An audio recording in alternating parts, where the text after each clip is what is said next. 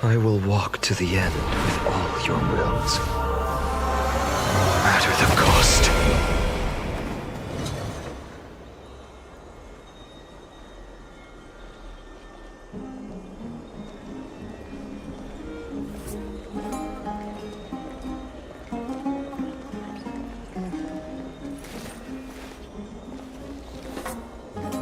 So this was my childhood dream, huh?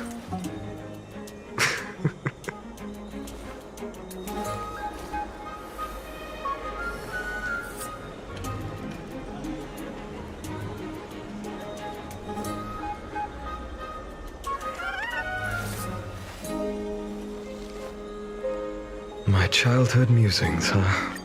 So naive. As I bid farewell to Hycelands at the vortex of Genesis, I noticed something strange about the time core flame, and was immediately dragged into the Memoria tide of oblivion by Evernight. She was once the hidden power that March manifested by sacrificing all of her memories. Yet now, she harbors other secret intentions in her heart. Meanwhile, Dan Heng warped back to the Express via a spirit warp jump, only to discover a memo snatcher invasion. Everyone then realized that the Remembrance's forces had already permeated Amphorius and blocked outside intervention. To establish contact with me, Dan Heng was determined to return to Amphorius immediately. After waking up in the false trailblaze, I managed to escape with help from Cyrene and Sunday. Unfortunately, Evernight held absolute control, causing me to fall into the Memoria tide once again. However, Black Swan took this opportunity to quietly approach Evernight. Dan Heng returned to Amphorius and beckoned the heroic spirit of Finan with divine blood. The destruction descending from the sky pierced through the memory zone and discovered the most hidden corner of the world. In pursuit of Evernight, Dan Heng arrived at the charred remnants of the Grove of Epiphany. In the grove, where memories became disjointed, Dan Heng received help from Dan Feng within his memories and completed his farewell to the past. In their final moments, the Earth demigod Terravox entrusted all their duty and authority to Dan Heng. With this newfound strength, Dan Heng found me within the Memoria tide. We entered the Nameless Titan's great tomb and discovered its secret. Across the 30 million cycles of eternal recurrence, every incarnation of Cyrene had come here, offering herself to the Remembrance.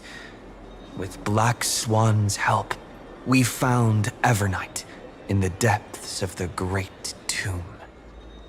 When all seemed lost, Evernight was captured by March's camera and trapped within the memory maze of Ides Elysiae. After several lengthy conversations, March and Evernight reached an agreement. Evernight returned March's memories, and March finally returned to our side. With every condition for the Era Nova fulfilled, we returned to the depths of the Great Tomb and initiated the final Era Nova ceremony.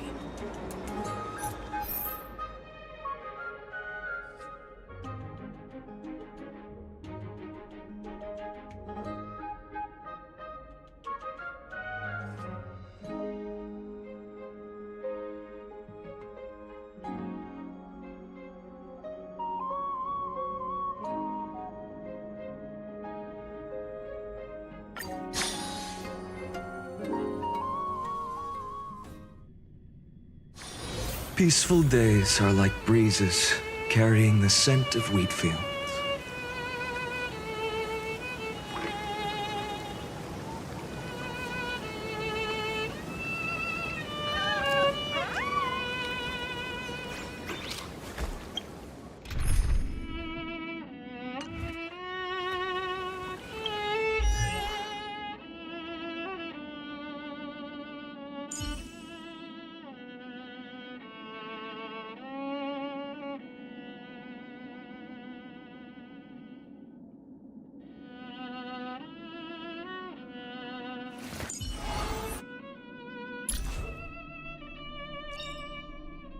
The Silvermane Guards stand ready to defend Belobog.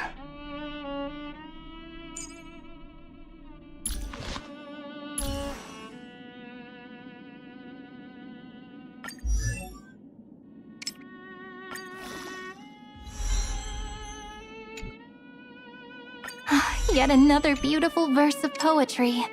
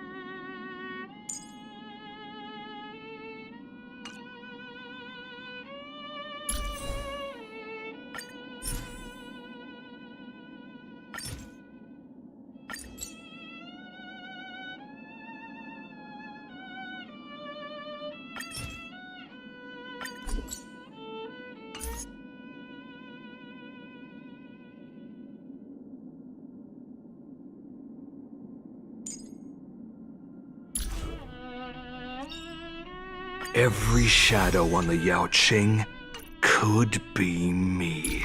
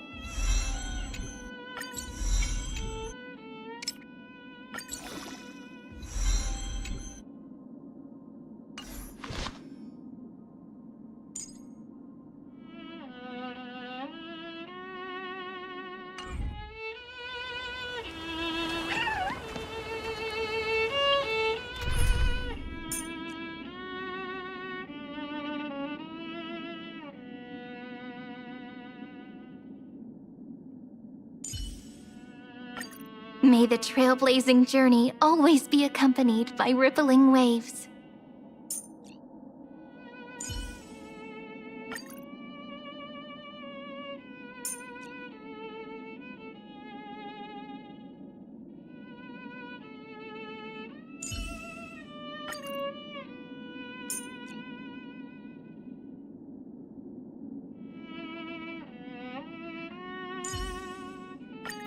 May I hug you?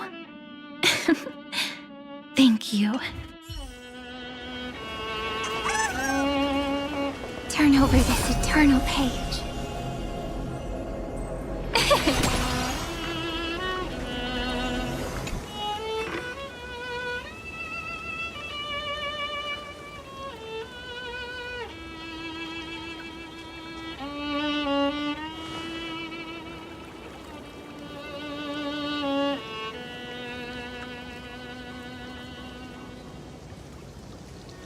This view hasn't changed at all, has it?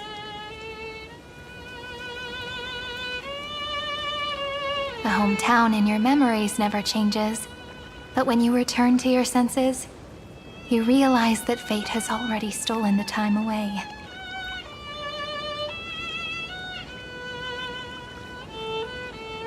Welcome to the Trail of Genesis, friend.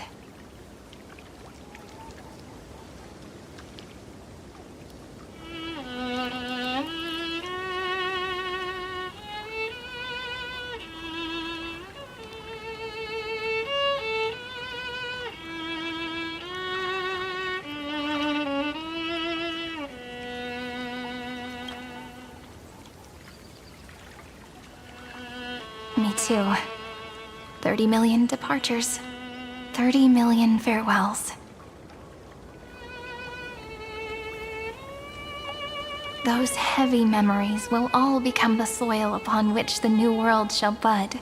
And this time, we will make it bloom with a different flower.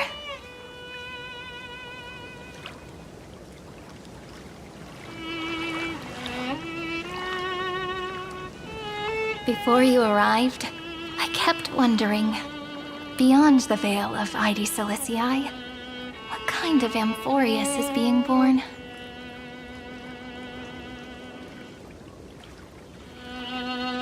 I can see fragments of it when I close my eyes.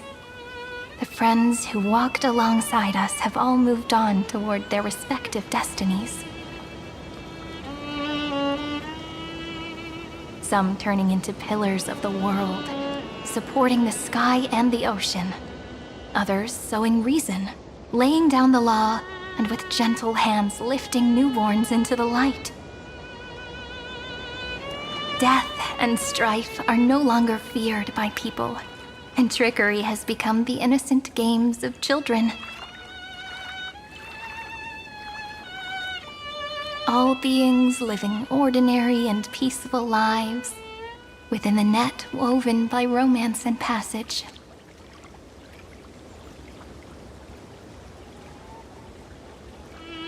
There's no black tide, no flame chase, and no destruction. The world on the other side of the sea is one bathed in sunlight.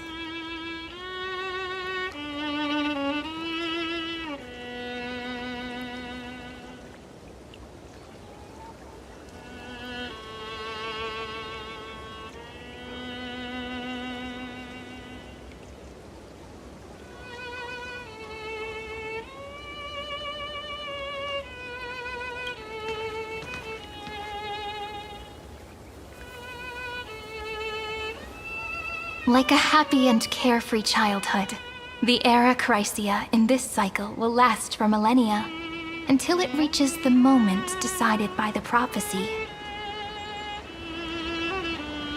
Light calendar 4931, month of freedom, the moment belonging to world-bearing.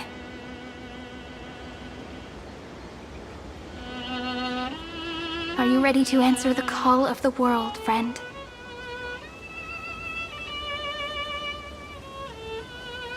Then go, and pen the Throne of Worlds' first stroke, for this world, made from countless wishes. You say that, but it's gonna be ages till we reach light calendar 4931.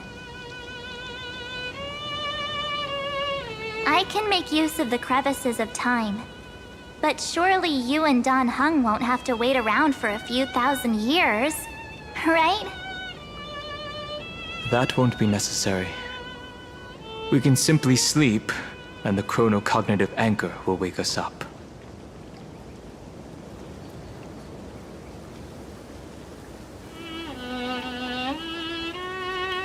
We've both become a part of the New World ages ago. You're the last slowpoke.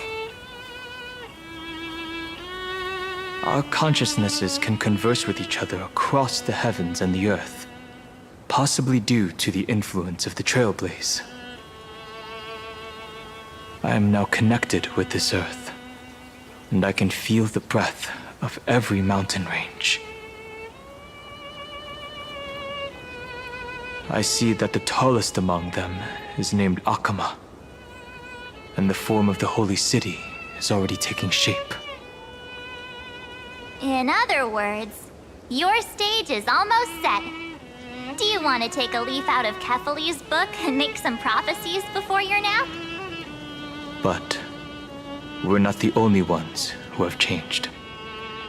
The chronocognitive anchor just transmitted a message stating that Iron Tomb has reacted to the Aeronova. The moment when our friend bore the weight of 30 million cycles of memories. Was probably also when the scepter devoured 30 million cycles of destruction.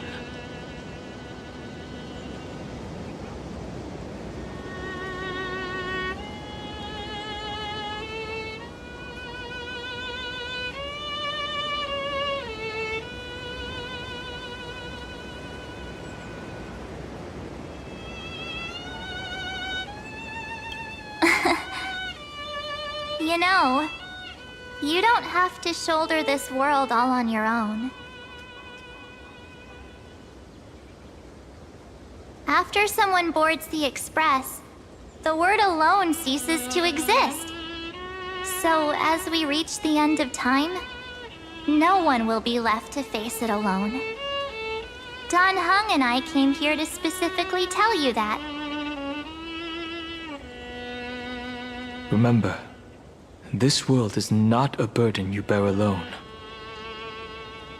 It's a journey we trailblaze together, alongside all of the Express.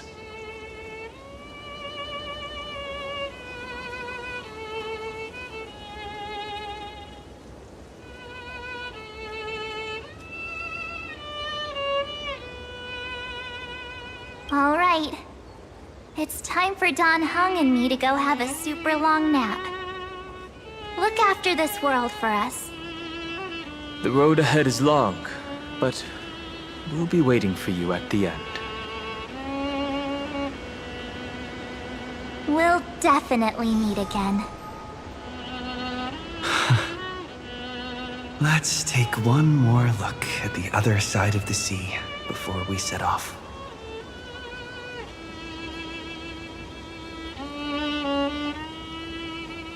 Heidi's Elysiae is so quiet.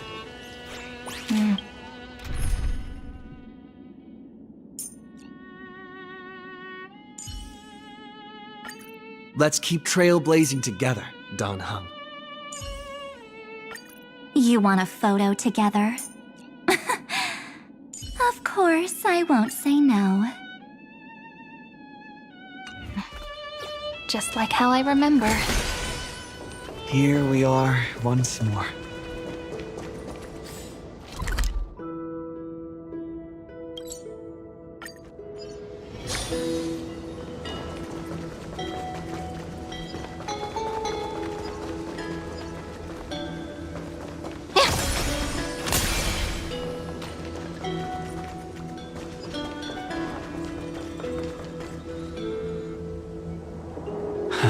The scent of the black tide is now completely calm. At last, The starting point of 30 million cycles is finally welcomed. Its first end. And the final end, right? I can't hear his voice. There are no flowers there that bloom for him, nor is there a star that is his.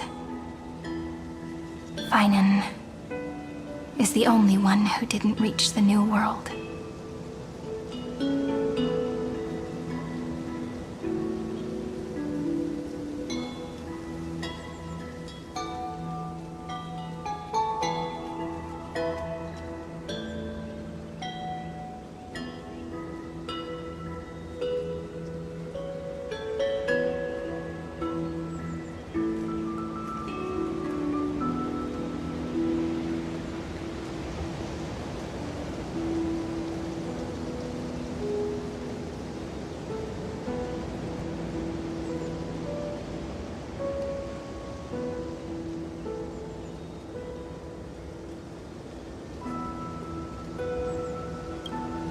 Look, the golden light that shone upon the grove still meanders between heaven and earth, like the prophecies of Amphorius. It has to be a sign he left behind. It points towards the destruction and the deepest night. Do you still remember what I asked you at this exact spot the last time we set off? Friend, are you ready to become a hero? You were still burdened by the weight of world-bearing back then, still unsure of the role you were meant to play. But now, everyone has already given you the answer. The heroes of legends were just at the right place at the right time when the world needed a hero. Just like how your arrival kickstarted Amphorius' fate once more. A person's personality is their destiny.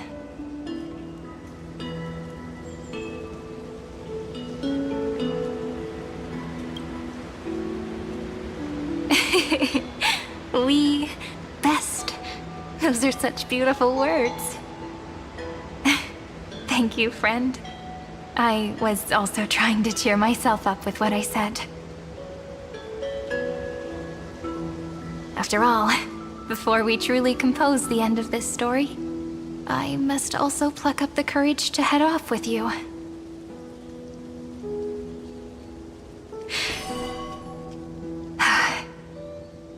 And face a memory that I have forgotten for too long, and have denied for too long.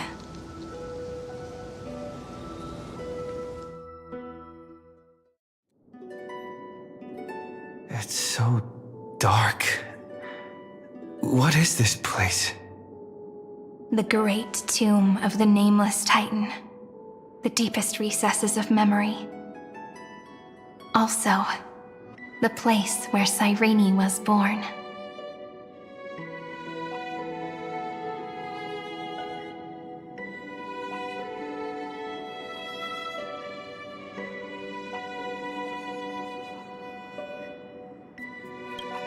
My apologies, friend. The more memories I got back along the way, the more I felt that something wasn't right. There's a sort of anxiety I can't get rid of.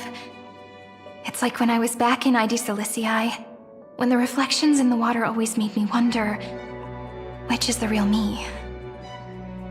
The one reflected in the water, or the one standing on the shore? But I finally get it now.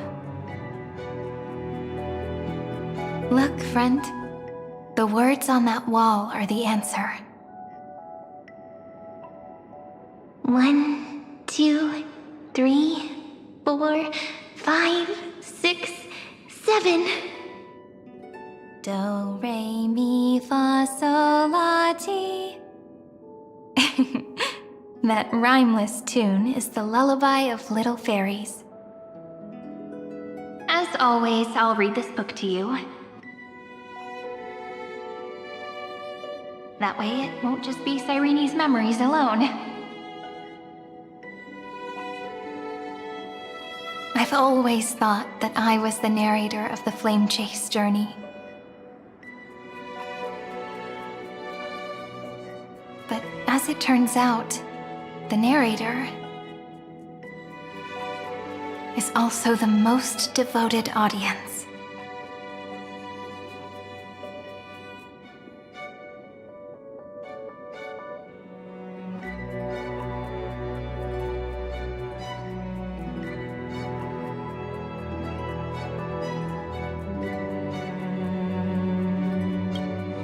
Thank you, friend.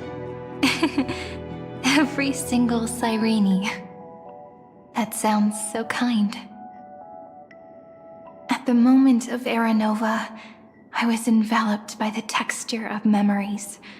Within the glistening crystal, I saw countless Cyrenes, as well as countless versions of me. This is the final puzzle piece of the memories. A prison born of the erudition, a grave annihilated in the destruction. That unknown solitary god, the 13th Titan who should not exist. The first new spore, the demiurge, is right here.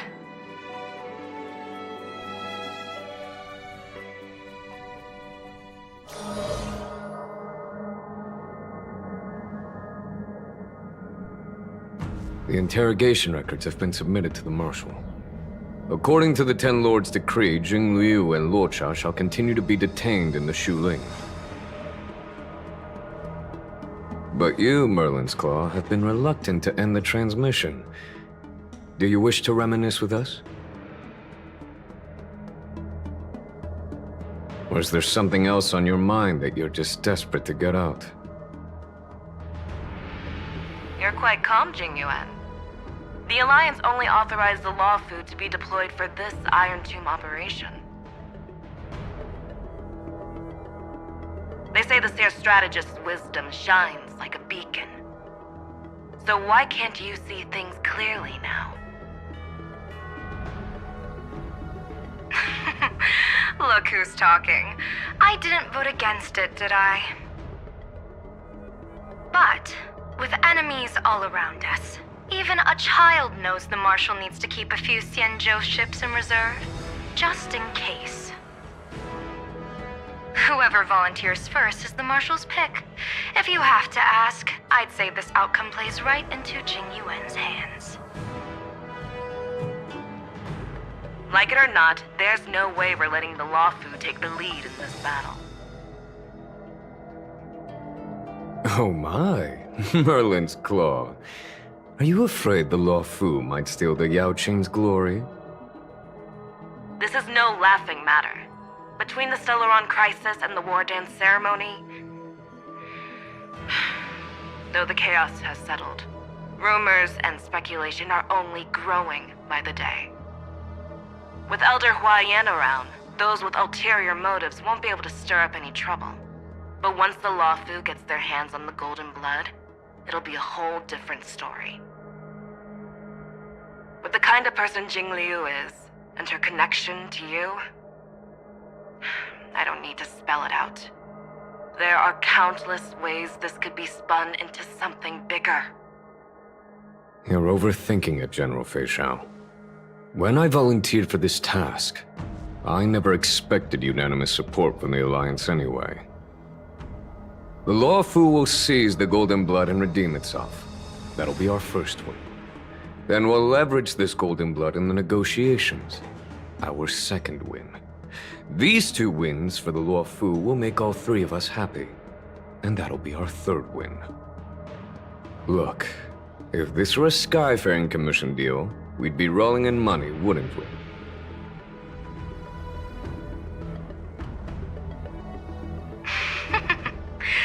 Maybe the Divine Foresight should change his name to the Optimistic General instead.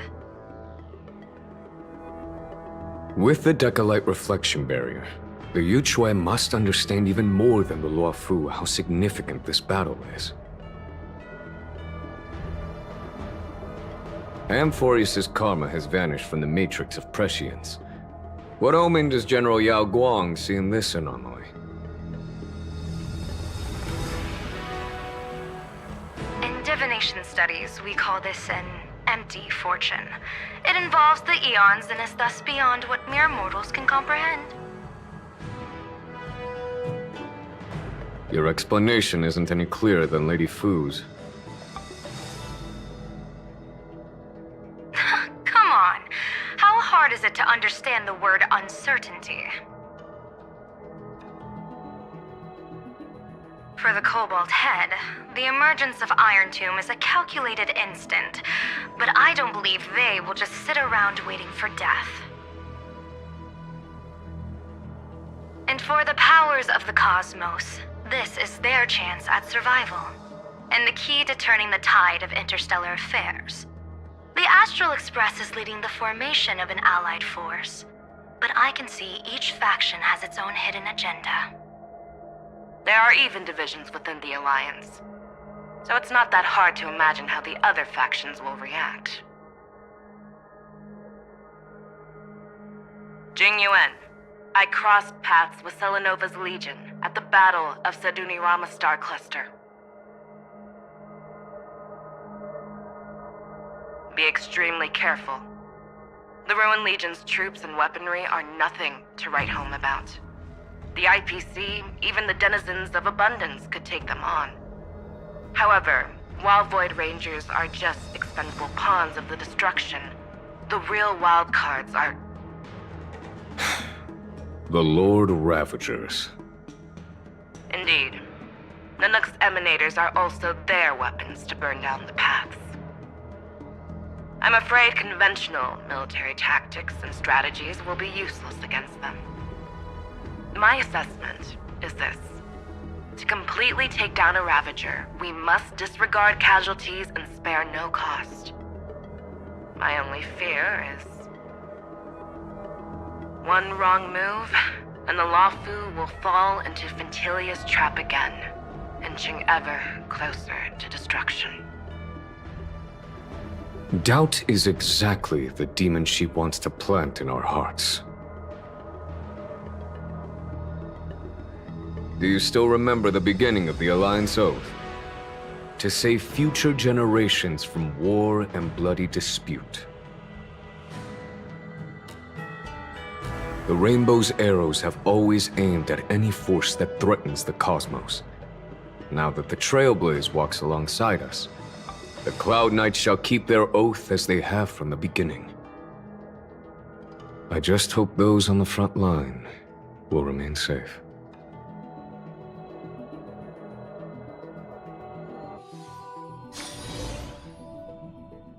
The chronocognitive anchor is sending a signal. Everyone, time to move out. Did he and the others make it? Let me go over the plan one more time just in case. You'll enter Amphorius, reunite with your 3 separated companions, and try to locate Iron Tomb from within the world. Who are you taking with you? The fate of the universe hangs in the balance. We can't afford any slip-ups. I suggest everyone, except Pom-Pom, join the fight. We do need to be prepared for all possible contingencies. I have no objection to this. I'll do whatever I can. Meanwhile, Screwy and I will continue attacking the Demiurge Matrix. That is, the Scepter's kernel, from the outside. With our 2-pronged attack, we'll turn this hunk of metal into scrap for sure. Now we just wait for those 2 to get back.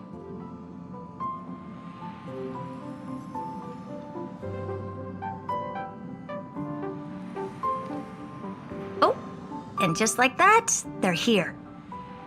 Sorry to keep you waiting.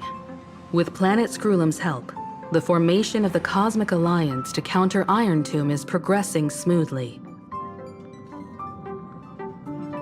The cosmos has set its sights on Amphorius, and now it's just waiting for the first shot. Well then, let's not waste any more time, Fourth Mirror. It's my time to shine! Finally off the bench! Initiating thought refraction. Please read the safety protocols carefully.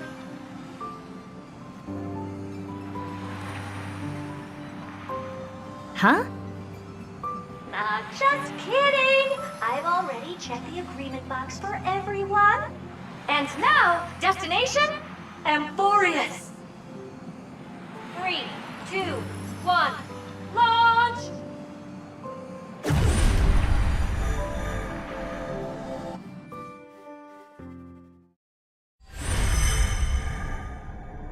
The flow of Memoria is so heavy here. Unlike Penacony's dreamscape, this place has built up a true epic measured in millennia. The vortex of Genesis, where all myths begin and end.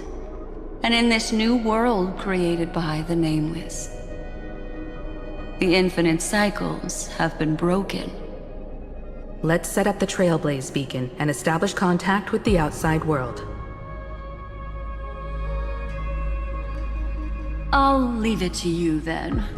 It'd be better for me to not show myself in front of the Garden of Recollection. And, Mr. Sunday, you probably shouldn't show yourself either. Agreed. The Astral Express has landed. If you receive this message, please respond immediately. Over. This is the Cianjo Alliance. Communications normal. Interastral Peace Corporation. Communications normal. No response from the Galaxy Rangers. Not surprising. But I didn't expect the family to also stay silent at such a critical moment. That's a pretty blatant disregard from the family for Penacony's independent director, I'd say. Long time no see, Miss Himiko. It's been quite a while, Madam Jade. The significance of this battle rivals that of the campaign against Sulo. Only through victory can we disperse the shadow of Iron Tomb that looms over countless worlds. The 10 Stonehearts shall spare no effort for such a grand mission for the preservation.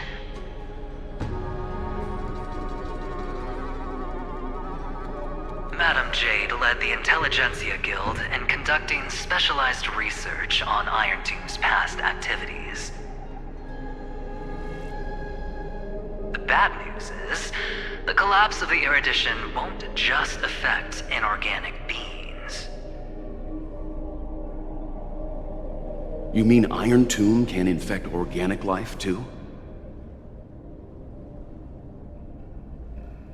Well, the good news is, so far, its effects on organic life are under control. The infection progresses slowly, and the resulting neuropathy is non-fatal. In any case, the IPC can guarantee targeted vaccine coverage within 48 system hours in all star zones within the medical system. What about other star zones? At a time like this, are the followers of the Firmament Arbiter still trying to make a profit? I remember you, Master Diviner.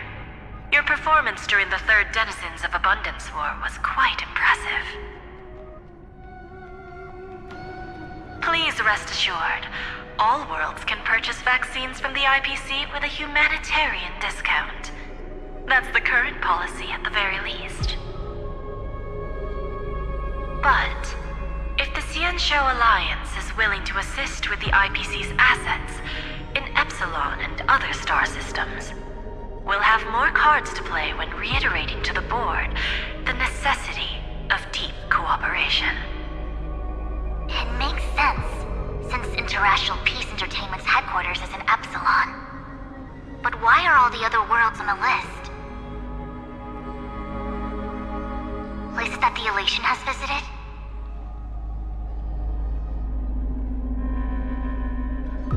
Think of it as a long-term investment.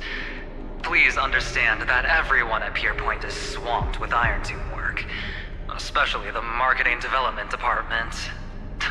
At this rate, even the 10 Stonehearts can only do so much. Having some assistance from the Alliance would surely benefit the entire cosmos. Wouldn't you agree?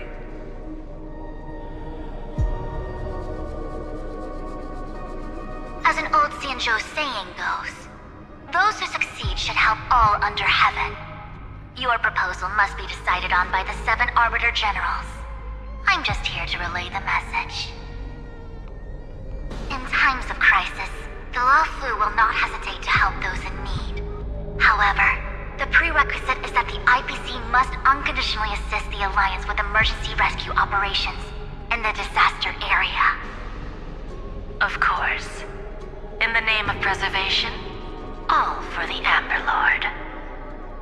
Thank you all for your selfless dedication.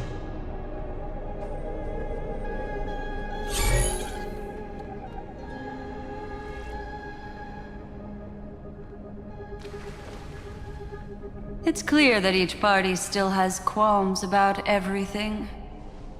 The clash between destruction and erudition isn't just about the fate of the cosmos.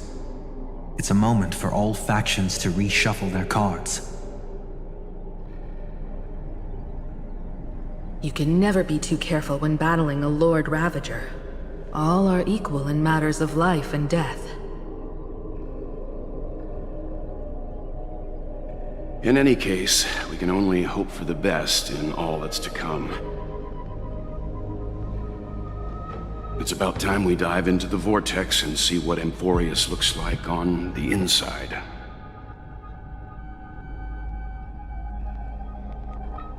I wonder where he and the others are right now.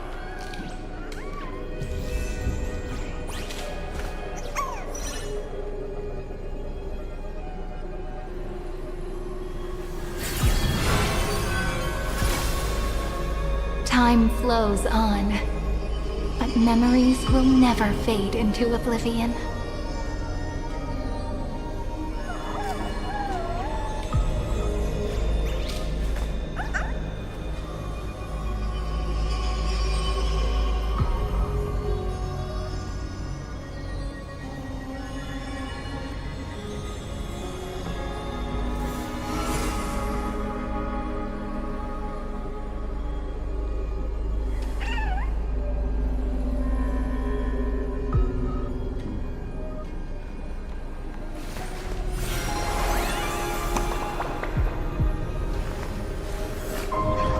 This story deserves a perfect ending.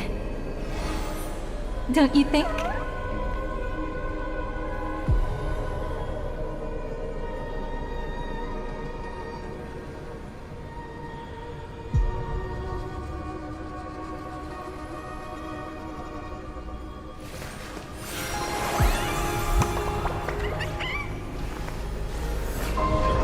This story deserves a perfect ending. Don't you think?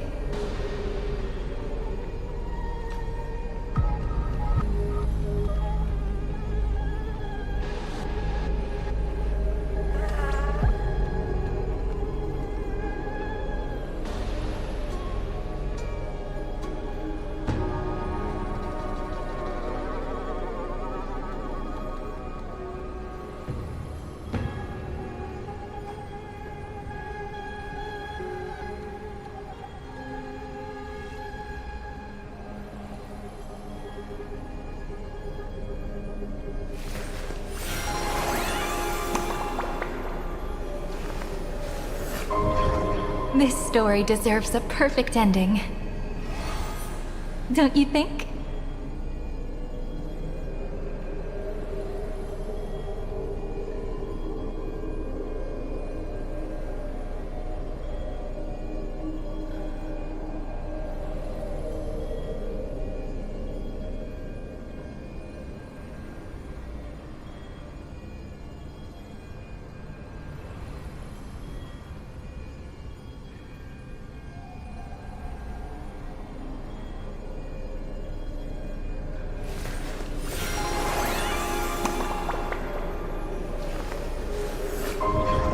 This story deserves a perfect ending. Don't you think?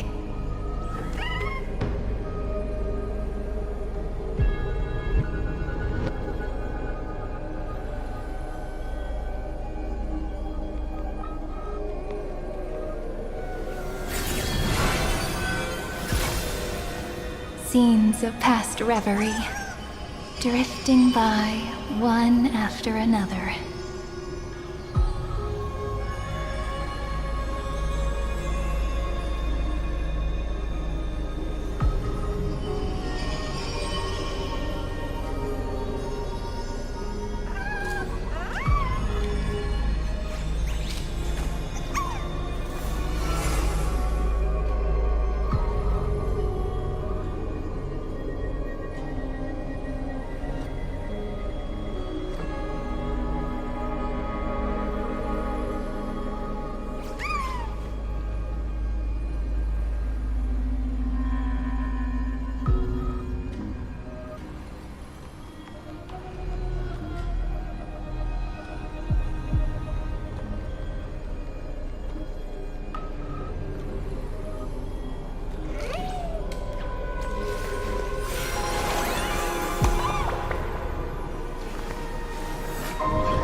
This story deserves a perfect ending.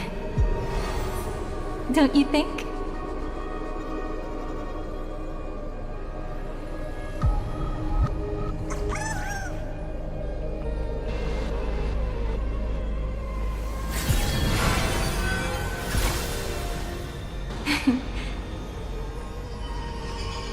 Our story is far from over.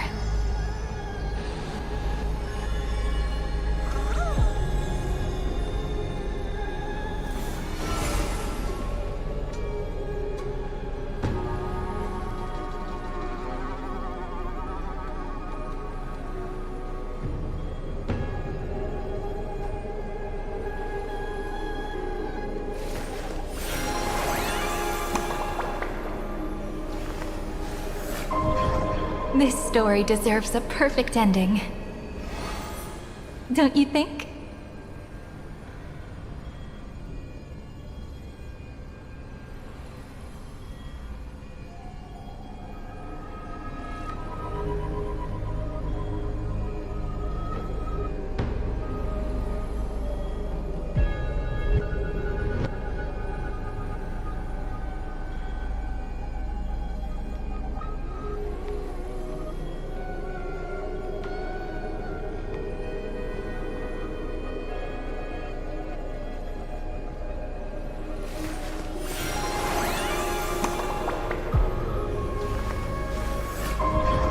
This story deserves a perfect ending. Don't you think?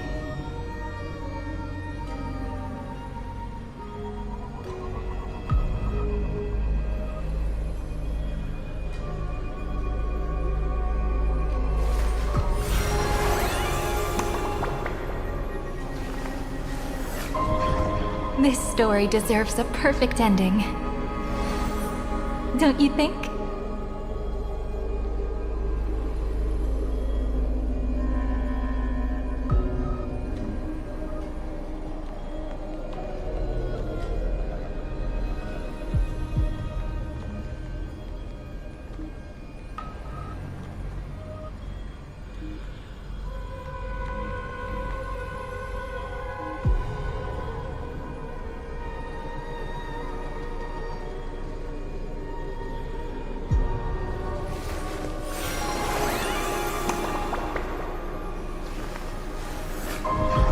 This story deserves a perfect ending.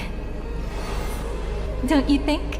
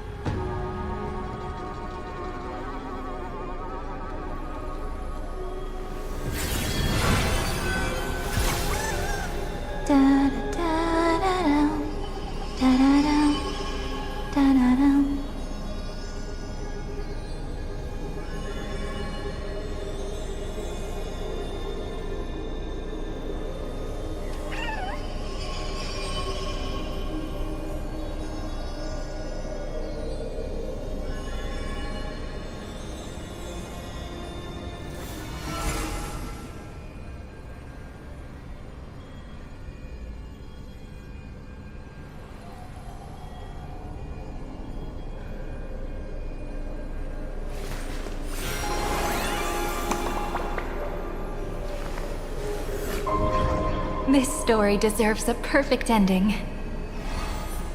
Don't you think?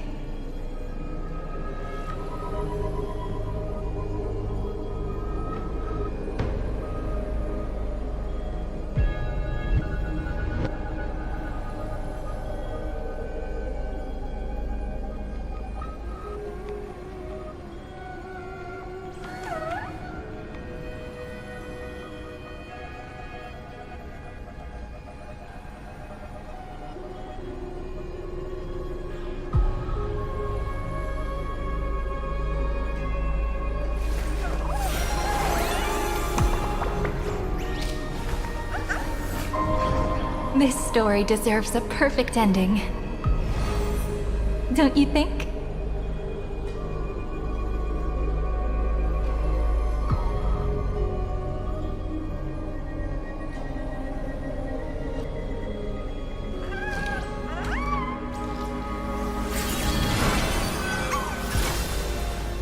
Time flows on, but memories will never fade into oblivion.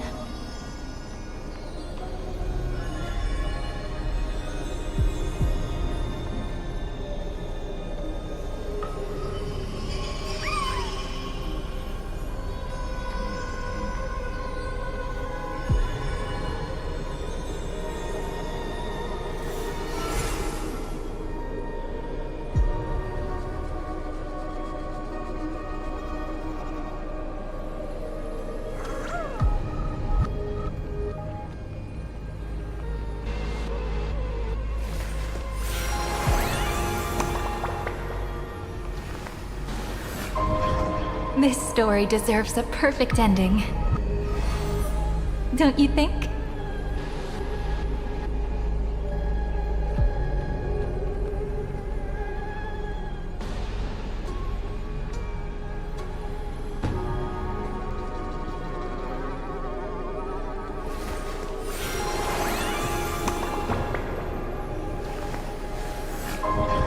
This story deserves a perfect ending. Don't you think?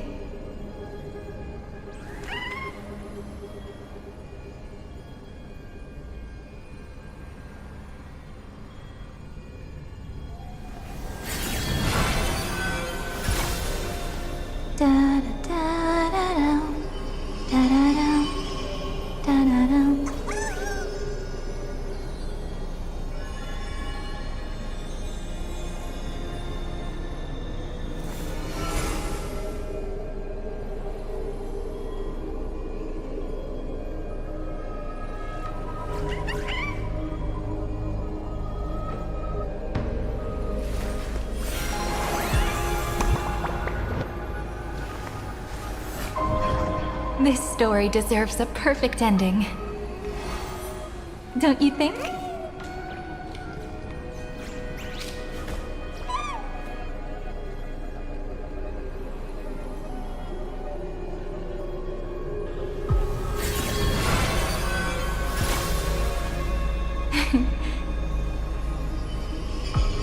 Our story is far from over.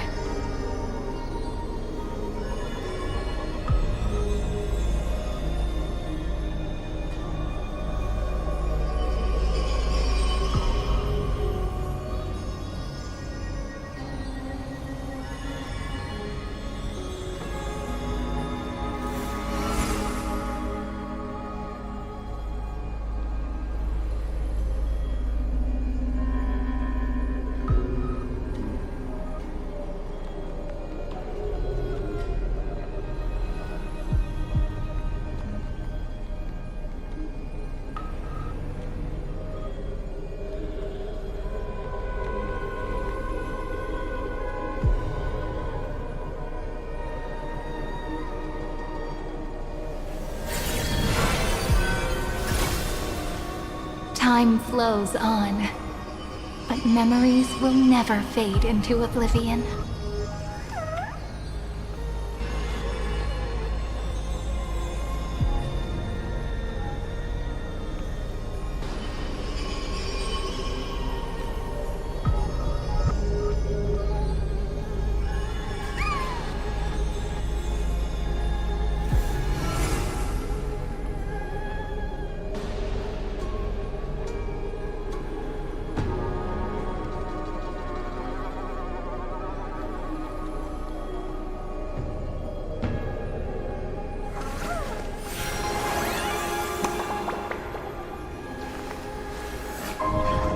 This story deserves a perfect ending.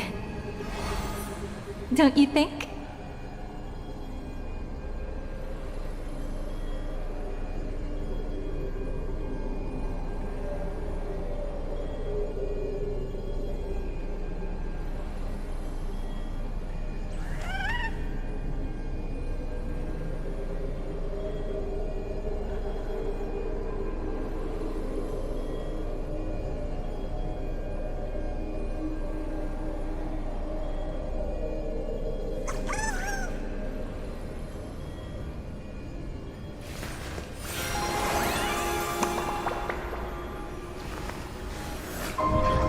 This story deserves a perfect ending. Don't you think?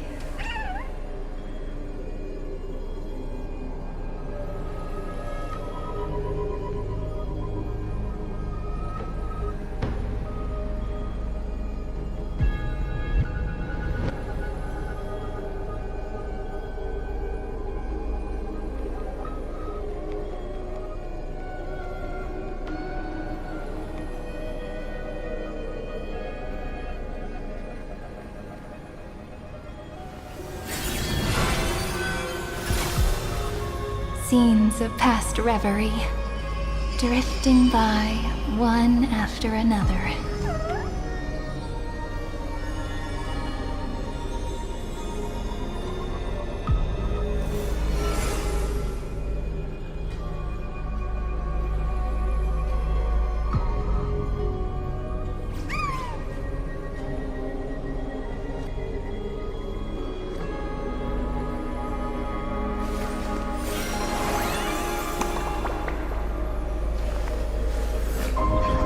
This story deserves a perfect ending.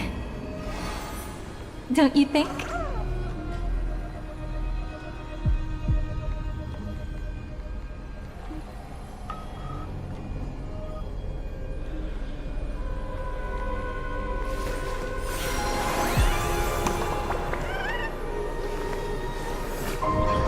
This story deserves a perfect ending.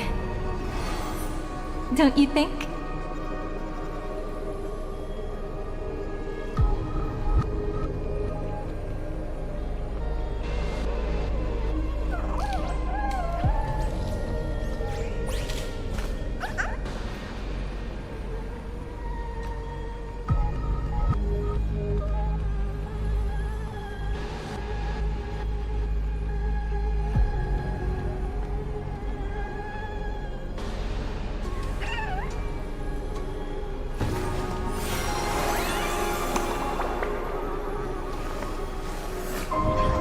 This story deserves a perfect ending.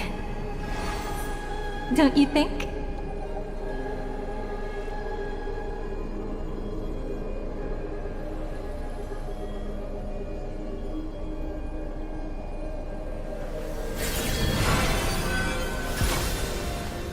Time flows on, but memories will never fade into oblivion.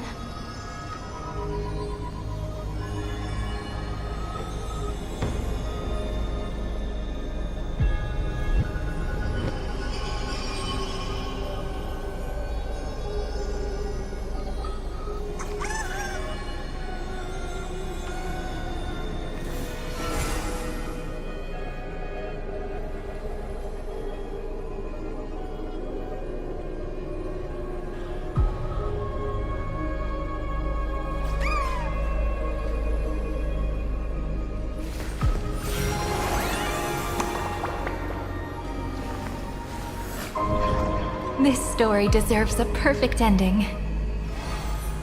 Don't you think?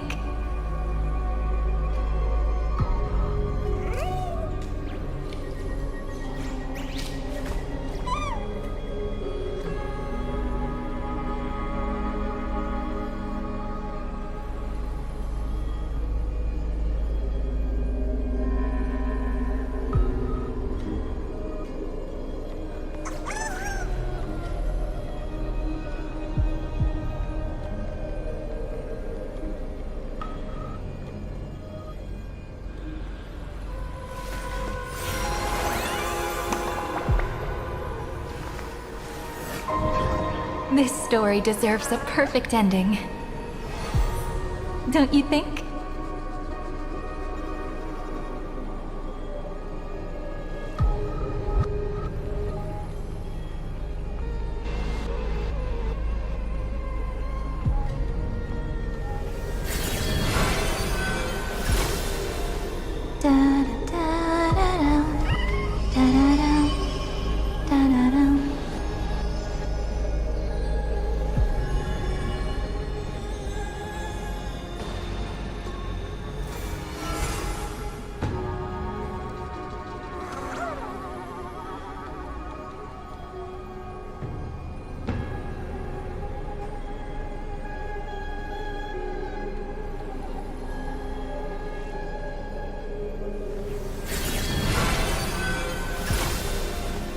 Scenes of past reverie, drifting by one after another.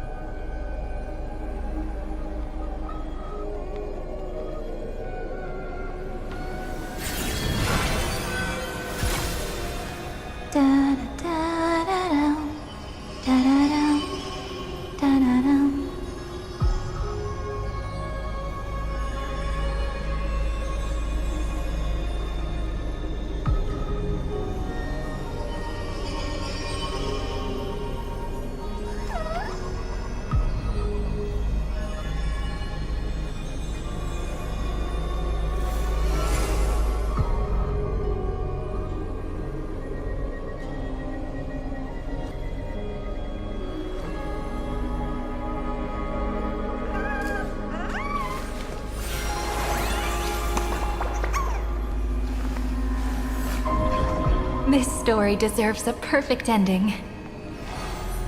Don't you think?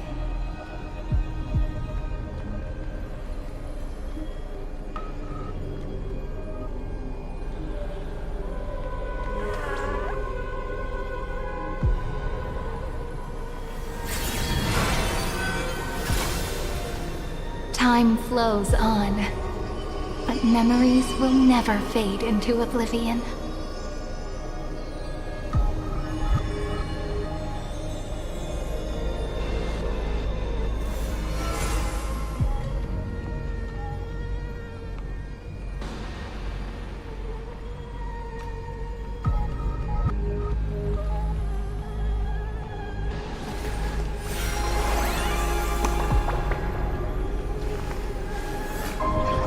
This story deserves a perfect ending. Don't you think?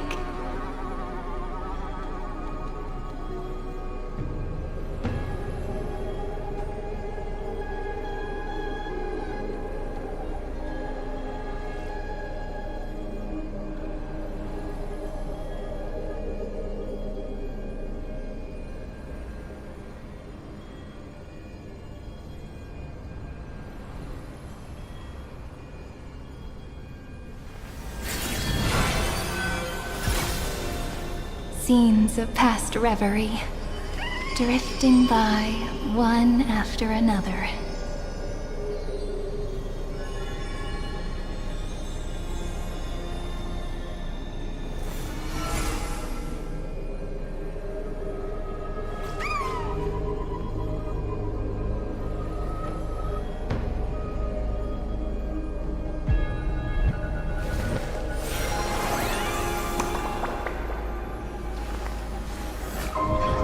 This story deserves a perfect ending. Don't you think?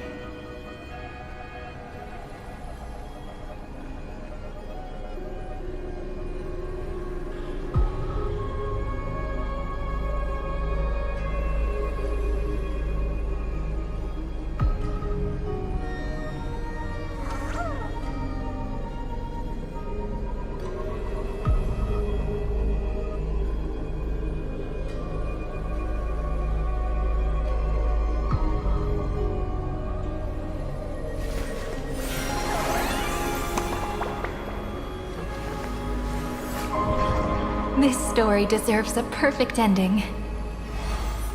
Don't you think?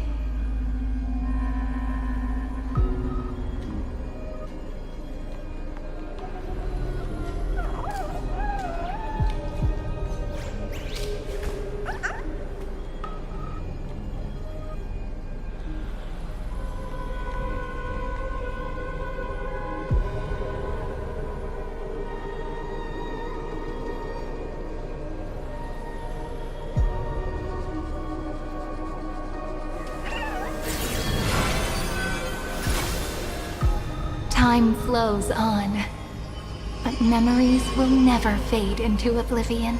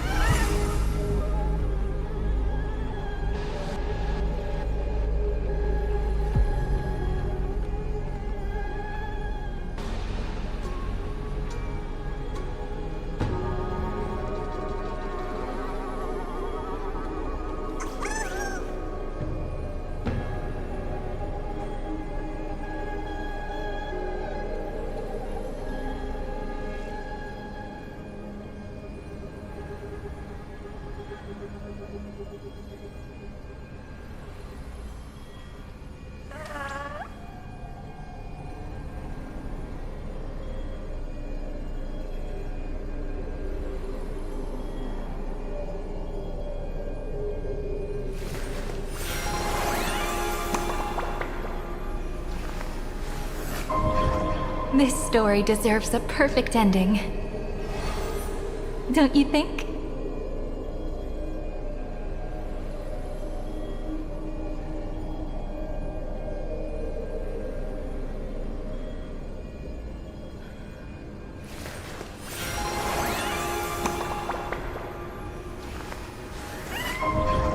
This story deserves a perfect ending. Don't you think?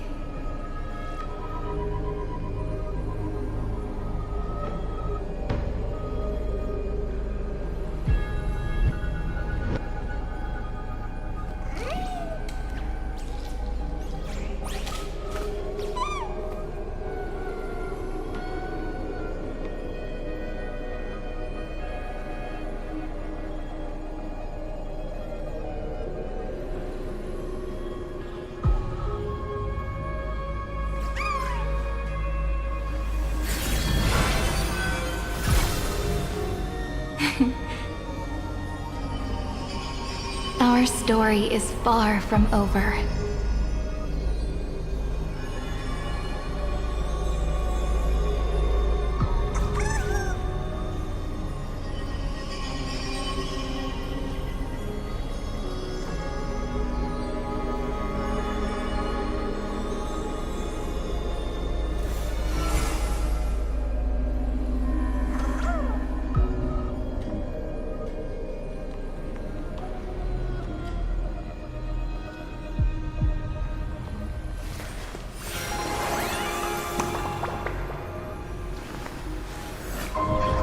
This story deserves a perfect ending.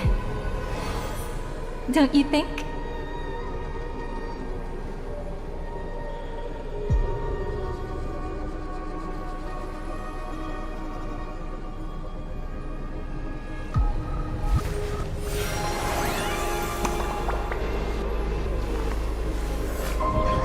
This story deserves a perfect ending. Don't you think?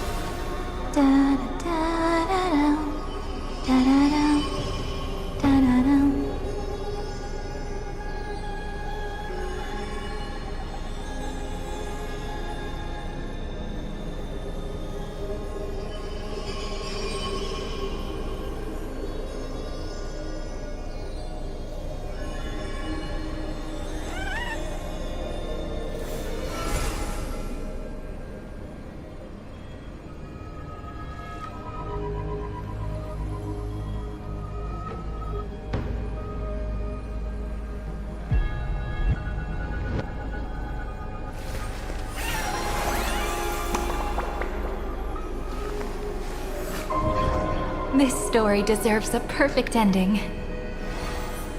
Don't you think?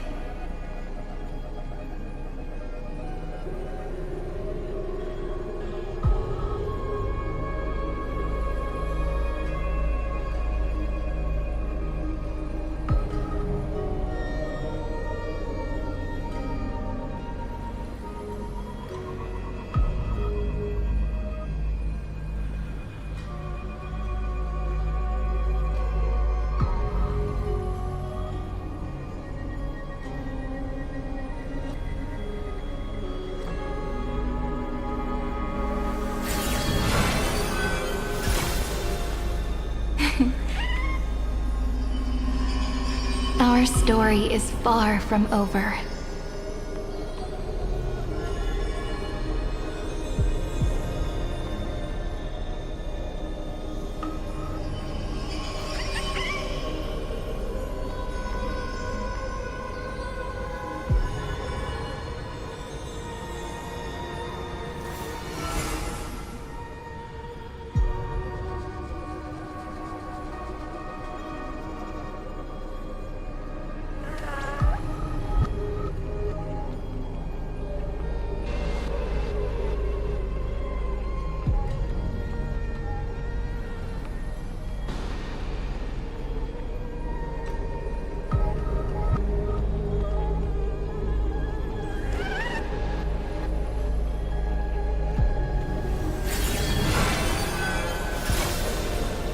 Scenes of past reverie, drifting by one after another.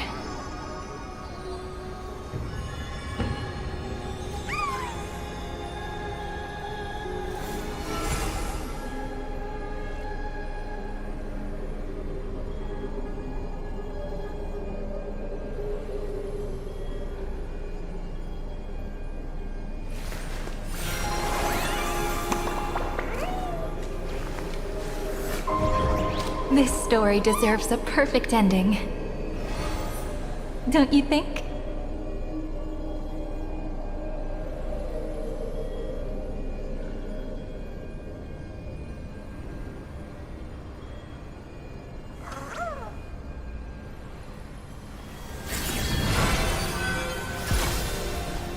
Time flows on, but memories will never fade into oblivion.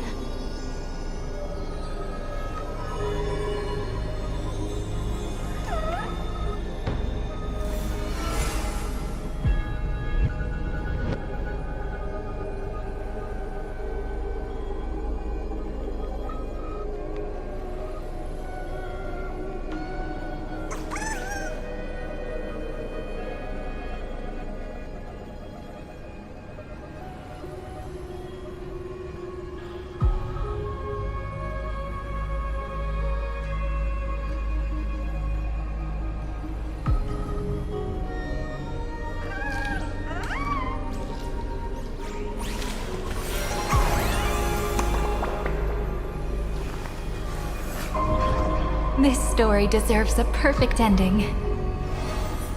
Don't you think?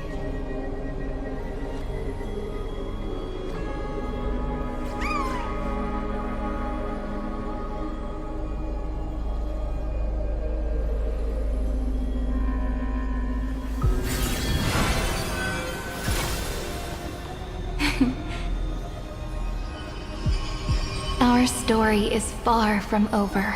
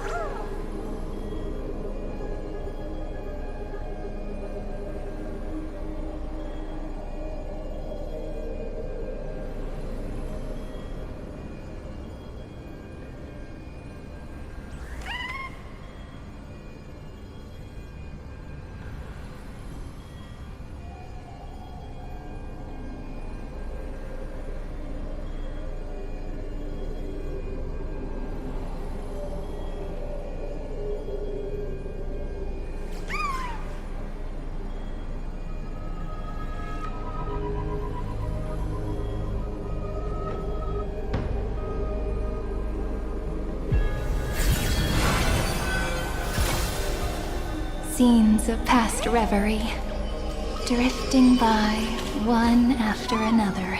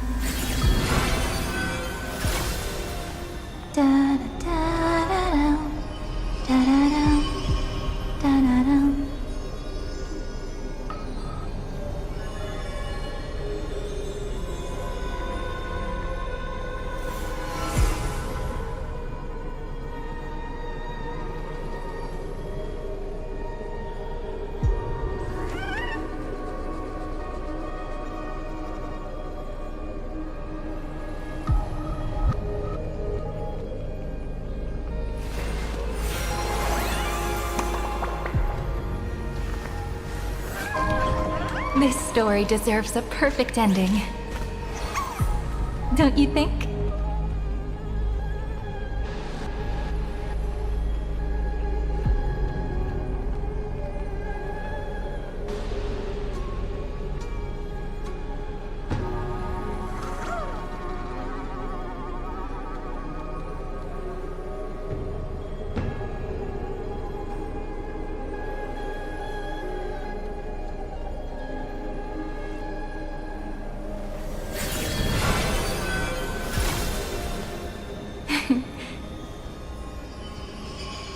Our story is far from over.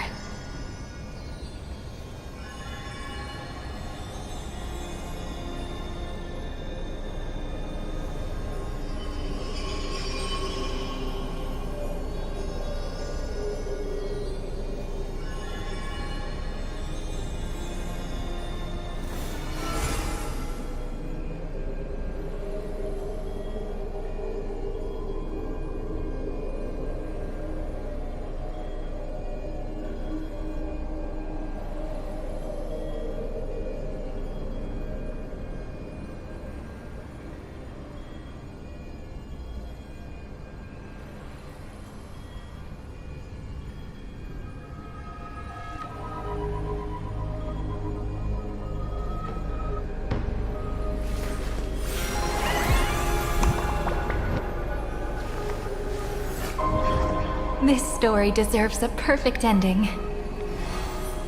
Don't you think?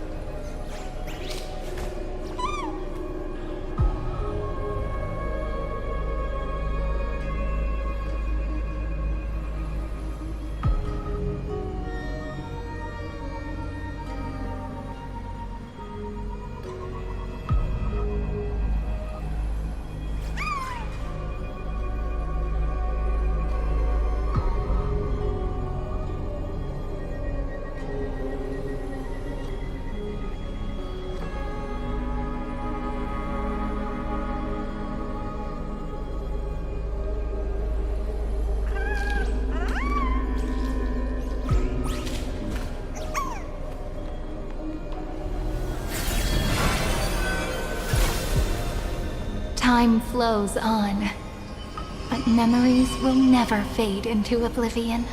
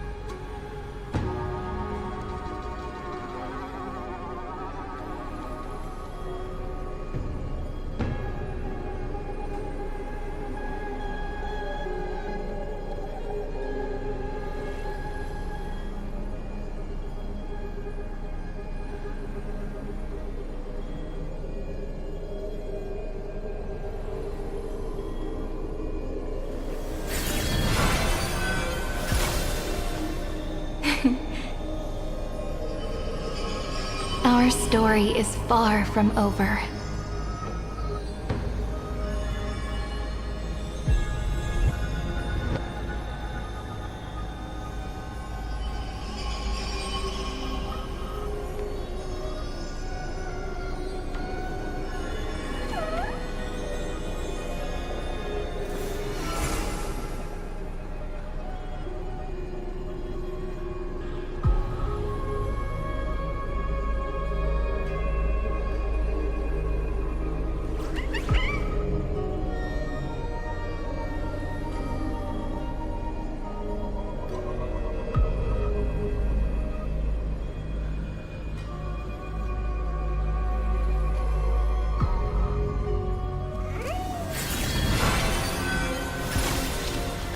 Scenes of past reverie, drifting by one after another.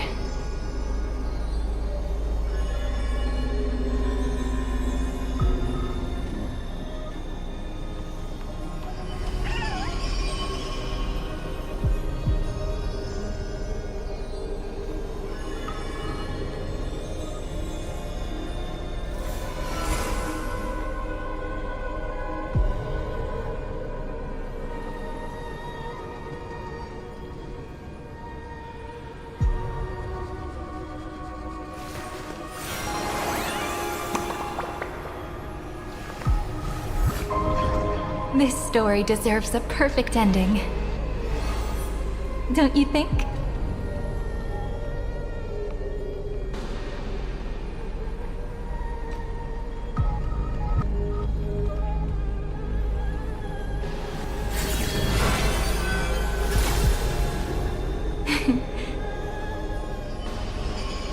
Our story is far from over.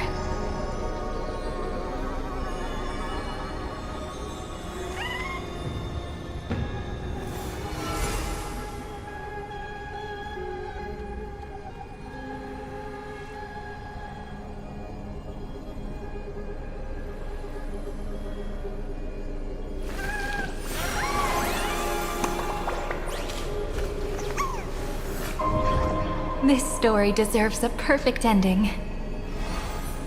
Don't you think?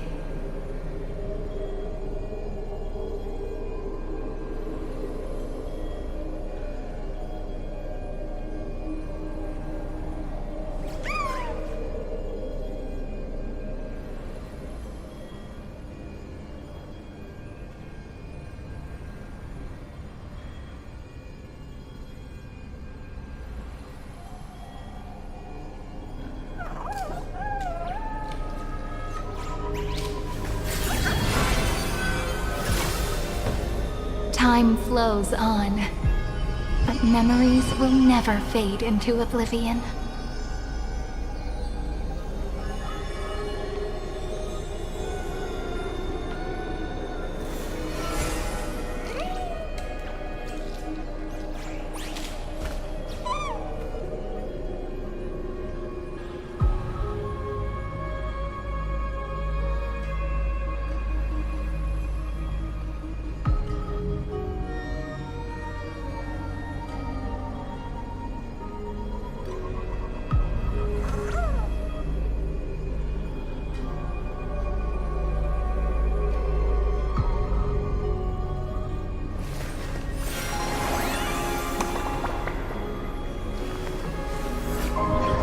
This story deserves a perfect ending. Don't you think?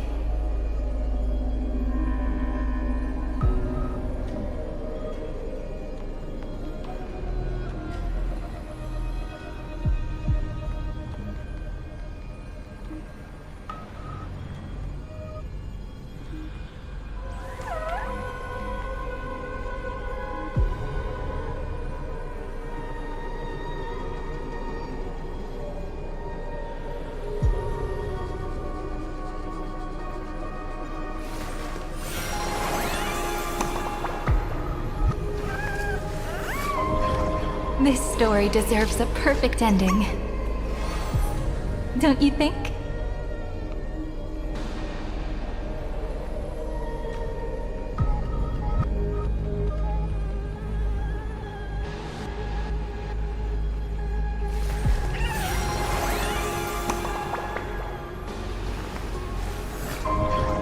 This story deserves a perfect ending. Don't you think?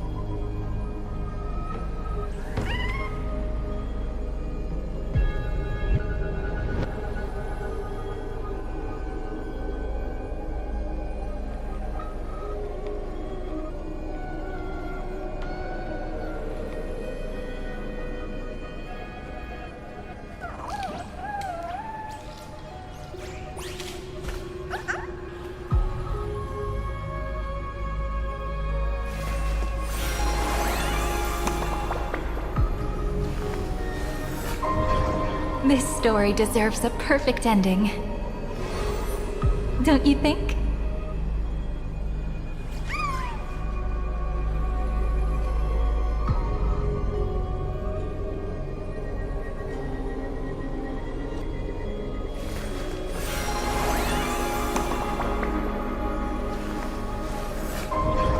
This story deserves a perfect ending.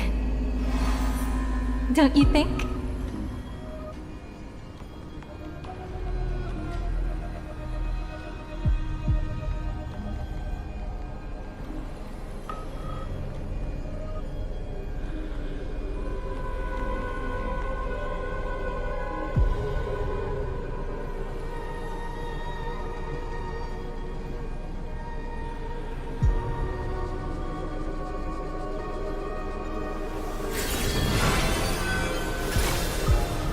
Scenes of past reverie, drifting by one after another.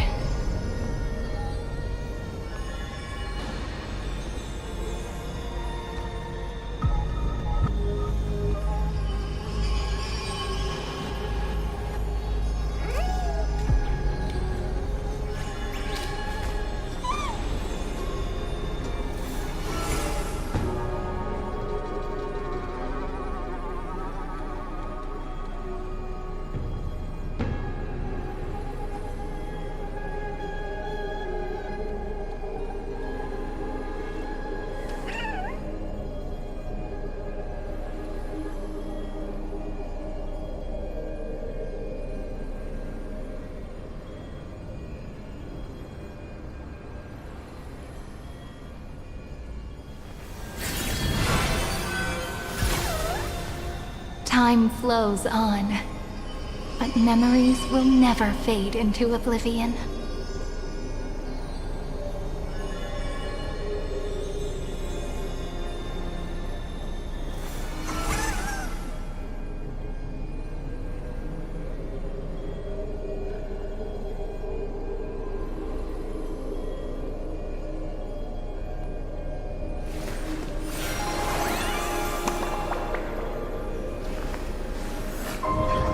This story deserves a perfect ending. Don't you think?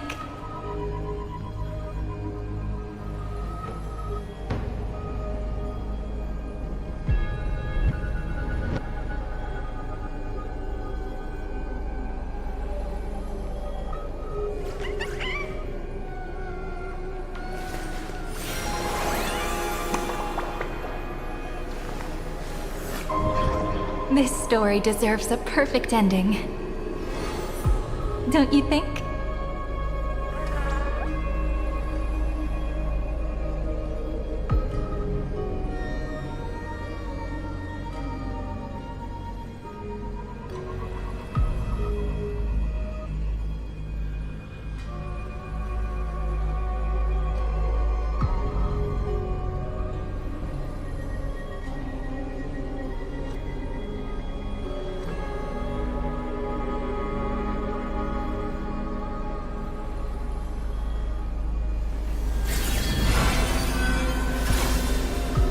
scenes of past reverie, drifting by one after another.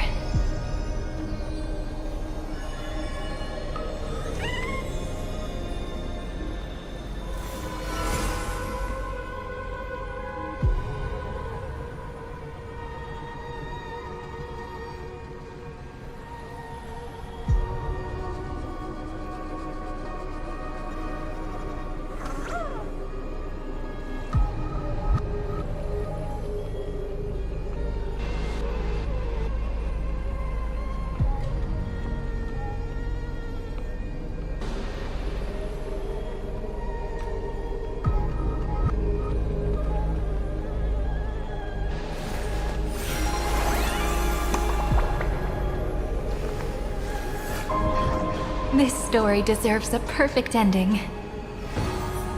Don't you think?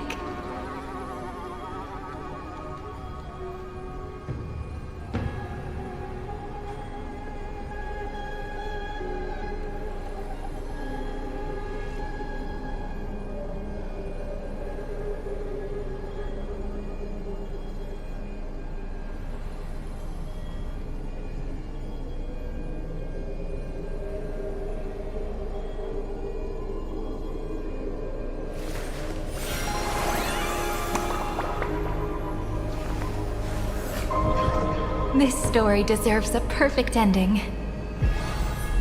Don't you think?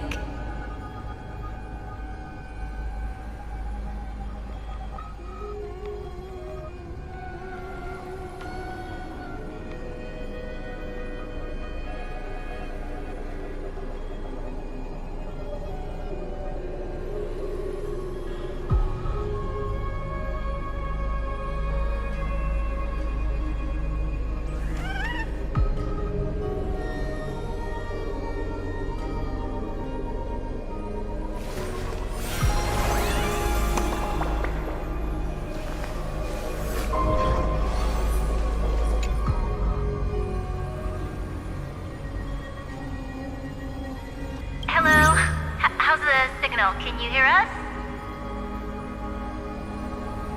We're through!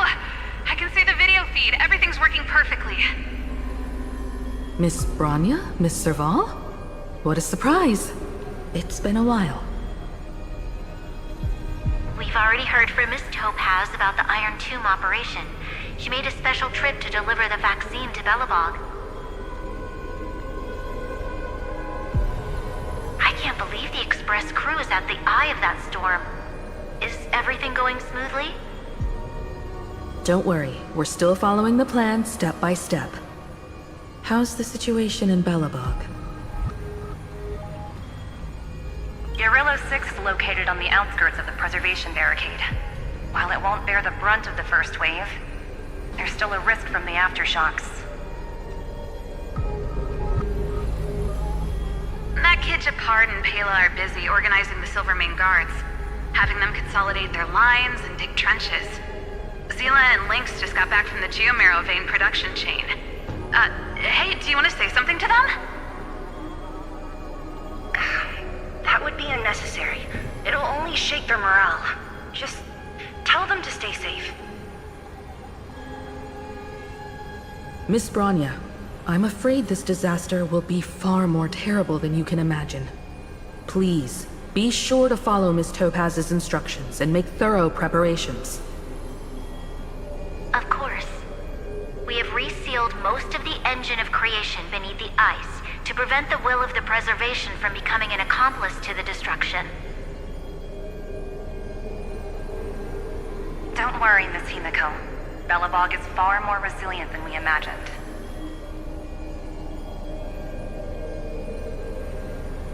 We really wish we could help, but Urilo 6 has only just woken up from its hibernation.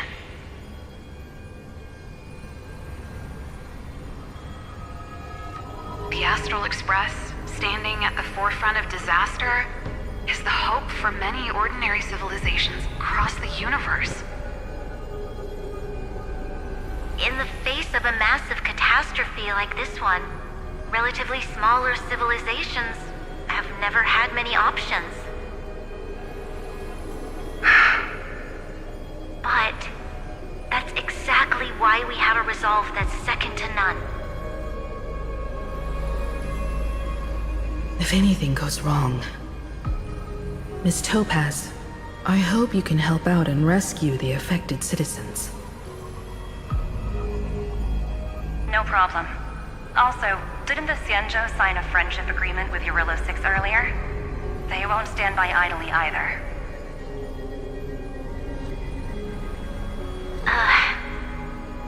I appreciate your kindness, everyone.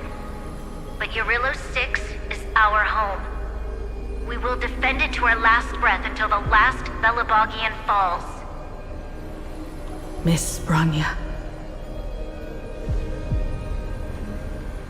May all civilizations that have made it this far on their own strength weather this crisis together.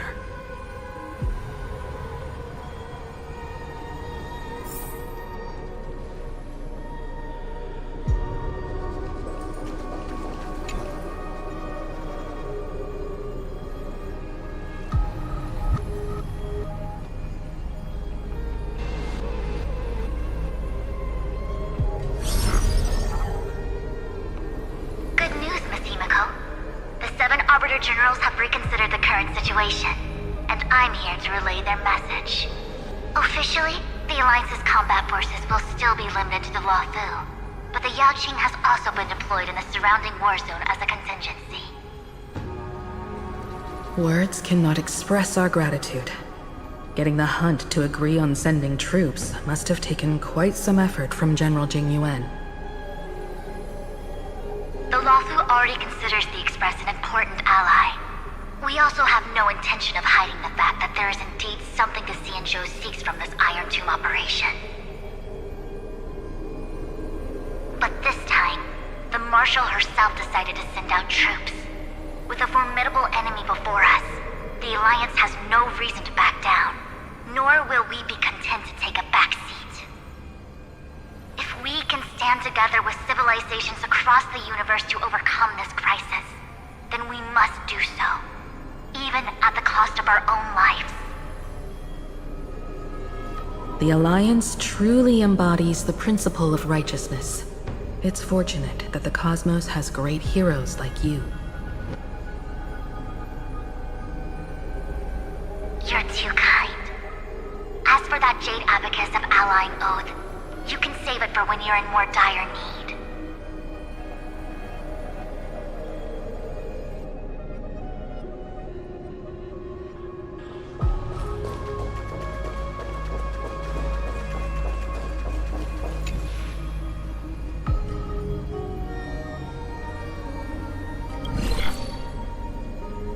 I regret to inform you, Miss Himiko, that even the Strategic Investment Department is constrained when it comes to the Iron Tomb issue. And it would be difficult to meet the expectations of the Astral Express. However, Madam Jade instructed us to look after our nameless friends as much as possible. So let me offer you all a small suggestion, just from my personal perspective. Other departments at the IPC might also take this opportunity to extend an olive branch to you. When that time comes, I hope the Astral Express will remember that the 10 Stonehearts were willing to stand with the Trailblaze, even though we were in a difficult position. And more importantly, we were the only ones willing to do so. Sounds like a threat, doesn't it? But trust me, every word comes straight from the heart. Has the internal conflict within the IPC really gotten this bad? Everyone knows about the bad blood between Diamond and Oswaldo, but at least until now they've had an uneasy truce.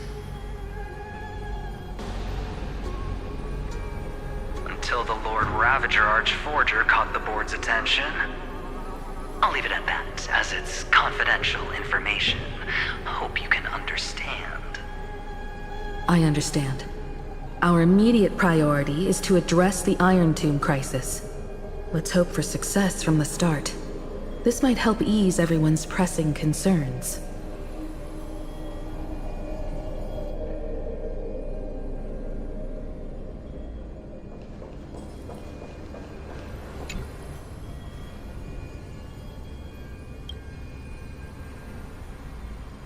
Of course, we would never know the Rangers' comings and goings.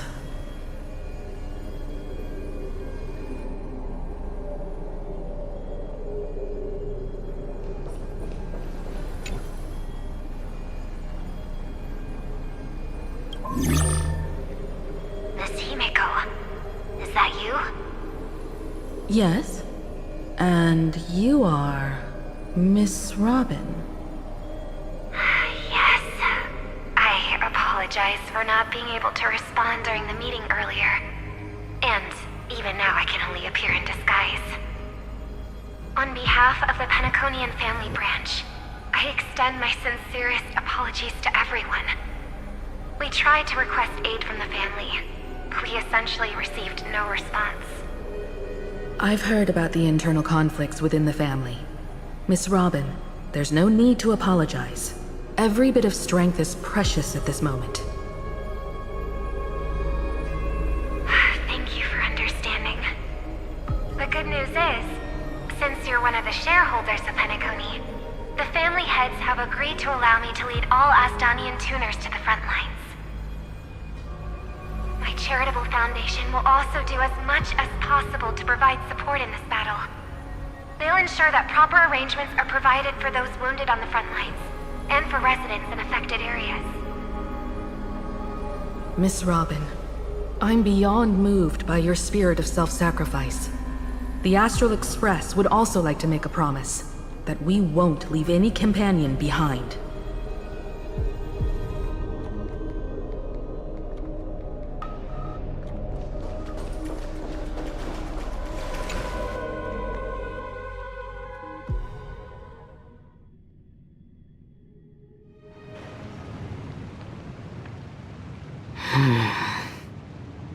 Why is there no one here? Everything in Akama seems normal. The New World was enjoying peaceful times not long ago. It seems it was even more recent than not long ago, Miss Himeko. The fruit on the table is freshly cut, and the bath temperature is just right. The remembrance tells me this place was bustling with people just moments ago. It's as if everyone vanished in an instant. Could this be Xandar's doing? Unlikely. He's still under the surveillance of those two geniuses. Could it be some kind of local custom? A custom that makes an entire city fall silent in an instant. Pardon my frankness, Mr. Yang, but this reminds me of some unsettling rumors about the Harmony. Complete silence. Is often the prelude to divine intervention. Everyone, be careful. Here they come! Here they come! The nameless of the Astral Express! Evernight? How is this possible? She was already... We are the chroniclers of time, and we do not fade away. Finally, the last era Nova has been completed. What did you do to the residents of the Holy City and the three Nameless?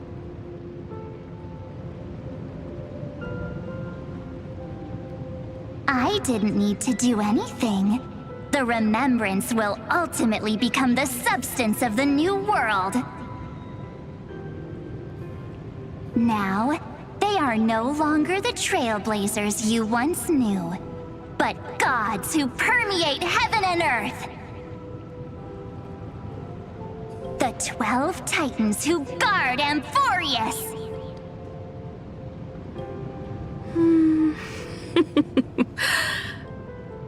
Stop fooling around, March. Come on out. What? I practiced so long for this! Getting seen through right away is just so embarrassing. You've obviously been learning from the theatrical culture in Amphorius. But if possible, I'd prefer our reunion to be a bit more casual and laid back. As expected, I can't hide anything from Himeko and Mr. Yang. Well, long time no see. Guess I'm back? We should be the ones to say that. Sorry for keeping you waiting. So, these jellyfish are the Titan's power? They're just tiny manifestations of the Veil of Evernight, used for scouting and communication. If I went all out, I could summon way more of them. Thanks to him, we all turned into Titans in the new world. Sure, we can take on humanoid forms, but it feels off. How intriguing. So what does he look like now?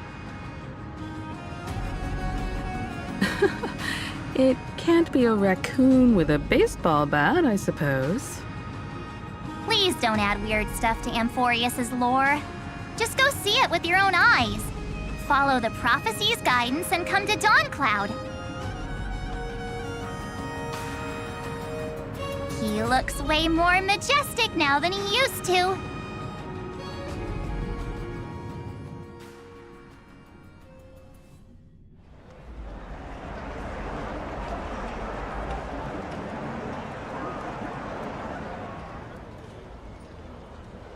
Unbelievable.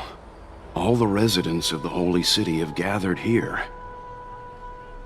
This isn't just a gathering. It's a pilgrimage. The people's expressions are resolute, devout, as if waiting for a miracle to descend. That colossal deity is him. He has become the pillar of the world.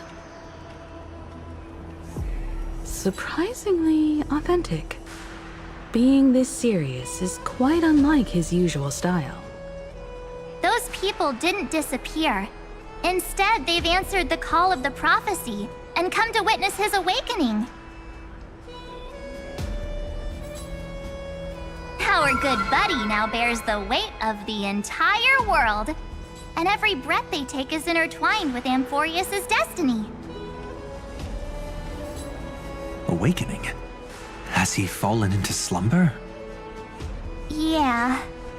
After all, with such a huge time dilation between inside and outside the scepter, this was the only way we could wait for everyone. Time watches over yesterday. Earth guards today.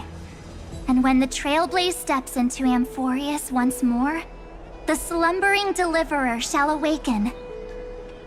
And then, bring the prophecy of tomorrow to this world. Come on, everyone. Let's get closer to him.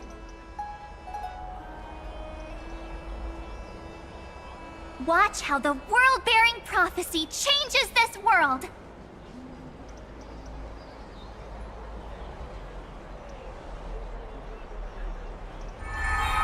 Well, it seems the kids are already miles ahead of us at this stop.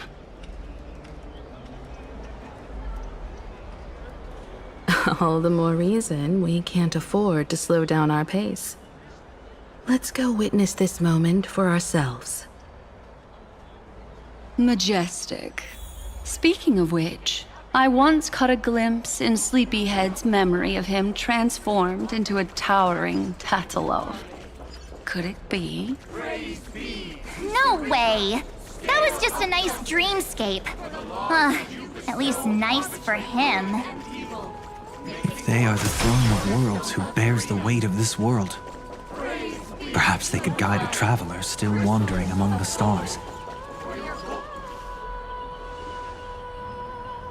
Citizens, behold!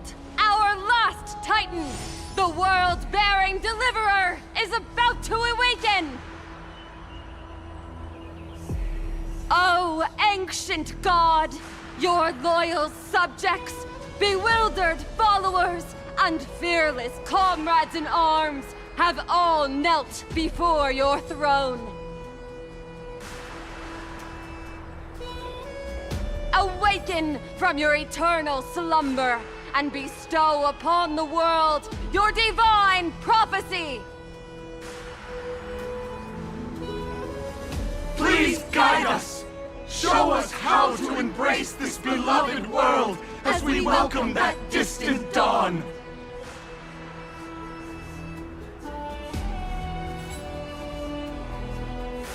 To walk the path of a mortal as a god, or to bear a divine burden as a mortal.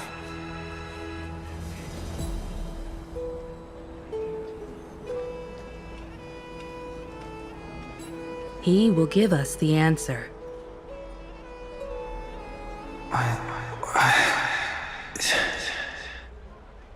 But I am not the deliverer. Rather, I am the Nameless, who dwells among mortals. That voice is definitely him. I heard your prayers. The core flames flickered and dimmed, and the age of the gods met its end. So flow, golden blood, flow. I'll bestow it upon you, returning it to the true masters of this world. Stand with me and become heroes.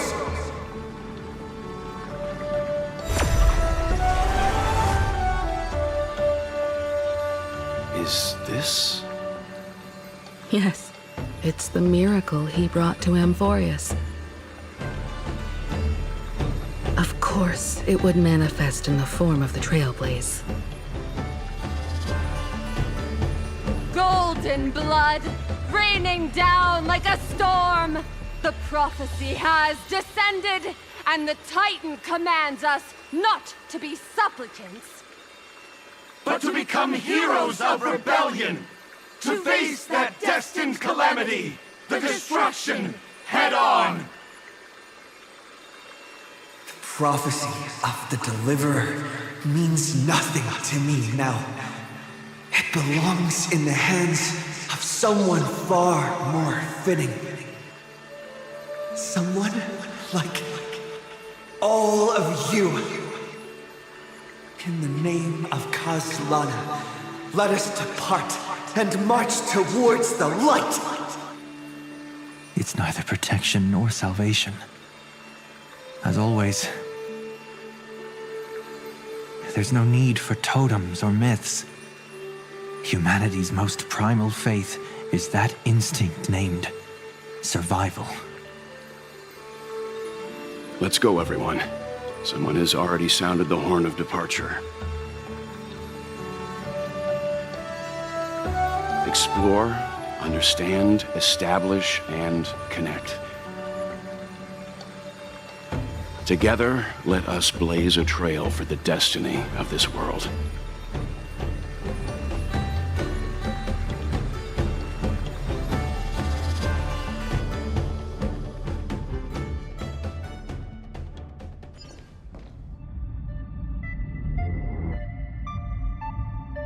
Is it just me, or does this demiurge matrix feel completely dead? It's nothing like how the memo keeper described it.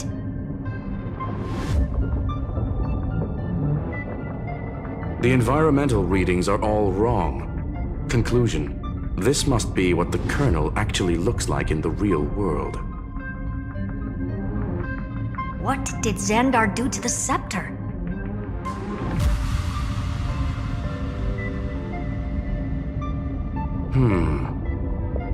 At the end of light, there must be silence. Certain, pure, and absolute darkness. Not the time to quote the Lord of Silence. Bad omen. Either way, we have to press on. Until we uncover the truth behind the 13th Titan.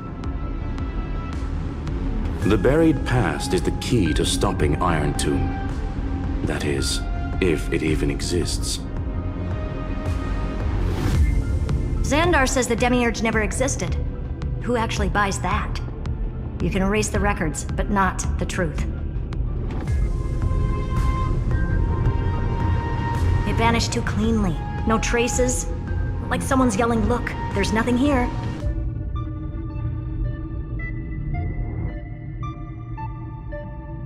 Too bad I'm the type who can't resist digging deeper. Looks like I'll be counting on you again, Screwy. Let's tear the system inside out. Always happy to help. But as your academic partner, I have to ask. Herta, what if we fail? Let's say the Demiurge really doesn't exist. Do you have a backup plan? A backup plan? Of course. If we can't find the key, we turn the lock into the key. That plan's cost is incalculable. It shouldn't even be on the table.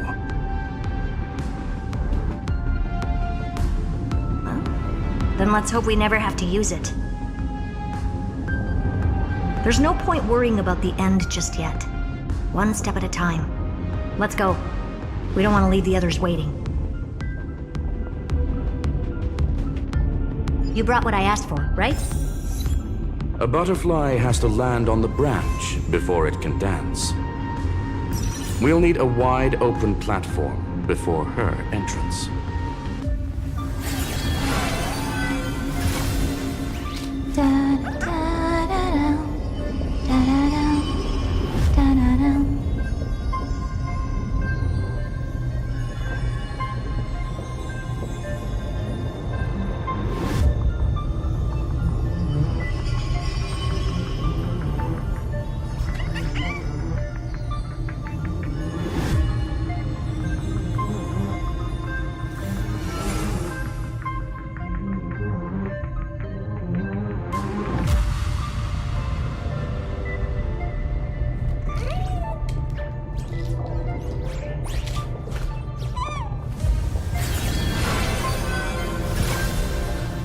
Time flows on, but memories will never fade into oblivion.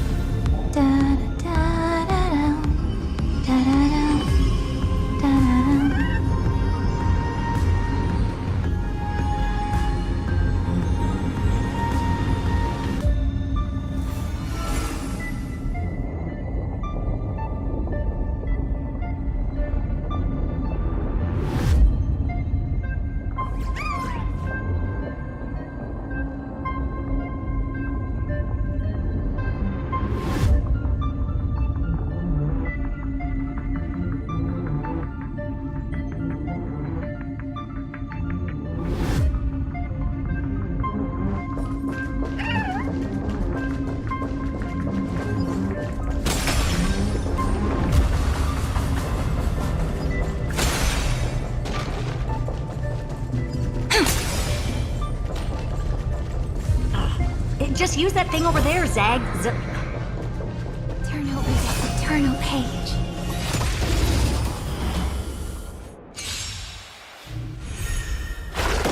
Earth shatters, heaven trembles! I choose you!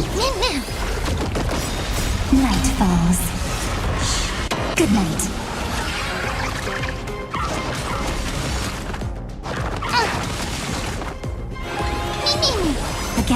Again. Till we meet again. That kinda hurts. Have some fun. Rise and shine.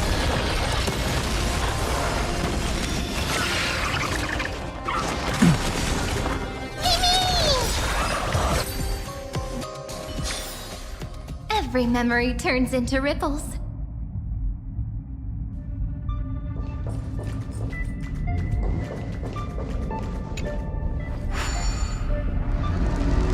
What a dumb name. I hereby rename it Herta's Big Hand.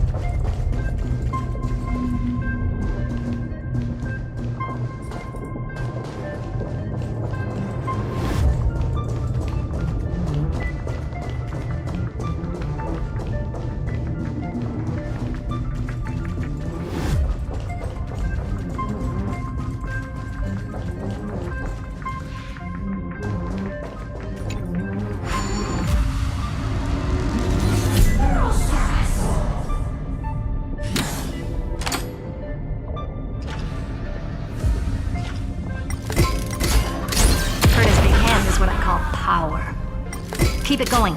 Still not done? What is this? A junkyard for old Intellitrons leftover? Finally. All set. Time for your precious treasure to make its debut. Of course. Just give me a second. Target initialized. With these wings, hacking should be much more efficient.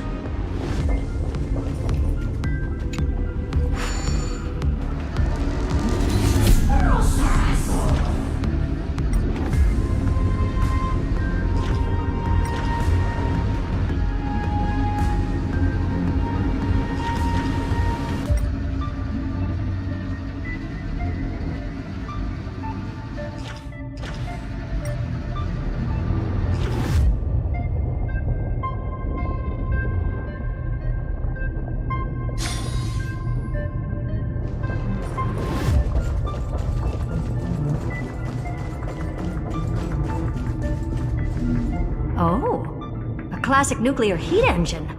Classy choice. Just a personal preference. Her name's Mistletoe.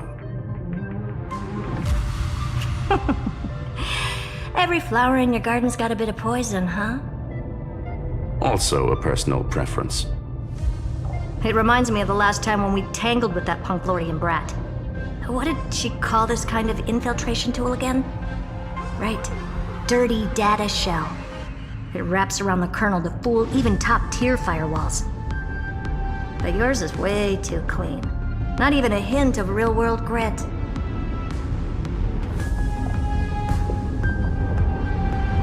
Herta, your tone is unusually emotional.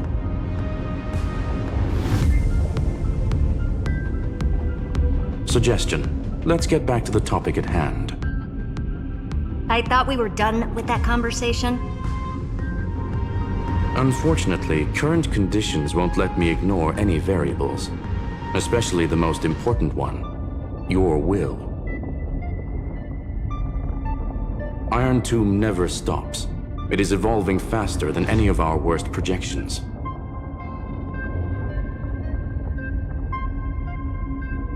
Every instant in the Eon's calculation is like a sword hanging over the cosmos.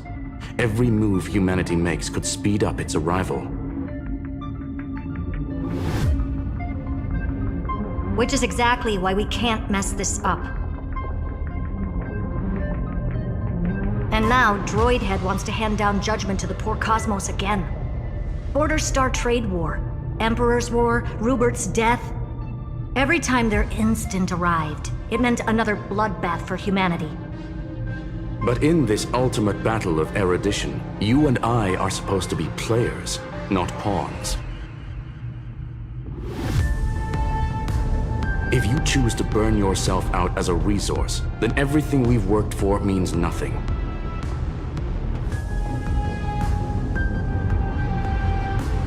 Herta, the cosmos won't just stand by and let a genius throw their life away.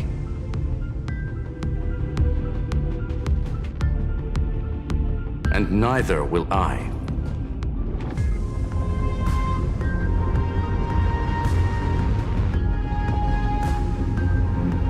No need to kill the mood. This is why we're here, isn't it?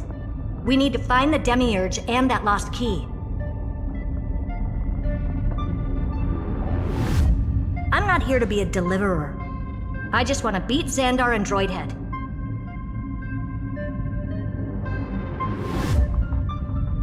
Right now, I just need to know. Are you with me?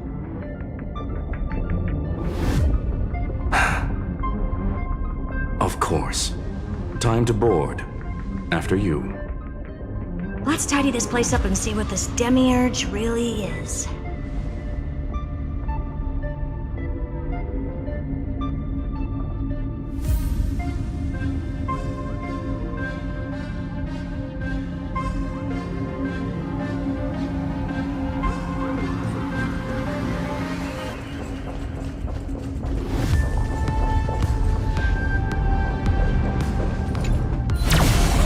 This Matrix is better organized than the Emperor's junkyard of a birthplace.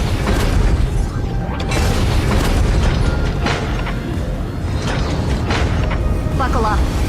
We're hacking in. This is... Herta, this whole space has been completely tainted by some kind of energy. I see it too. We're thinking the same thing. Xandar. How could you go this far? Turning your own graveyard into this. What's that up ahead? Katorzane algebraic expressions. It's built for isolation, not defense.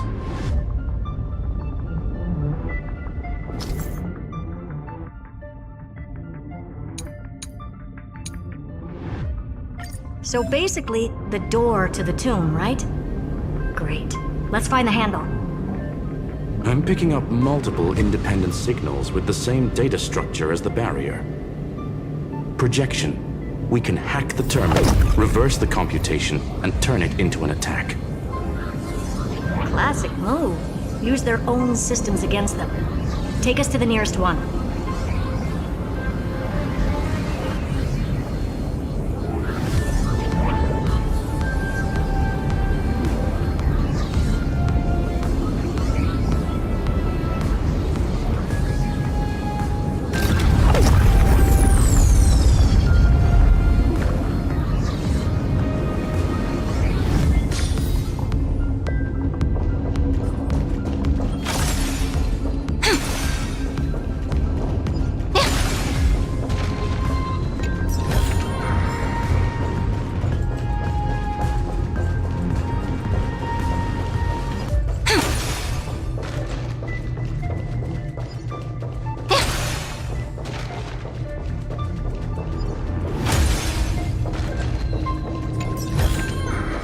Where might those lovely stellar jades be hiding?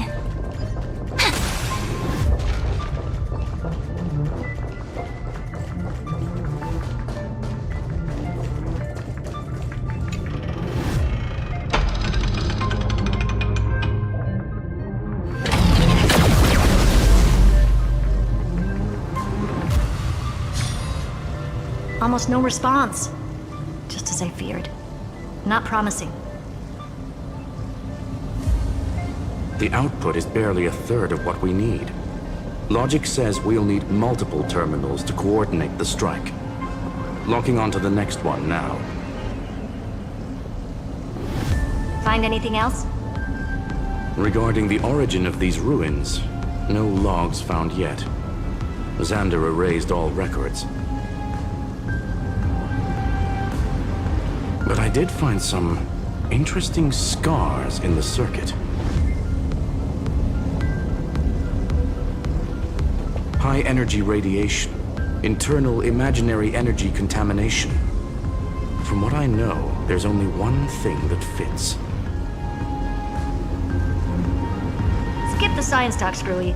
That thing only goes by one name.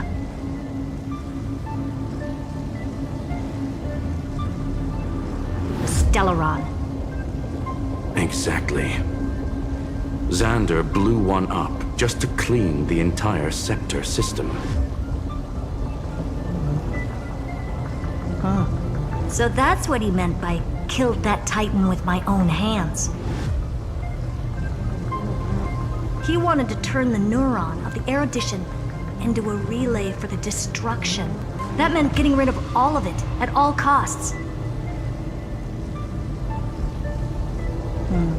The life form known as the Demiurge was the original target of the Scepter's extrapolation. It makes sense. Evernight calling it the first new spore confirms this viewpoint. The prime mover of life. That's what Scepter Delta ME-13 was originally tasked with. Even after it got scrapped, the query kept running. Yet the true value lies in the process of solving it, not the answer itself. Then, does this mean finding the Demiurge is hopeless? No, I'd say exactly the opposite. It means Xandar had no control. He couldn't contain the Demiurge just like he couldn't handle Droidhead. So he tried to erase every trace.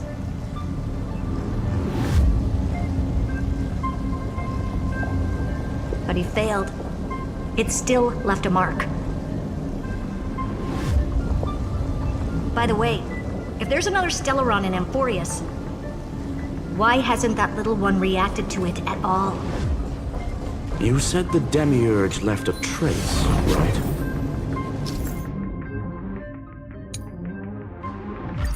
Yeah, but not in the real world. Remember the great tomb of the Nameless Titan?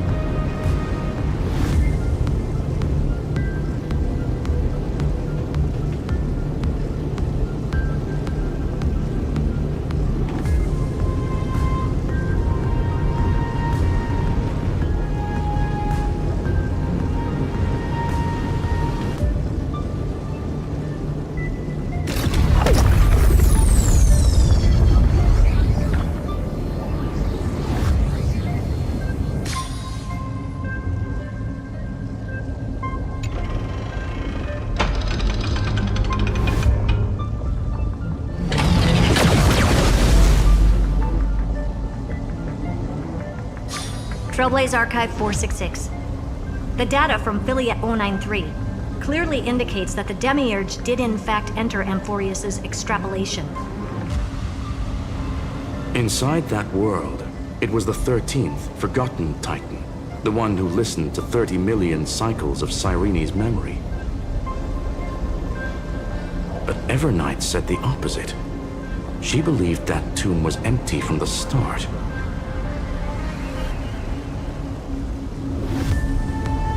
The Nameless Titan never existed. The so-called Listener was just a trap set by the Remembrance to steal the scepter. a mimetic entity full of theatrics. How much of what she's saying is true? Would an Eon really speak in circles like this? I doubt it. The Remembrance's behavior is certainly odd, but her assessment aligns with our current reality. Since we entered the Matrix, we haven't found a single clue pointing to the Demiurge. And that's the key, Screwy. Xandar's actions prove the Demiurge exists. But what Evernight said, and what we've actually seen all point to the opposite. So we have to assume that both are true. And if that's the case, then the contradiction leads us to... the truth. Exactly. One last terminal. One final key. Time to crack open the kernel.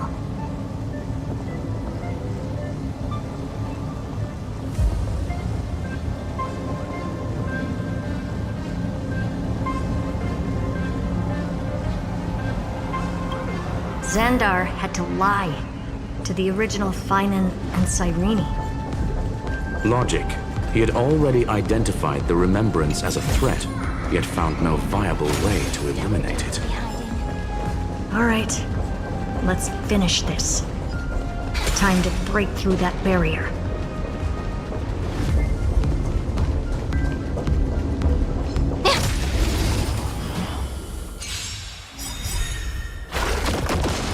Night falls. Good night. We can do anything! Have some fun. Rise and shine.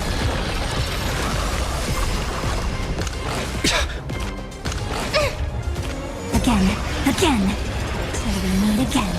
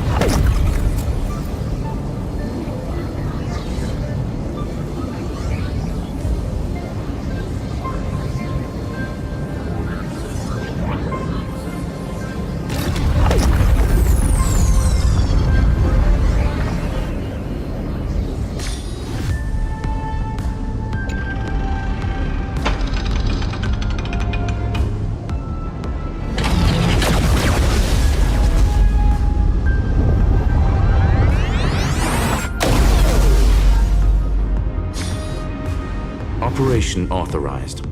Path energy readings. The erudition declining. The destruction surging. The remembrance 0. What's going on? Cause unknown. They left no discernible trace within the real Matrix. That shouldn't be possible. Could it be that the Era Nova exhausted all of the Remembrance's texture?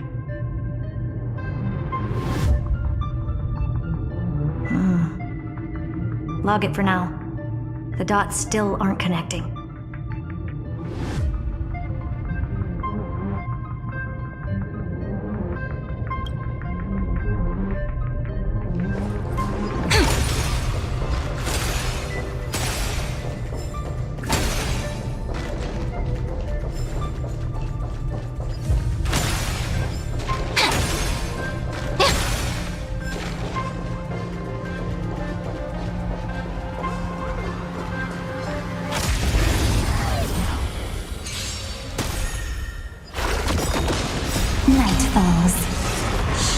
Good night. Mountains fall. Dragons, rise! I choose you.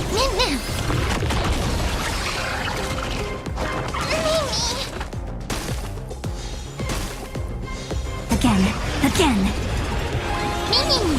Have some fun. Till we meet again.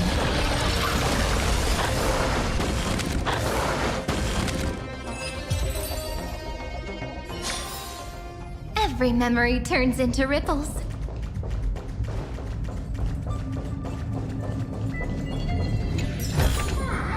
Ta-da! If you find any treasures, please share them with me.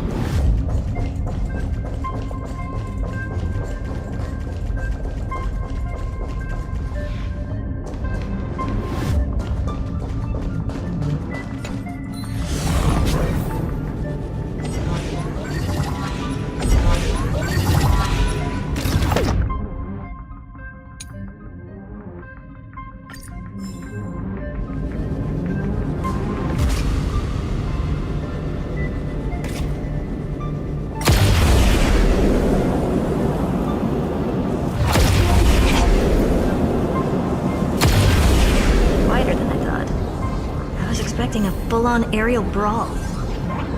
It's advised to remain vigilant. The destruction's levels are still rising. What's the matter? Interesting. I just picked up a signal from the Exo myth.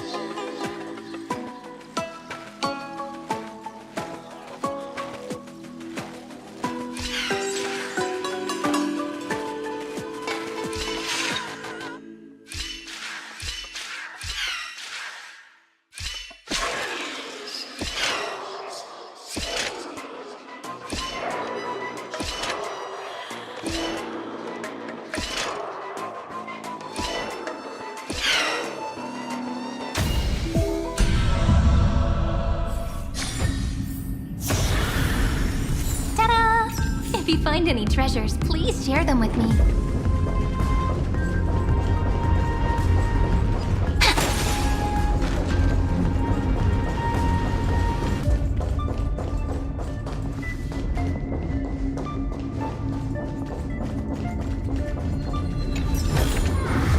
Where might those lovely stellar jades be hiding?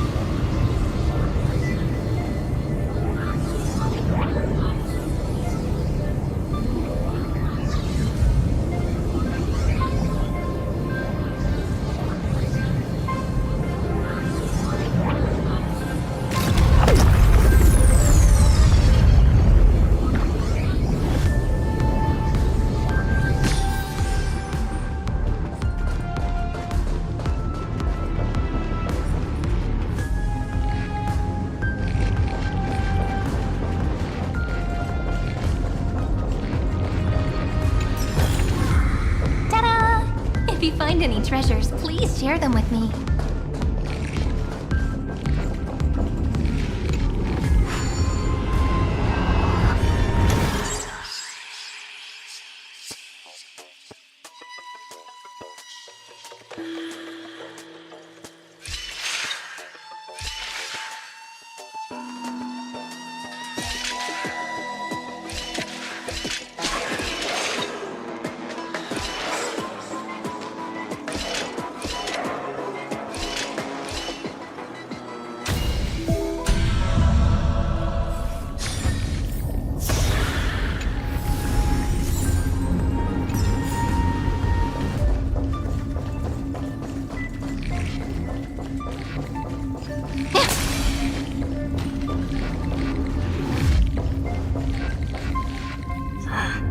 This repulsive force is unlike anything I've felt before. Is this the place? Correct. Judging by its defensive properties, this is the entrance to the exomyth. I didn't expect that. Who builds a lab in the middle of digital rubble?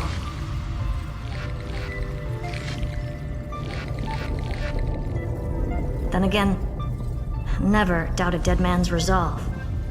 So how's our dearly departed doing?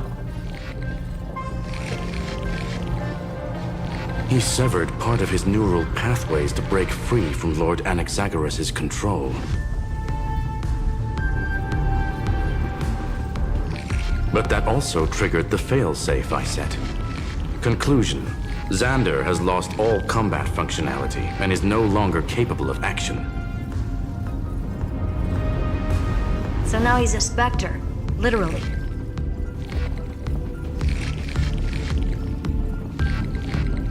Screwy, can you open a path? Just to be sure, I want to see this for myself. Might as well drop in and say hi to the real him. Logic. Scanning his inspiration circuit might help us track down the demiurge.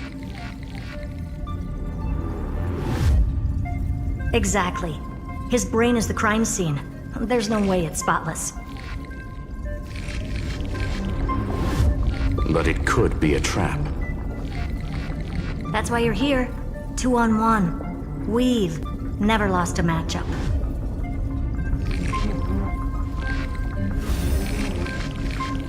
I'm honored. The chronocognitive anchor is in place. Proceed when ready.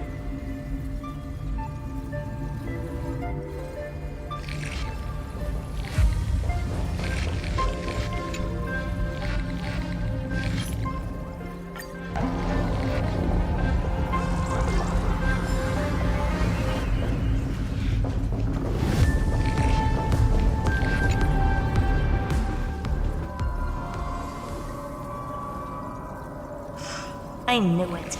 The one thing I didn't want to happen. He's not here. The coordinates are accurate. Xander is still here. However, his position is shifting rapidly and chaotically.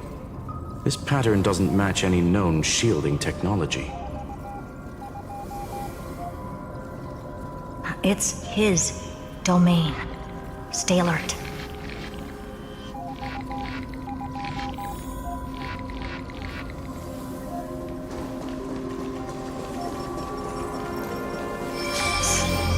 Cheap trick. The spatial field. We're back. Reverse engineering complete. The results are not what I expected. Logs show Lycurgus revoked administrator access.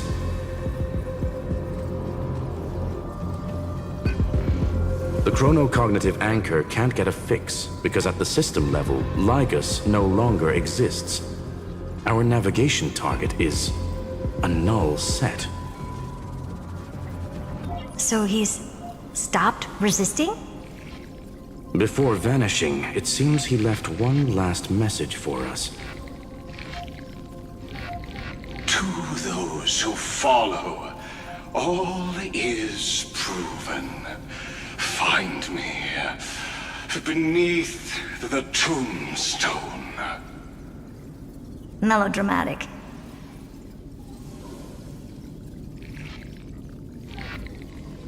He was expecting us.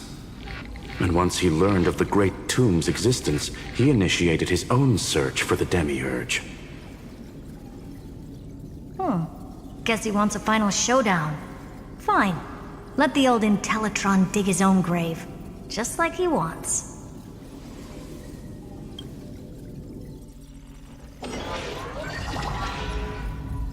To be in the purest light is to be in the purest dark. Nothing exists there. The Scepter's mainframe. Or maybe we should now call it the Lord Ravager's placenta. Unfortunately, we still haven't found anything.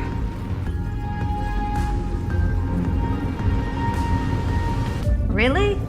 I don't think so. Not finding anything is our biggest find. Please elaborate. If the Demiurge was destroyed, there'd be at least some bits of it left. I don't buy that a Stellaron could have blasted all the traces away as cleanly as a scalpel.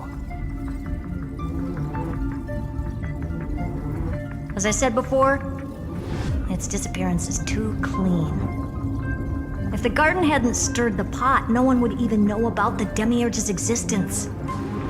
We're talking about the Scepter's original extrapolation goal. There's no way that nothing of it was left behind. Or we can look at it from another perspective.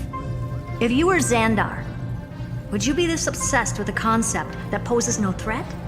Would you guard against it at every turn? There is the possibility that he's naturally meticulous and hates variables.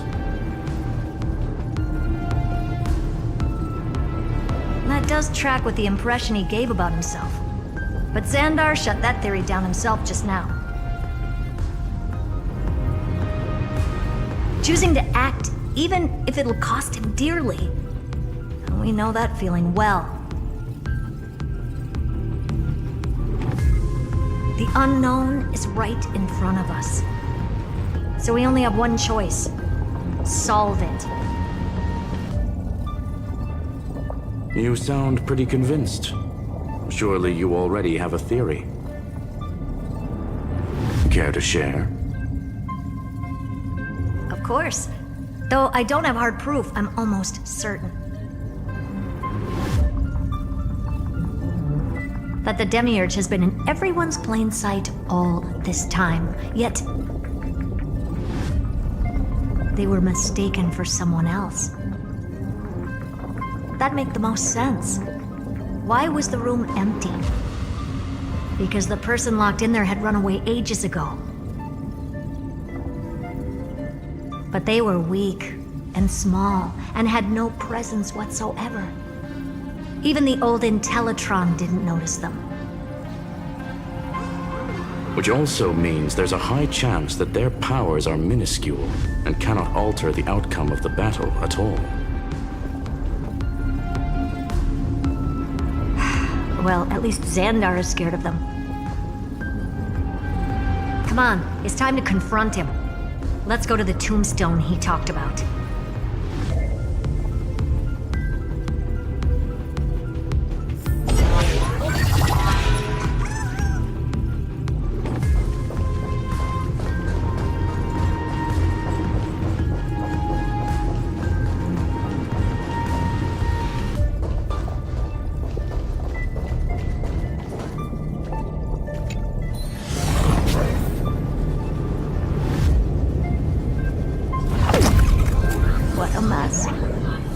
Total devastation.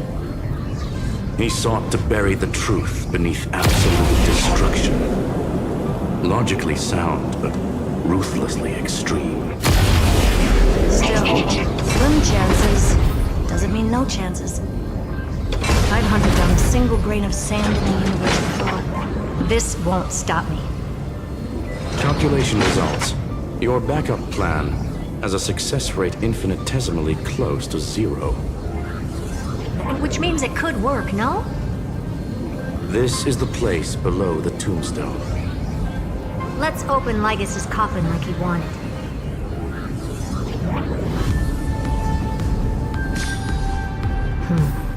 Looks like you were right.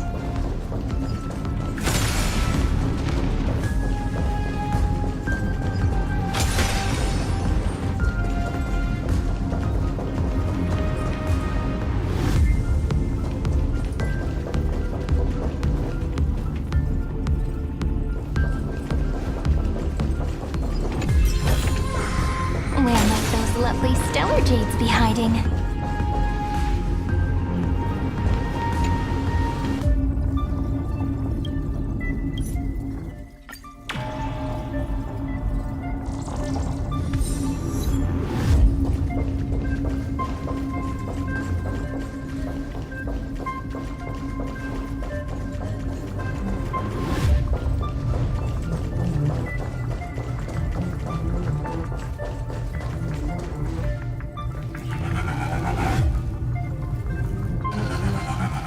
Nothing but a head left?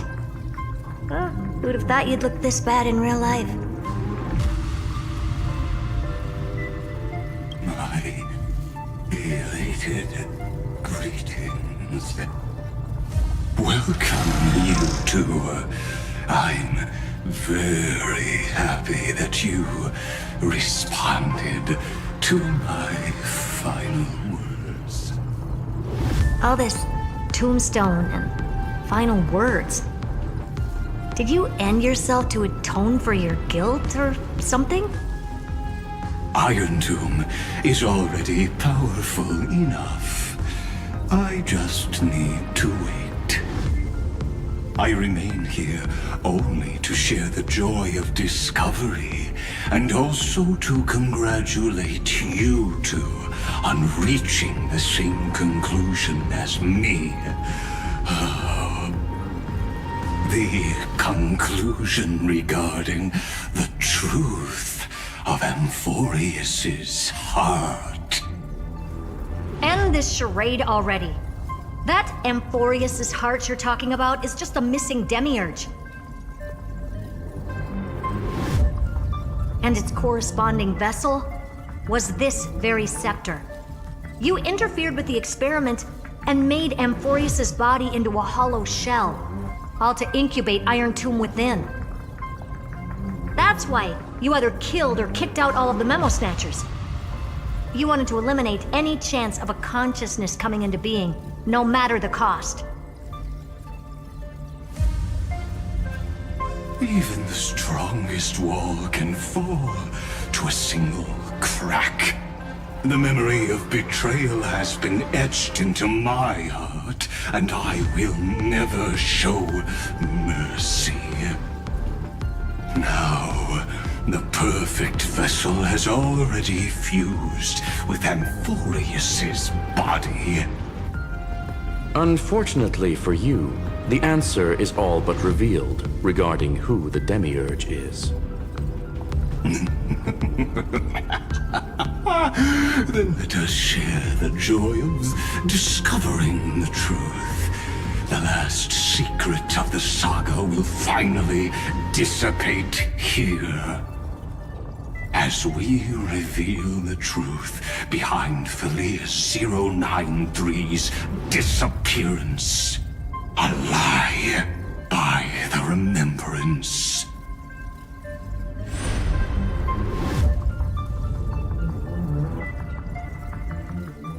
But where should I start with the story about me? From the beginning of the universe? Just kidding. That would be too much. I just want to tell a teeny story. So little that it started with a seed. I know you're listening, my good friend.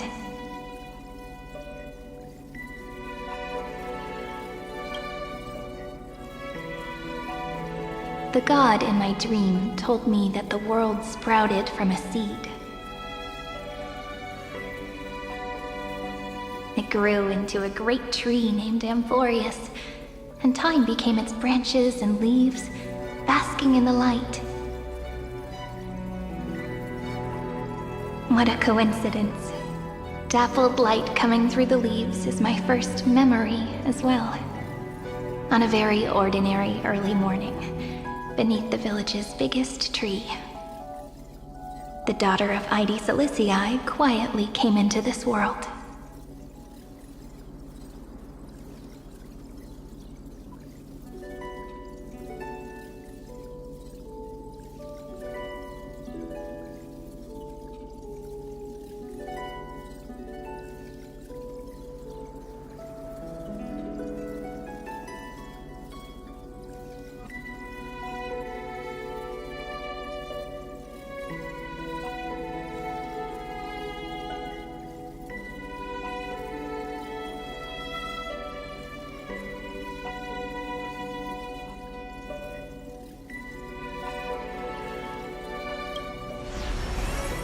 What a moving opening.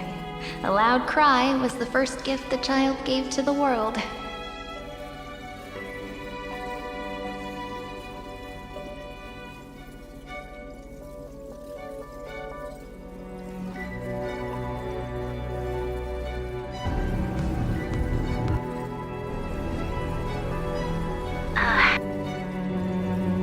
What did you do to the residents of the Holy City and the Three Nameless?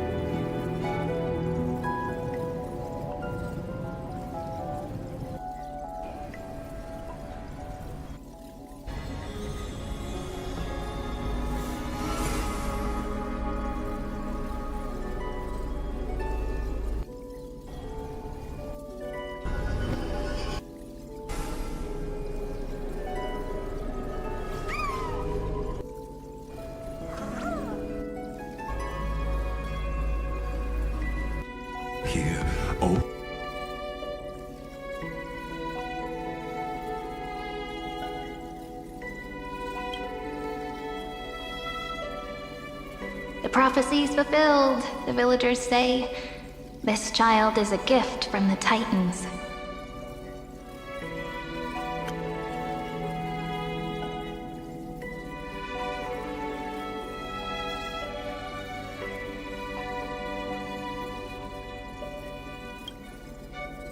Pink hair and sharp ears, she was born to be the priest of time.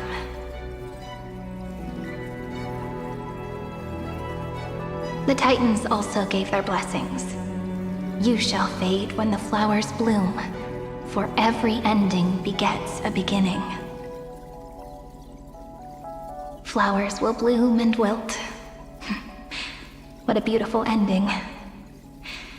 This page concluded in laughter. Cry loud, child.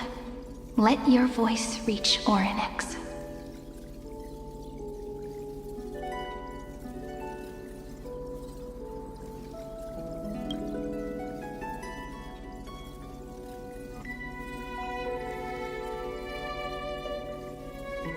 Anyway,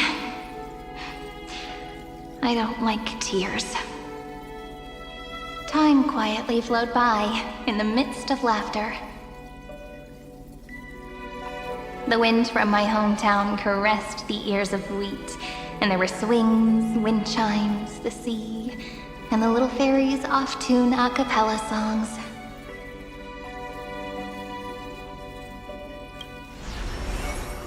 But the name Ide Celestii came from the unpleasant sorrows of the gods. My childhood friend did not understand. Yet you always seemed so happy, as if nothing ever worried you. Why was I like that then? That's because the world was gentle to me. So I grew up to be gentle as well.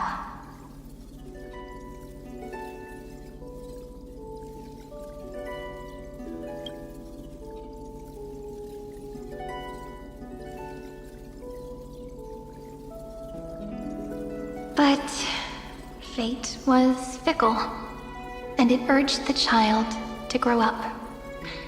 To grow bigger and bigger, and to go to places far away. Just like how the crumbling world could not preserve an eternal hometown. Just as the ballad Blown on the Breeze says, losses are a constant on the flame chase journey.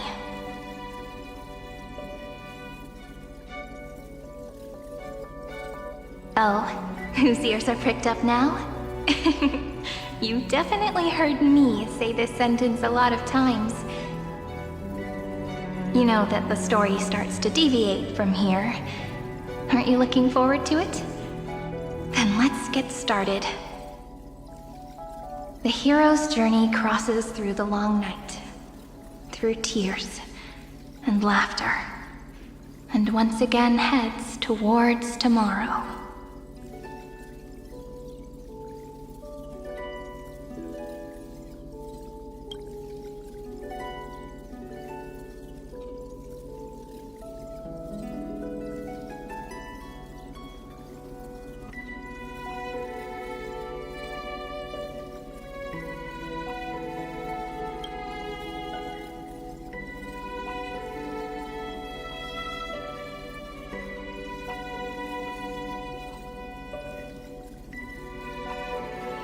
Correction. Philia 093's record number 496. Archived.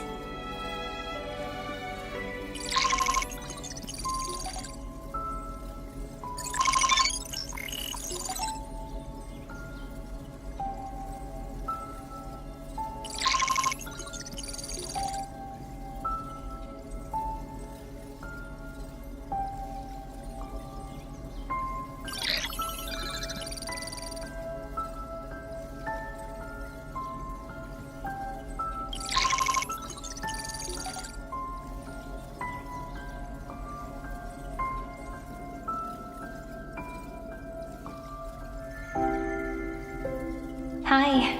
Miss me yet? I'm just messing with you. This is the first time I have met you.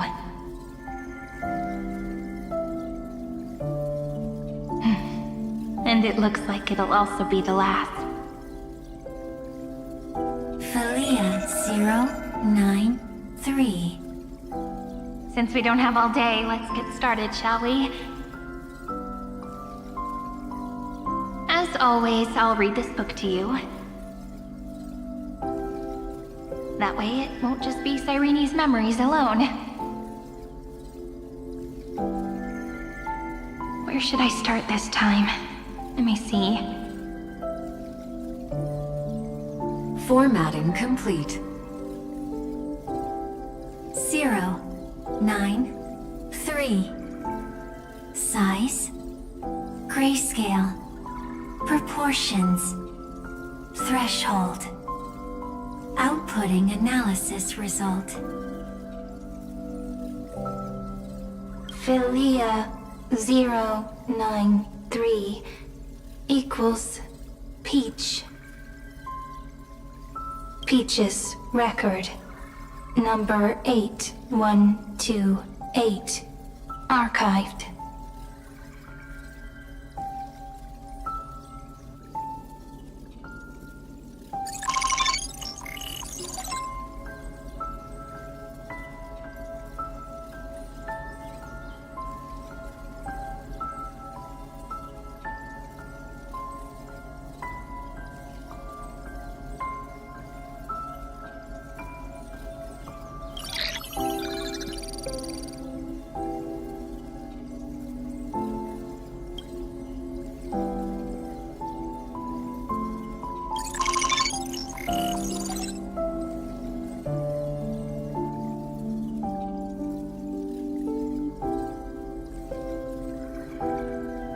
Query. Record. Electrical signal sequence. Bolamos 600. Track. Strife. Related to. Stripe. Comment.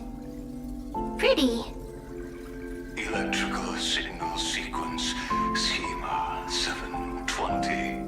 Track. Reason. Related to. Raisin. Comment. Yummy.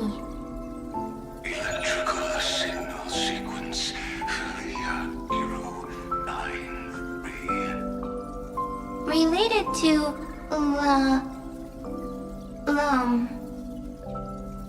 Love.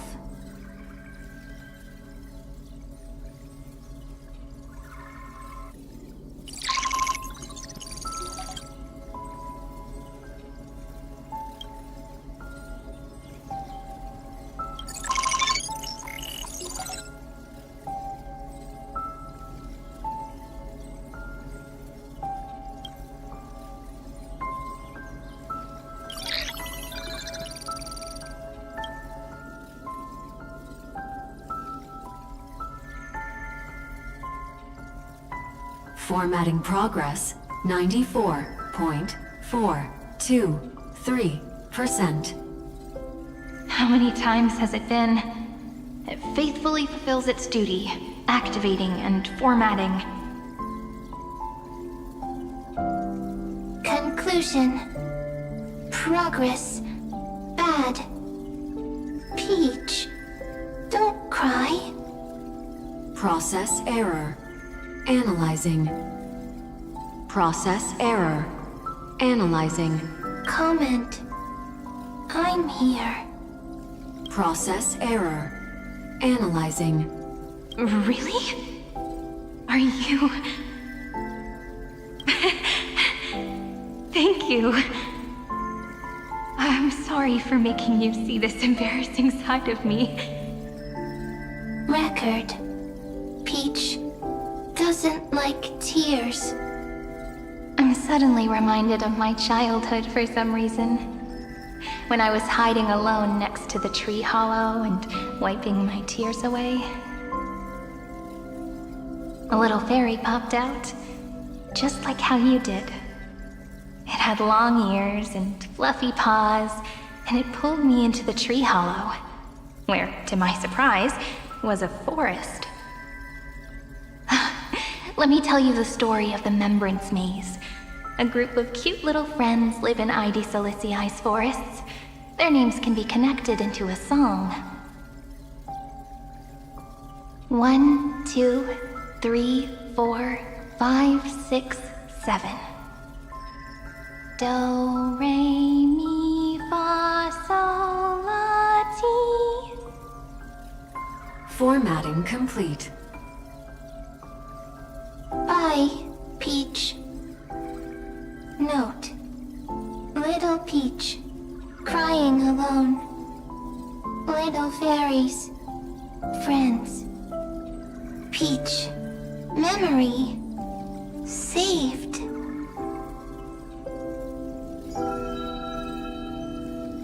Little fairies. Good friends. Bye-bye.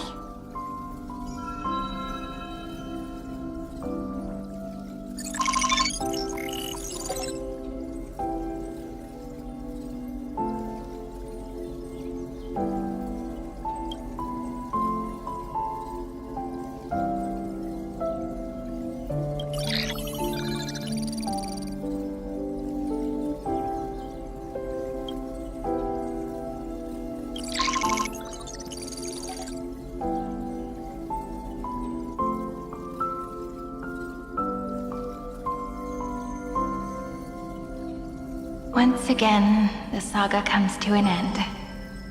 Everything is deathly silent, just like this very moment. Shh. You speak. I listen. This time, too. Sitting together. Now that I look back, there was a period when I got really sentimental. Peach, strange. Why unhappy? Formatting progress 73.998%. I'm here. Don't be scared. Process error. Analyzing. Won't allow it to interrupt you. No need to feel sorry for me, good friend. If there are no new blank spaces, how can a saga continue?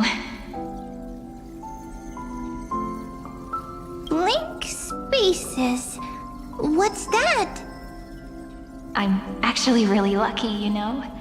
During the long years I've spent waiting for the Deliverer, I've always had you here as an audience. Now I can rest in peace in the past. As for when tomorrow will come, I'll have to ask the next Cyrene to continue our watch. Peach left. If there are no new blank spaces, how can a saga continue? Needs new blank spaces. Next, Cyrene has blank space. Oh, Peach, don't be scared. I'll help you find blank space.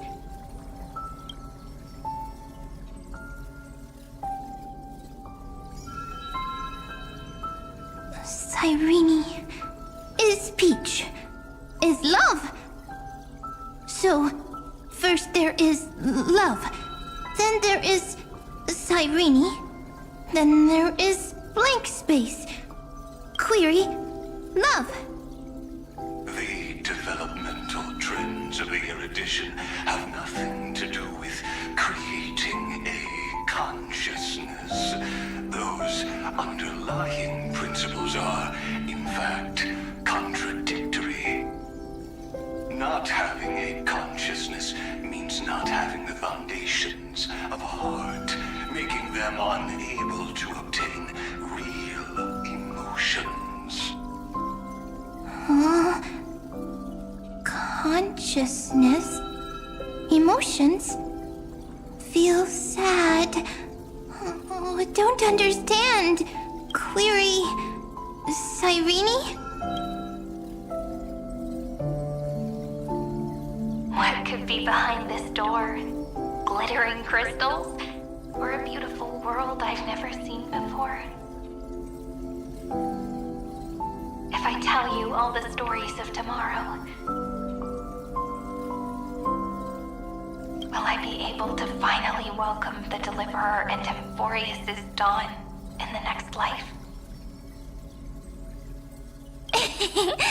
Key, door, story, happy.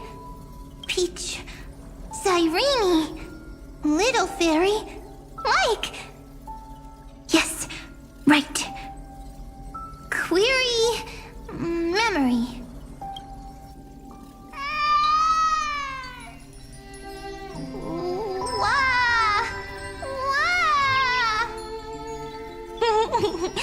Peaches, memories, save, learn. The prophecy is fulfilled. This child is a gift from the gods.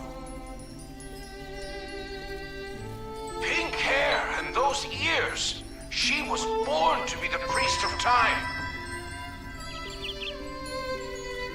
Cyrene has pink hair, sharp ears.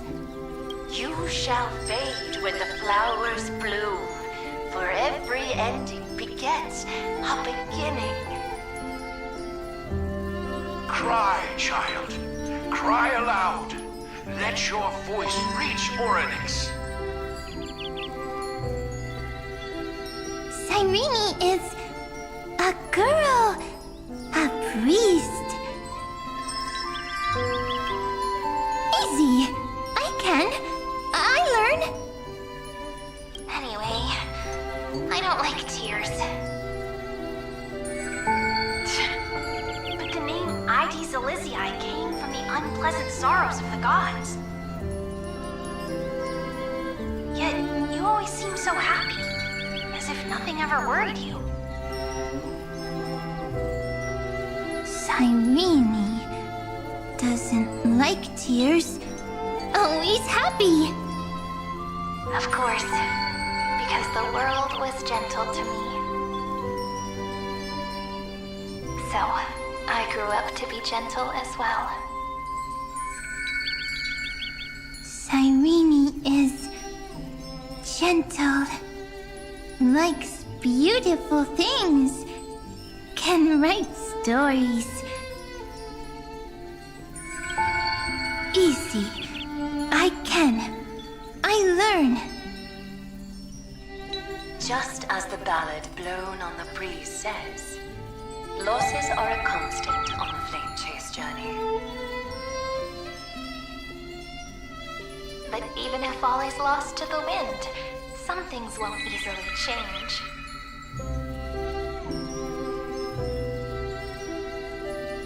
Like my height, Treaty's innocence, and Aglaya's beauty. Cyrene, she can't grow up, but she can talk. After all is lost to the wind, she will stay behind. Cyrene is, at the end of every sentence, always laughing, like a little tail. Simple. Got it! I promise you, the pain will pass in the blink of an eye. All right, let's not make things so gloomy. What we're about to embark on is the true hero's journey, so...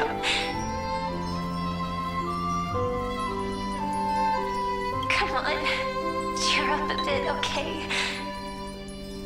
Cyrene was crying when she was born. Fragile, transparent, like a crystal. Cyrene was smiling when she said goodbye. Soft, pink, like a flower.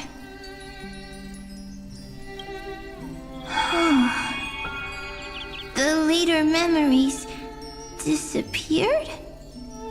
Invisible? Or disappeared? Ah! I got it!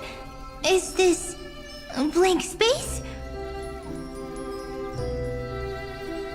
So, next Cyrene is blank space. Then... as long as there are two Cyrenes, then there will always be blank space, and Peach will always be here. I see! I get it! I get it all! Cyrene's memories. I will preserve them all!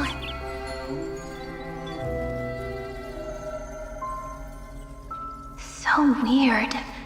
I can't see you, but I get this feeling that you grew up. Hi. Miss me yet? It just feels like you are a bit more mature. Yes. Mature. Beautiful. Like you. Now, I can listen, talk, read, and write. I can dance. I can sing. I can tell stories. Storytelling is what makes Cyrene, Cyrene. So I'm going to tell you stories today. A story I wrote myself. Quick, sit down. It's almost as if I can understand your words now. The things you say are very cute. Once upon a time, there was a flawless crystal flower that sparkled with light, like Peach's every story. How beautiful would the heart of such a brilliant flower be? A little fairy was curious and wanted to know. But it looked and looked only to find the crystal flower flawless. Round and round they went, seeing only their own reflection. In that case, they should work hard to learn more. So the little fairy came every day to sit next to the crystal flower and think about the answer. Until one day, to their surprise, the crystal flower fell to the ground and shattered.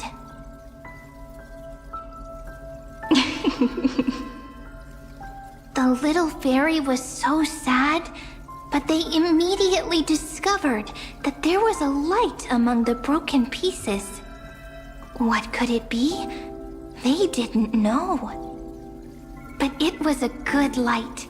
It was bright, warm, and happy.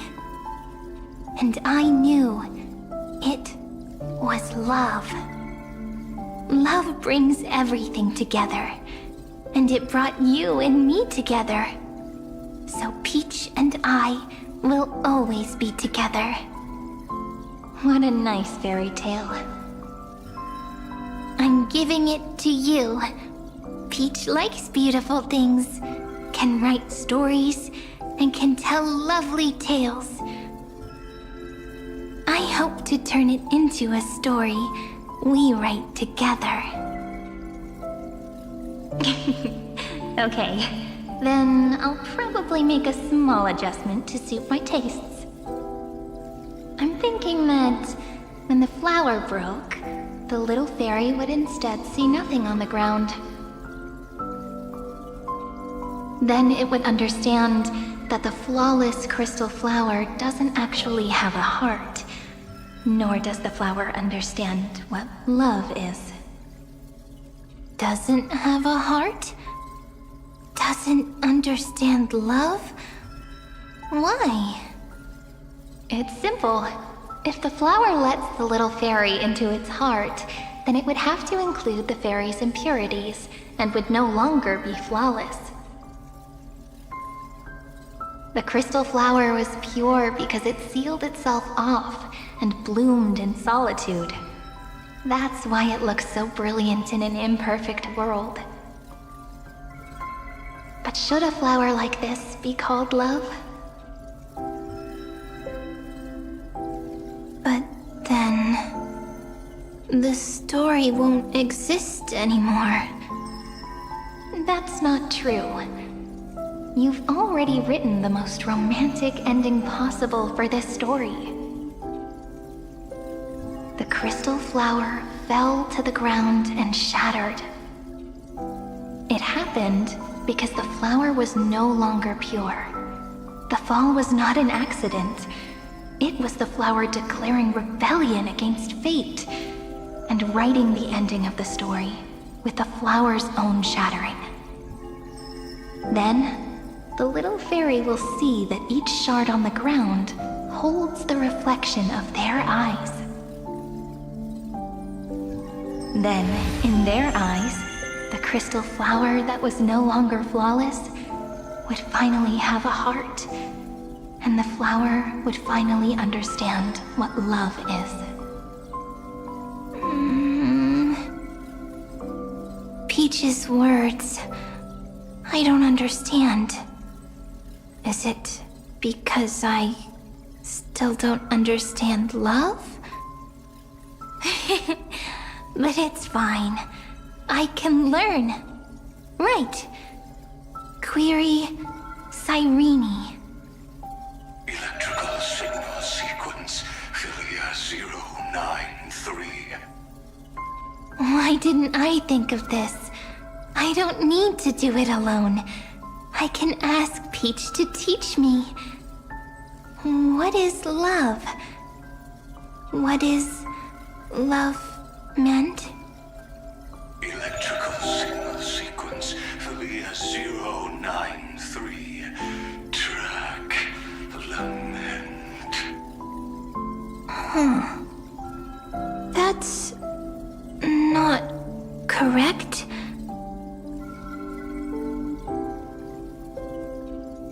The developmental trends of the erudition have nothing to do with creating a consciousness. Those underlying principles are, in fact, contradictory. Not having a consciousness means not having the foundation of a heart, making them unable to obtain real emotions.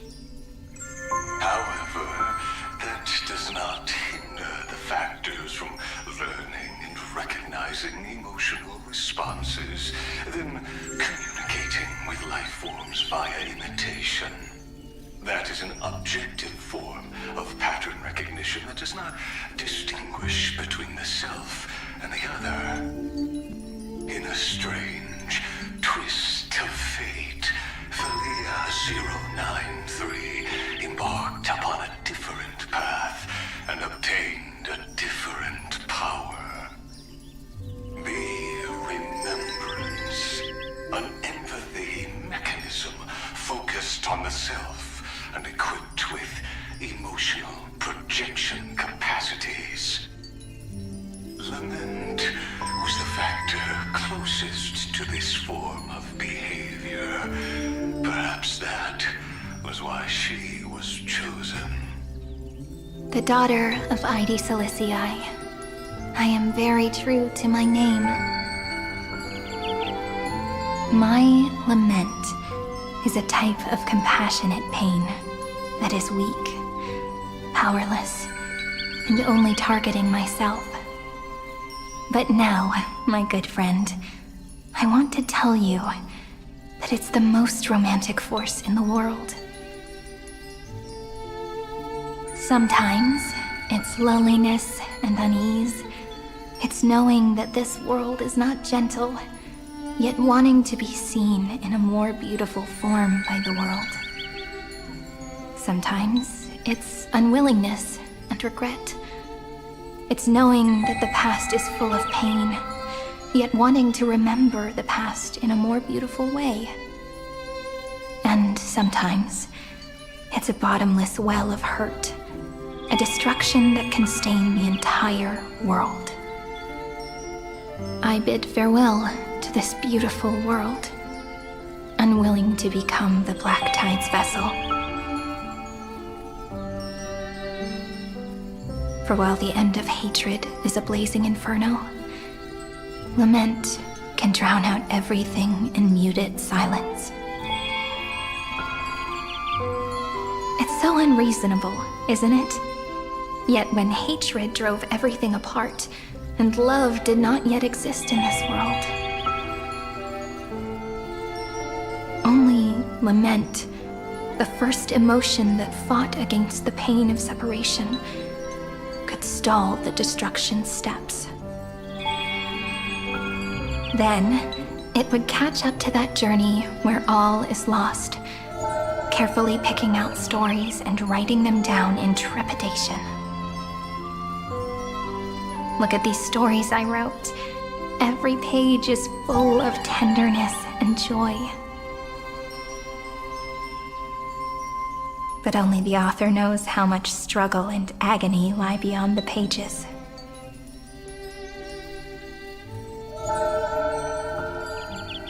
But I am no author. I'm a girl who'll never get to grow up. I only tell stories that people like to hear. In them, the world tucks away its scars and smiles for all to see. My entire life spent inside this little story. I can't wipe away my tears, and I can't bring the world victory. But maybe, in these unchanging retellings of the story, my lament might be able to touch upon the divine and reach their tender heart at some point. I hope that what flows out from that cut will not be blood, but a tear, warm and wet. And that tear would fall and create the first ripples. Then, people would see every beautiful thing reflected in that ripple. It'll be all the remembrances within this story.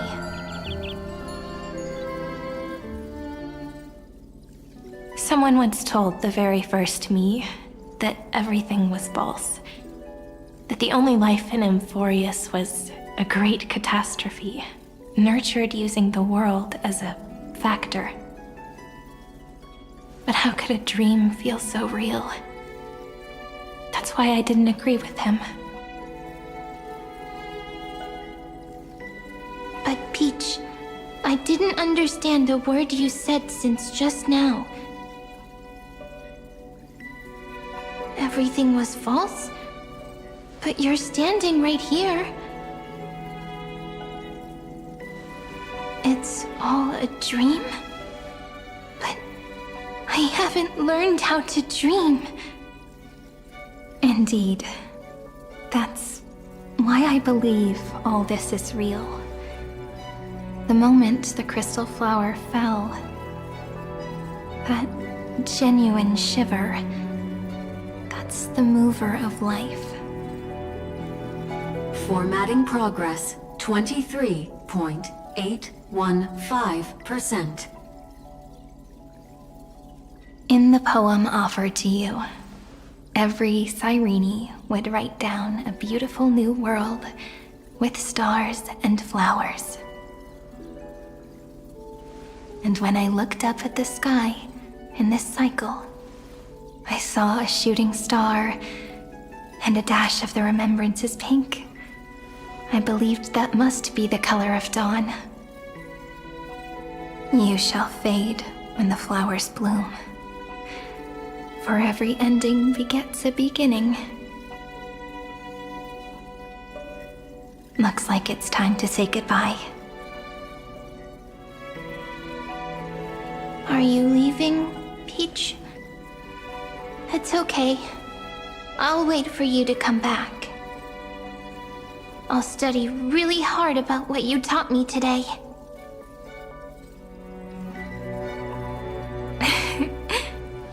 Right. I still haven't told you what love is. But actually, my good friend, the lament factor did not understand what love was before she met you either. Not until I told you all the sad tales in a trembling voice in this tiny room. Not until I told you that I love them. That I love everything in this saga. The story comes, passes, then returns. It makes us reunite, then pulls us apart again.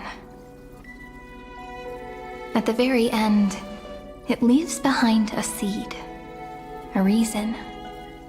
Even if the great tree withers and all falls to silence, there are still some emotions that deserve to be remembered. Look, the light is coming in. The Deliverer's light is going to illuminate Emphorius.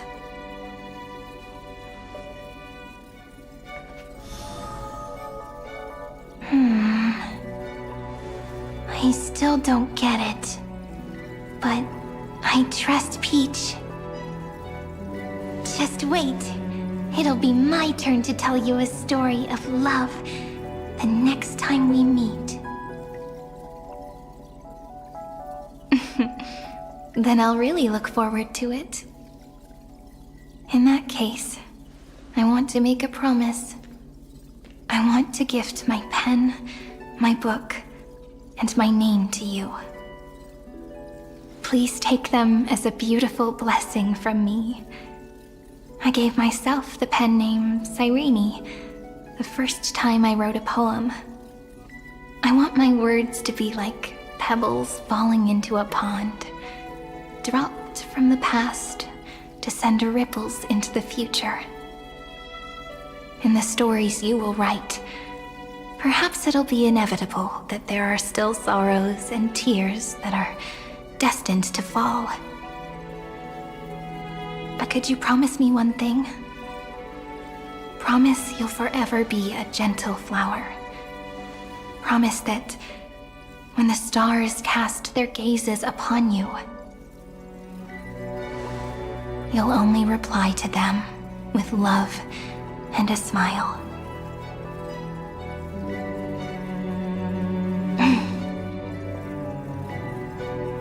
Of course, this will be a romantic story like none that has come before.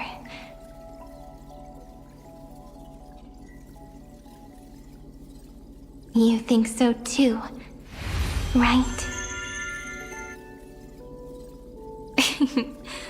I'll read and you'll listen, like how flowers always bloom then wither. I shall welcome my own decay, becoming nourishment for the next flower's bud. While you will depart and hold that star, planting a boundless sea of flowers on the final page with him. And our stories will be lying silently among the flowers, like every ripple of remembrance. And they shall become the epic known as I've Written.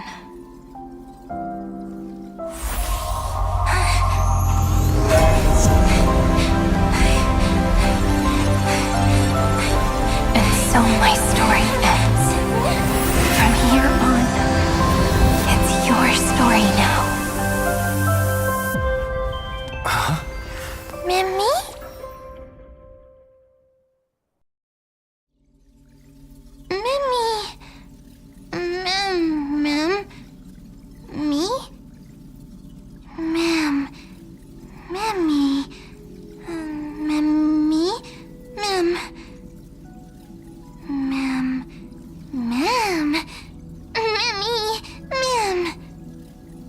So, the light that tore through the chaos illuminated my memories.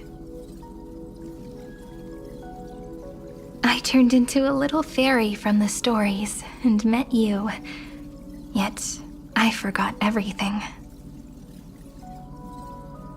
But I'm still so happy. I caught that star, didn't I?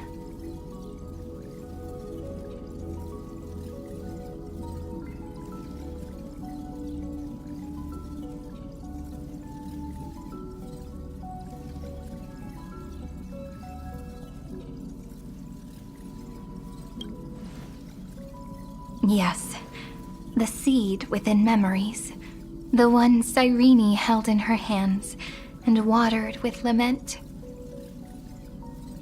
I am the first new spore, Amphorius's heart, the demiurge. What a long name. And it doesn't even sound cute. The total opposite of Mem.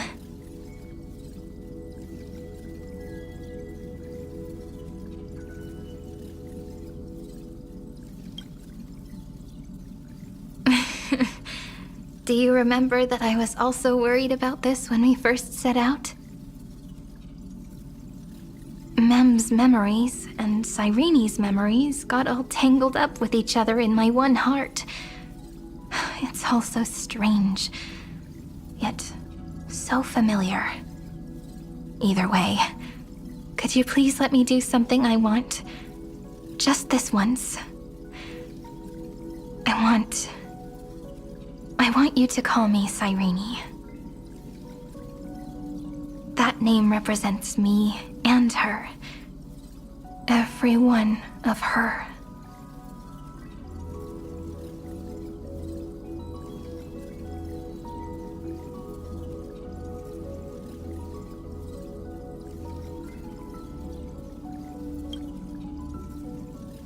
Thank you, friend. Your kindness is always just right. Life is a poem full of farewells. But if you write something into the pages of your heart, then that will not easily fade away. Now, all the footsteps of the Flame Chasers and the Trailblaze have come together within this book, as I've written, becoming the source of power for Emphorius's heart.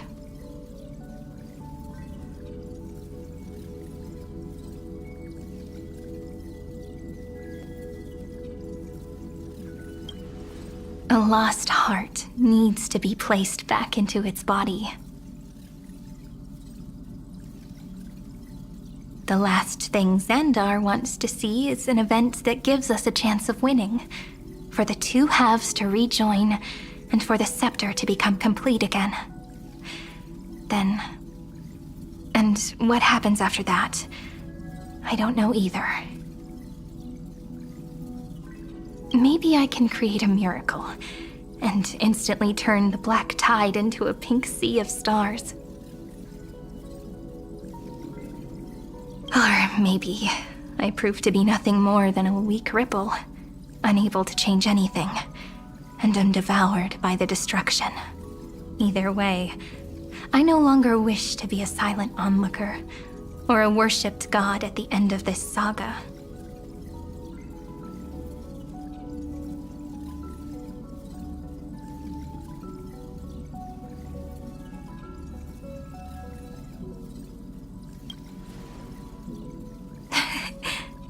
That way, I can also put aside all my worries and truly become Cyrene.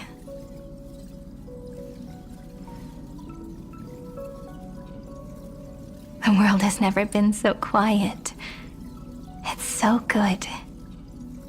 It's as if I can hear the sound of my heart beating. Remember this moment, friend.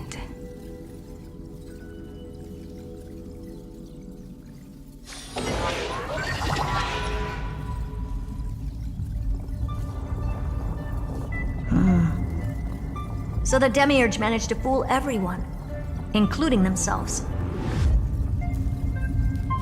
Philia 093 persevered for 30 million cycles and tirelessly gave the Demiurge memories of Emphorius. Only because the god in her dreams left a sliver of hope, making her believe that a grown Demiurge would be able to fight against their other half, Iron Tomb. Then, Philia 093 completed her final sacrifice, turned into a strand of memory, and completely dissipated. Meanwhile, the other Stellaron brought here by the Astral Express resonated with the contaminated scepter and attracted the naive Demiurge to them.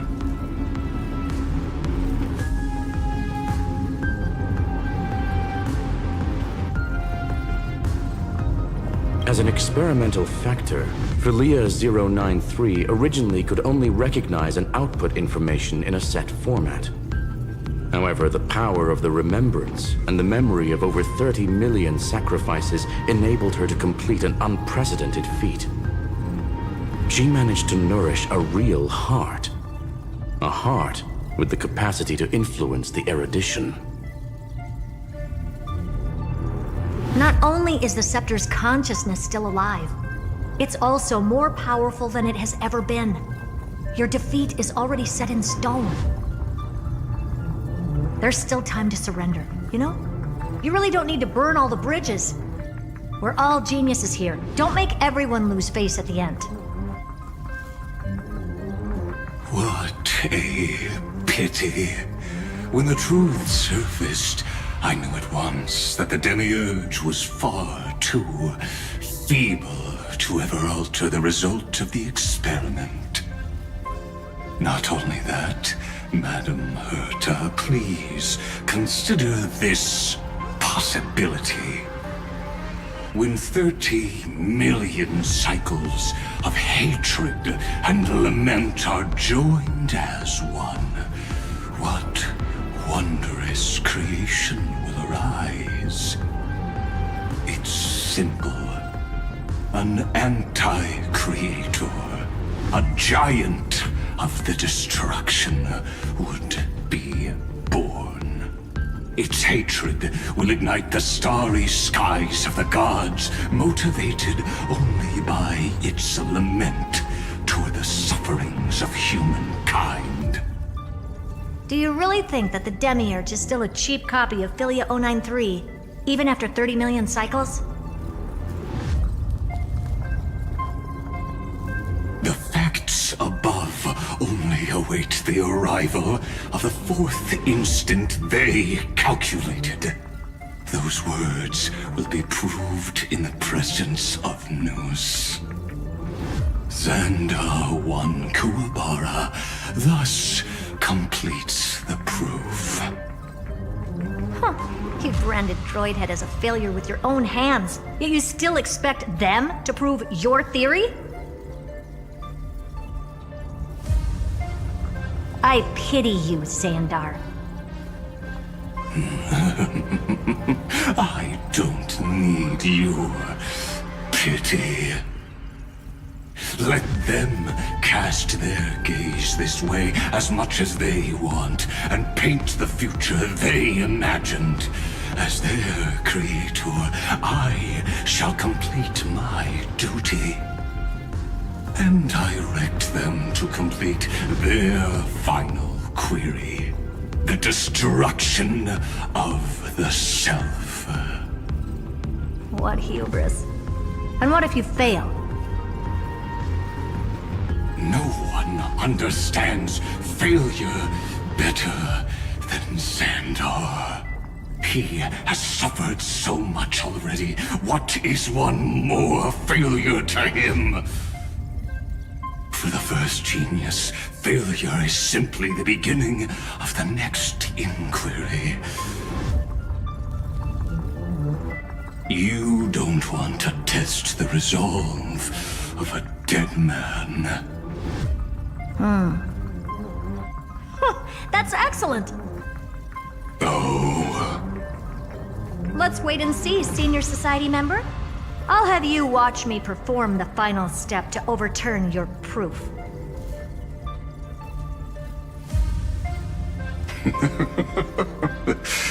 I'm all ears. It's my topic, so stay out of it. Be quiet and let me borrow your head.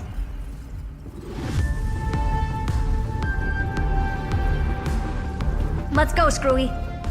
We're gonna break Iron Tomb's seal. Come on!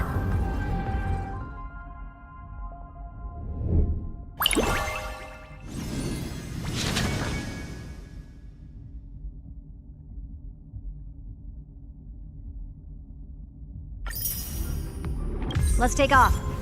It's time to go meet your little pet, Senior Society member.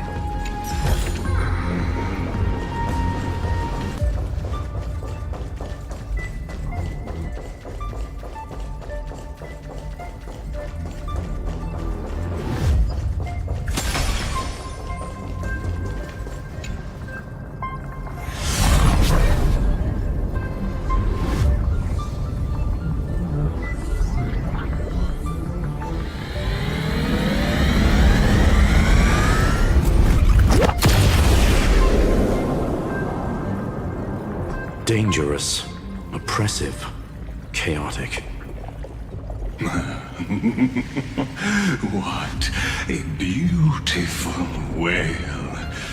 It will soon resound throughout the entire cosmos.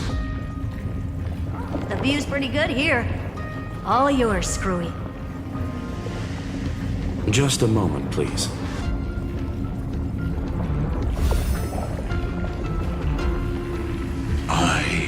see.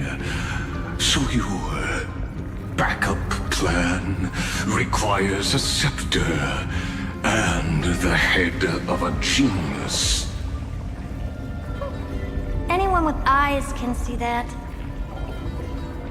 You know what I think about this, Herta. Whether it succeeds or fails, your plan plays right into the Destruction's hands. Can't you see what's going on, Strulum? Her chances may be small, but it's not zero. What are you two going on about? If you want to stop me, be quick about it. I'm in a hurry.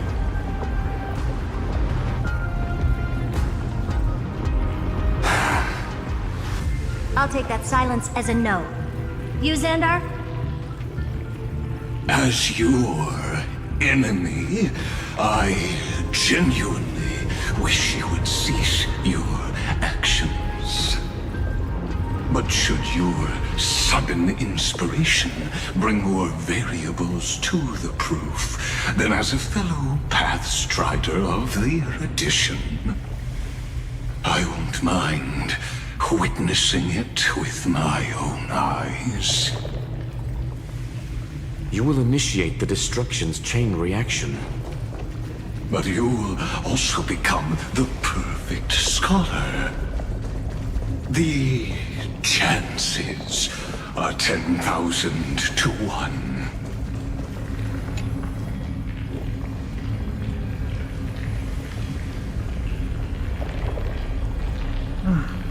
Curiosity. It's been so long and we've all failed so many times. Even now, moments before the horrible and inescapable instant within Droidhead's calculations arrives. The cherished children of the Erudition, the geniuses lauded by all.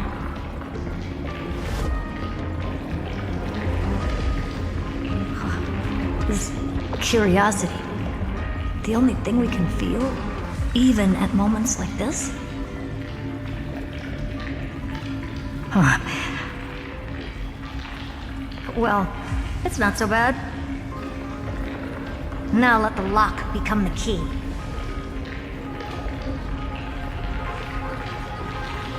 Geniuses who walk the stars. The cosmos has reached a moment where its very existence hangs in the balance. I, Herta, Genius Society 83rd seat, hereby summon you. I request a society meeting to be held immediately. We shall serve the grandest cause with the most macroscopic ideas.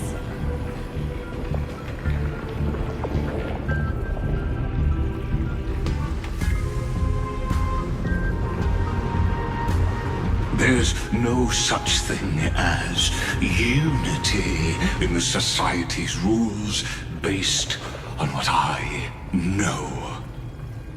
Indeed. A meeting has only been held 3 times in the Society's history. The first meeting had 2 attendees. After the Emperor was assassinated, the second meeting had 7 attendees. During the Second Great Prosperity, the third meeting had 5 attendees. How many will respond this time?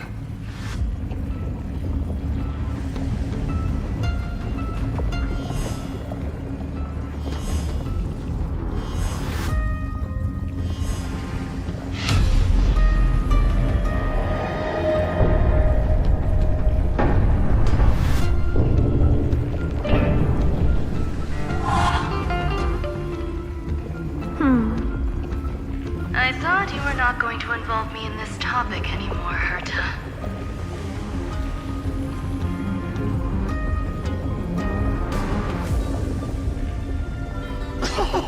It really is this little witch.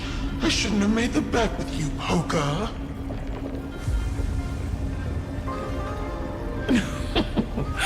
I've been waiting for you to offer yourself up.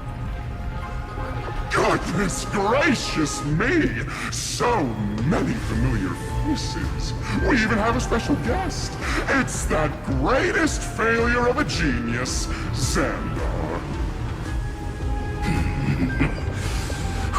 a noisy gathering this is. Not bad. More people showed up than I expected. Even though one is just here for the fun of it.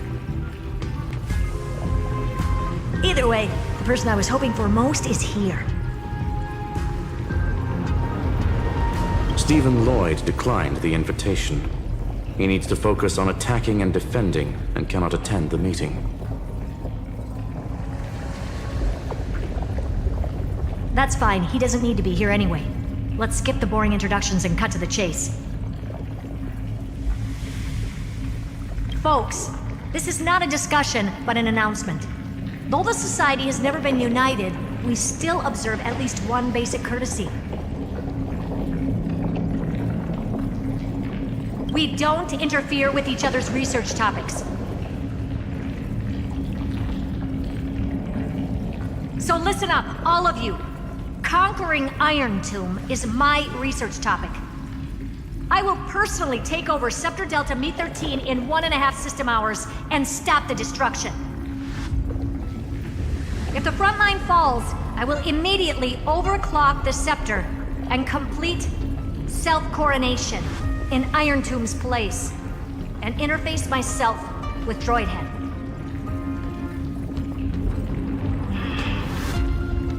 Oh, that's funny. That's real funny. You madwoman. That's like watching you tap dance on Polka's spotless white sheets right after she's washed them.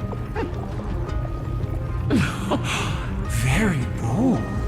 You want to connect your brain to the Eon's mechanical core and define their instance? If Rupert dared to do that, why shouldn't I? I've got the prototype scepter, the father of Noose, and the brain of a genius. Everything's set. Never mind the success rate, little witch. What's gonna happen if you succeed?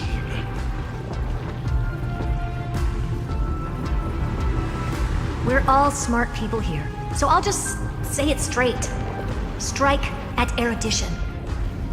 I'll change the anchor points for the 4th instant and move the future of the cosmos in a direction I want.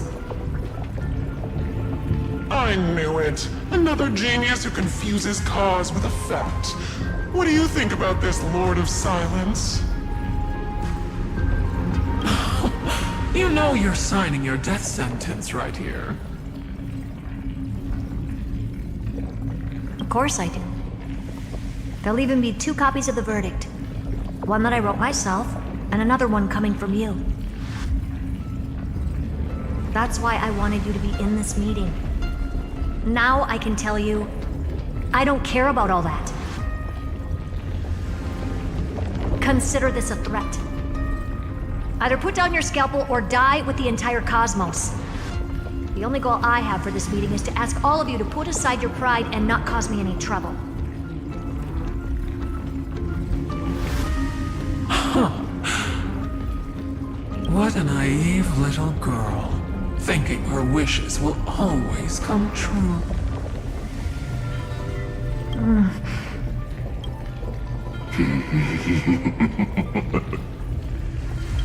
What are you laughing at? I'm glad that we ended up on the same page. No matter if it was to destroy the erudition or to rewrite the instance, we both chose the same road. We will defy the god who marked the limits of humanity. I'm not gonna argue with that. Then, to celebrate us coming to a fundamental agreement, I will prepare a stage for your performance. Listen well, geniuses who came after me. Thus speaks Genius Society #1. End this pathetic meeting. As of 2 nanoseconds ago, I have passed Herta's decision to all the Xandars in the universe. We will become her representatives and stop all external interferences targeting her. What are you playing at? My reasons. It's simple. Curiosity. That is all, madam. Am I going to clash blades with the first genius? What a pleasant surprise.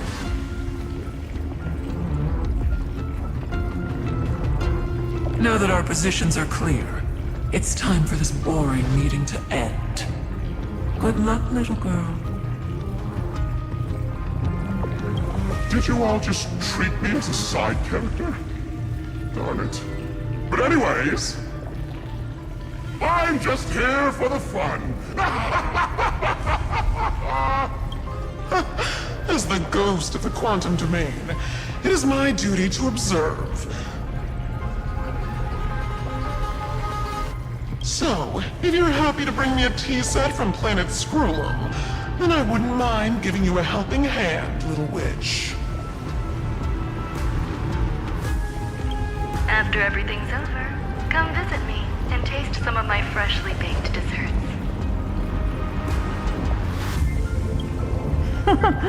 I knew you'd say something like that. I always give the same response to plans that exceed the limits of mathematical calculations. I don't know, right? Those 3 words, though seemingly graceless, contain all the wisdom in the entire known cosmos. Well, we passed the Society's trial. Let's focus on what we've got in front of us. I hope you hold up your end of the bargain, Senior Society member.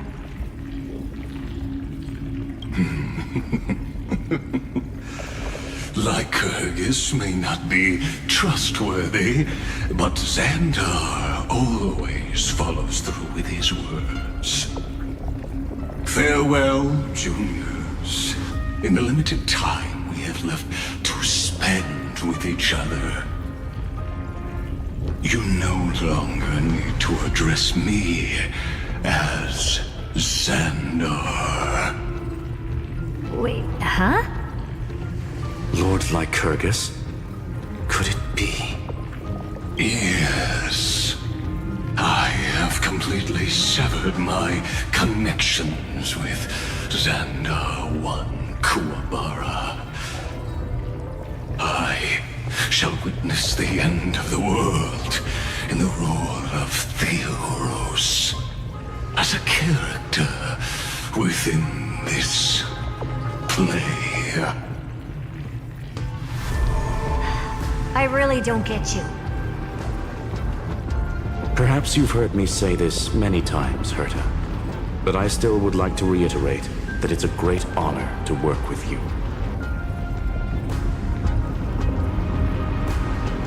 I did hear this many times, and I've responded to you many times in the same way. I'm allergic to pleasantries. Keep at it, and I might go into shock.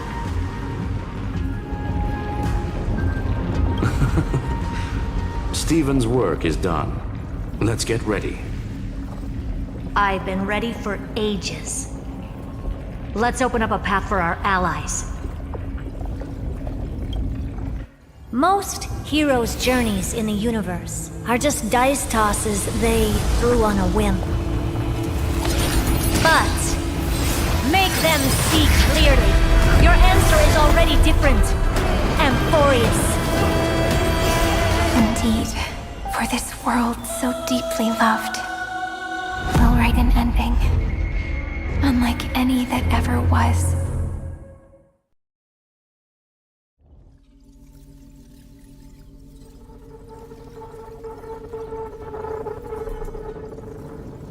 Never thought I'd one day be riding a train that's literally the incarnation of him.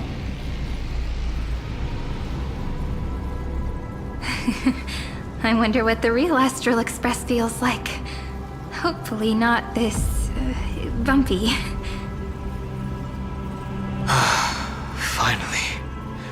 We're here. Dust and sand in the air. And crumbling ruins all around. Oh, this heat is brutal. Not even the Trailblaze can take it. You could say this prison was forged from Finance fury. But fury never lasts forever. That's why we're here. Right, friend?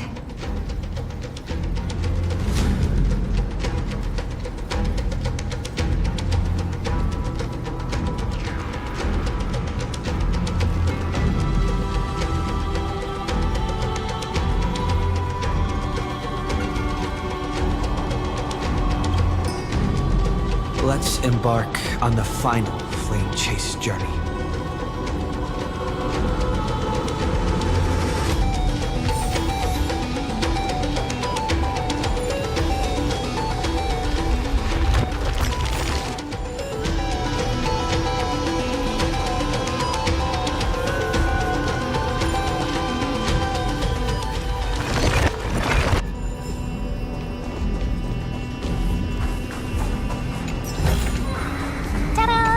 If you find any treasures.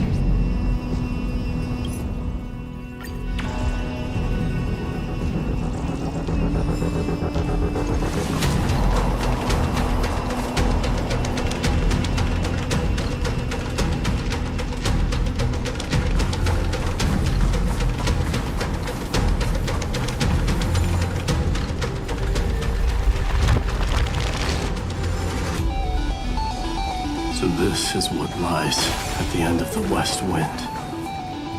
A ravaged battlefield.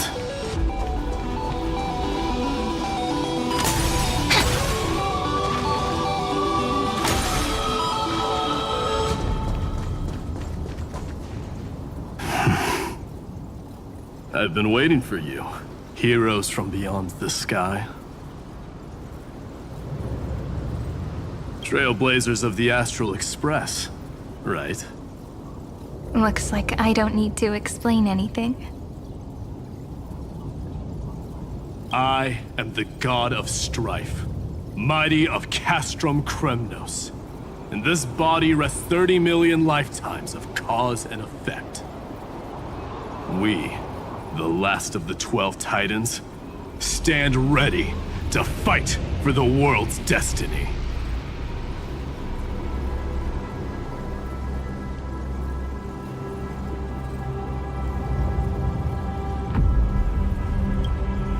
Indeed. That journey remains vivid in my memory. I will not forget it. The past remains vivid in my mind. Even the sights along each crossing of the River of Souls have never been clearer. Let alone the companions along the flame chase journey. Or Cyrene from Aedes Elysiae. And you, the 13th Titan. Well, I guess my identity's not a secret anymore. That means her sacrifice. And everything she did wasn't forgotten by the world, right? She was the first ripple. She should have reached the end of the story with everyone else. Since you've taken up her pen, then write. Stand with us and fight destiny with all your strength until all is settled. Then, inscribe her name in the epilogue of the epic. In this final battle, Calamity shall stand with Amphorius. This battlefield is a testament to the death struggle between the gods and the Black Tide. We fought tooth and nail to defend that blade. The abyss it pierced was the very breeding ground of Iron Tomb. The earth beneath our feet is dead. Deep below lies a void, as if the world's core had never formed. I hear it. Finan's heartbeat. It's so faint, like he's on his last breath. Across 30 million cycles, I've crossed blades with Dawnmaker countless times. If you knew that man, you'd understand. It is exactly that last flicker of flame that will never go out. In this life, the song of strife shall not end in a final watch over Kremnos, but rise again into a journey unending. I am Mighty-Mos, the Lance of Fury. I trade 1,000 scars and 100 lives of mine for the destruction's eternal end.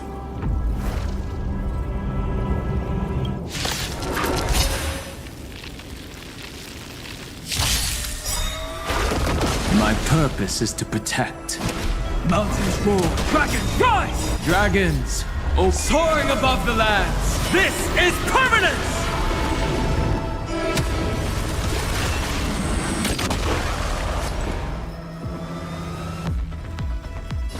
I choose you! Trust me, we can do anything!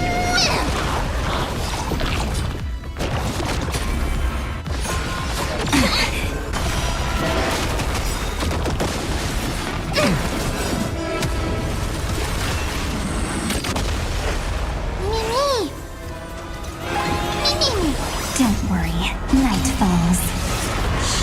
Good night. Till we meet again.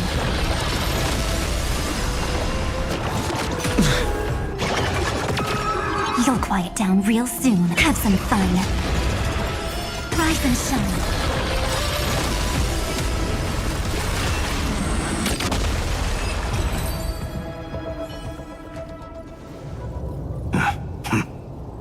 Weakling.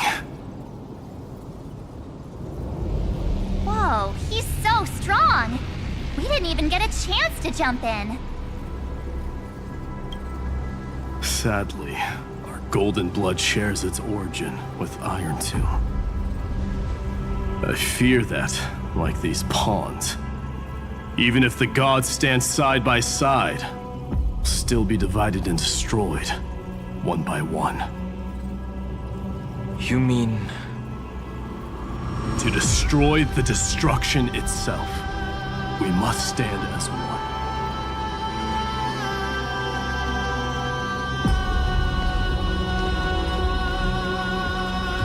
Take this.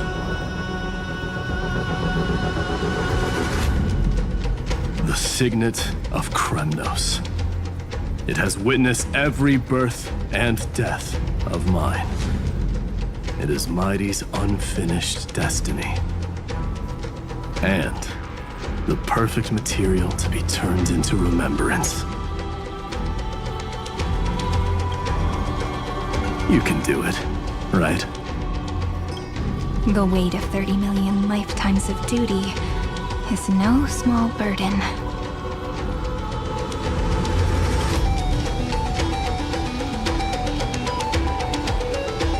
So, you're not coming with us?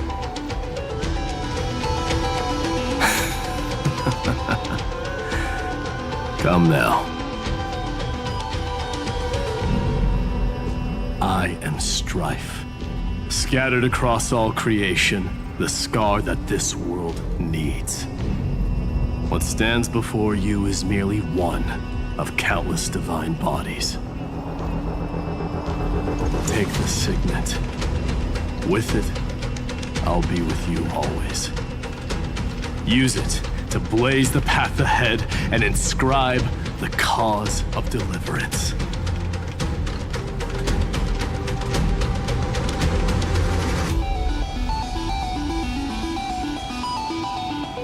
In the name of the mortal, Mighty, champion of strife, this soul rises to the stars for glory and freedom, to have his wish fulfilled. March on, heroes. march into the abyss and fulfill that long-cherished wish of Amphoria's. And then, upon this broken and charred land, build anew a city of prosperity.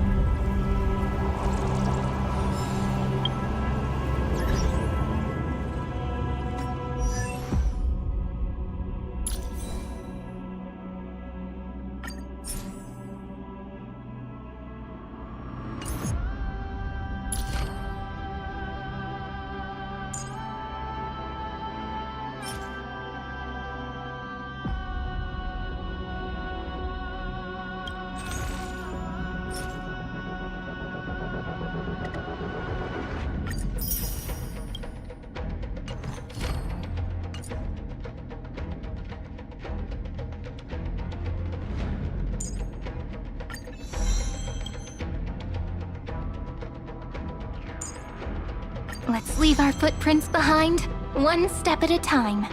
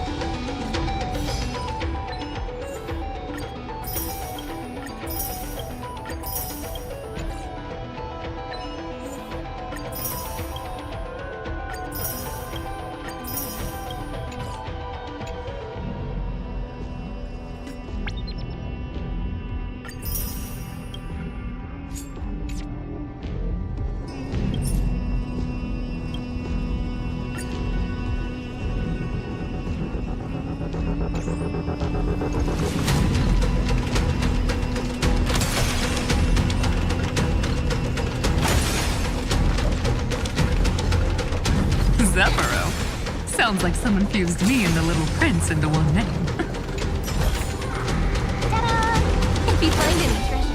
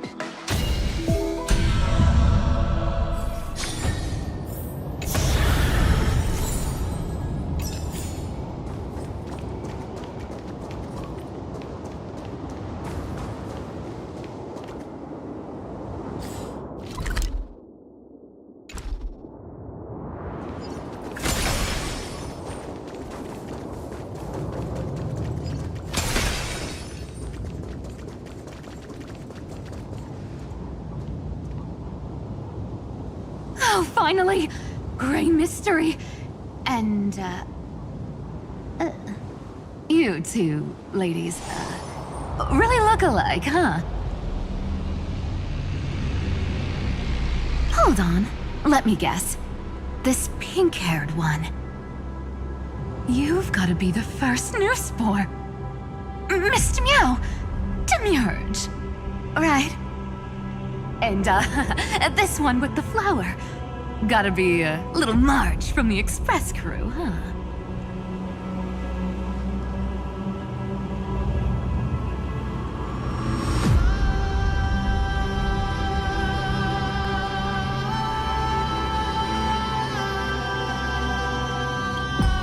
We do?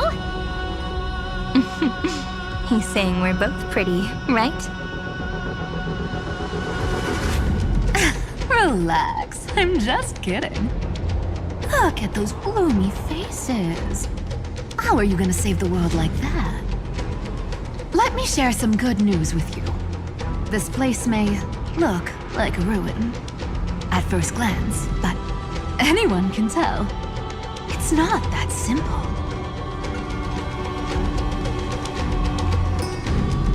Look, I dug 3,000 feet down and finally struck gold. A golden feather. Look familiar.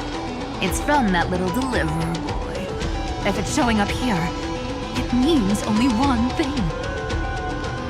This ruin is the seal he built from the shattered remains of 30 million lifetimes. There is no need to question your heart. No need to crave victory. If I am born to be a vessel of sin, then I shall roar at evil and trailblaze a dawn for future generations to come.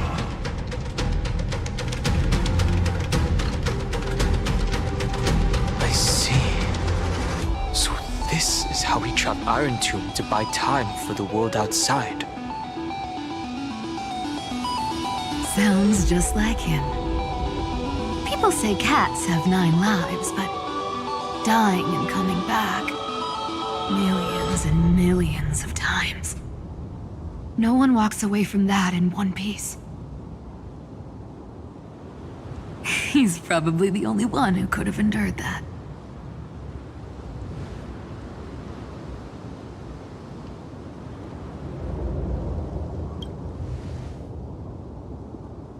Of course. I knew ahead of time and gave him a heads up. He was happy. He even laughed in his sleep. After all, the dead can't hear Trickery's lies. Hey, Deliverer Boy. Sorry for before. But the heroes you were always holding out for, they're finally here now.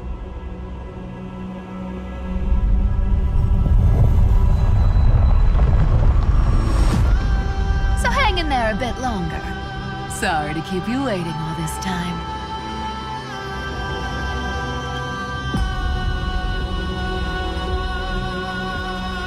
Please, join us, Cypher.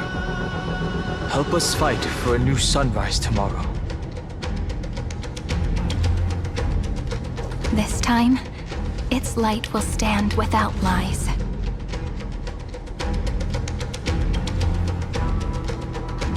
Well, would you look at that? I ended up being one of the heroes after all, huh? Alright, then write it like this. Cypher, Trickery's traveler. All she ever wanted was for there to always be water in deserts, and gold in fertile soil. And for even a thief to steal their way into legend.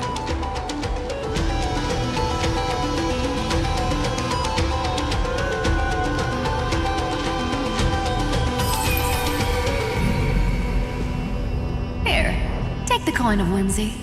When it's time to make a quick getaway, just toss it high into the sky.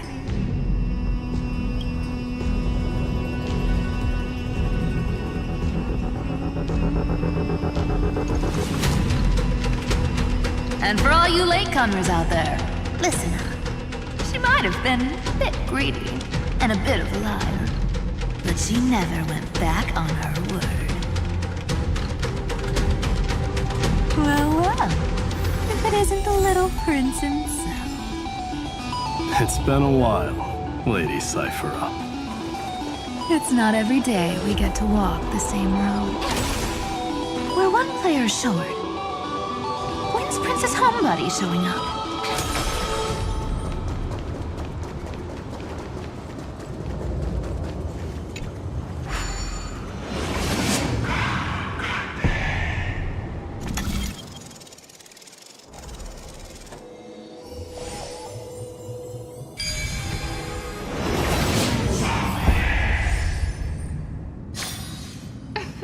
Aren't I smart?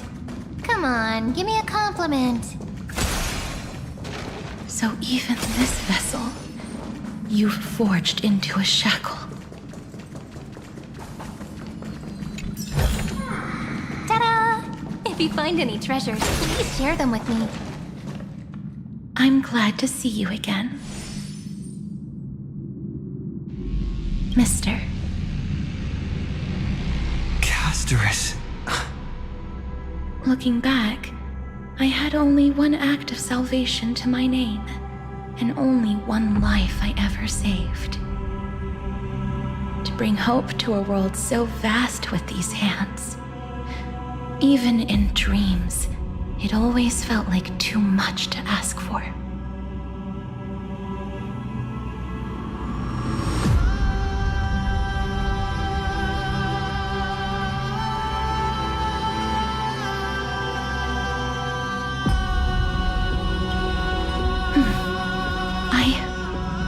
Won't forget.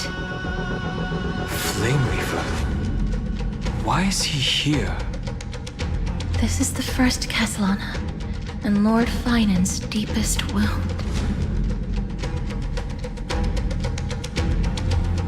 He remembered everything he bore through the fires of his fury, But when the embers faded, all that remained was cold regret. I've restrained countless vessels like this across endless cycles. But this one, the pain he carried runs deeper than any I've known. Maybe he's been waiting here. Just for us. Waiting for his former enemies to stand before him again.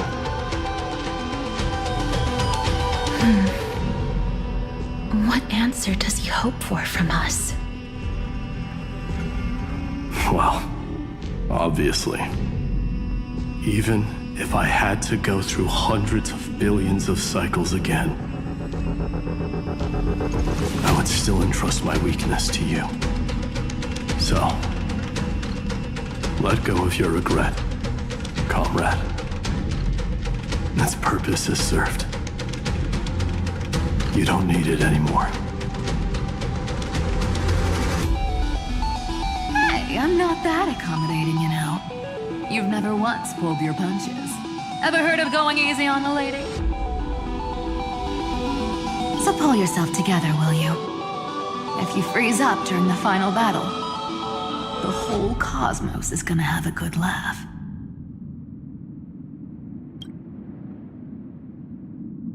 Yes. Please trust in us, wandering soul. Across 30 million cycles, the radiance of every flame chaser now shines bright enough to illuminate the path ahead. I ask you to rest here. And may this grieving soil bear the bloom of acceptance. No earthquakes. It's surprisingly quiet. Perhaps Kazlana has found his peace. There's another possibility. This may not be the only seal he left behind. Then, I suppose it's my time to set out with you. Please take this Antilla flower with you. I believe that if anything could speak for Casterus, this ordinary, resilient bloom would be more than enough.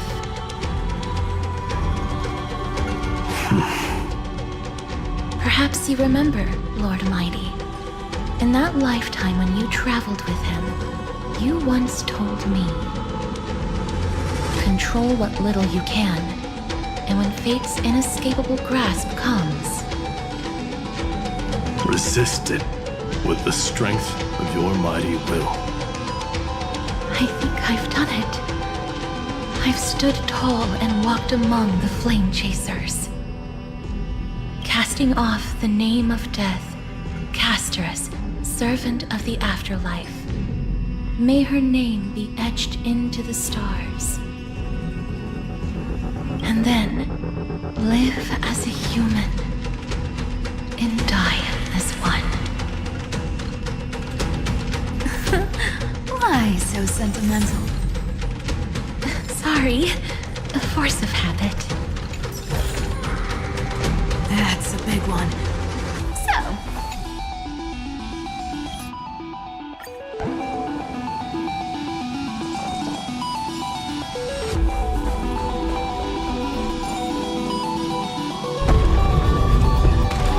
not budging an inch, huh? Really, Gray Mystery? I leave you alone for a bit and you're already this rusty. Speaking of which, Miss Cypher, do Delosians all like spherical things? Of course we do. Wait! That's not the point. Isn't the real issue that this thing's in the way?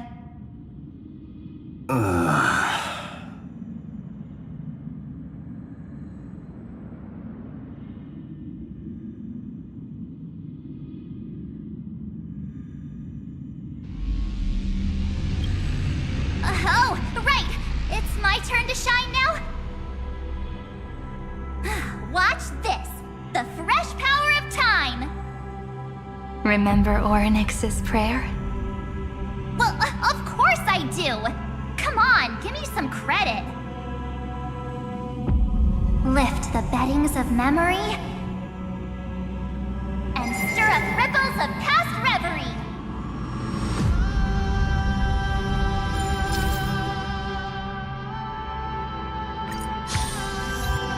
See? Way better than that guy, right? You'd be even more impressive if you could recite the prayer correctly. But beddings of memory does catch your attention. At least it still rhymes.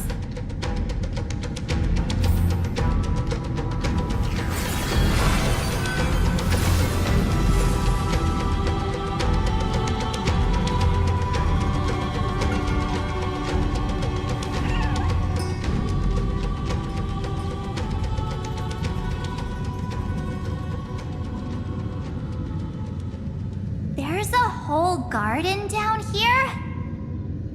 Incredible. The energy in the Earth's veins here it's completely different. This is the sweet dream Lady Cypher wove for him. A peaceful, gentle new world.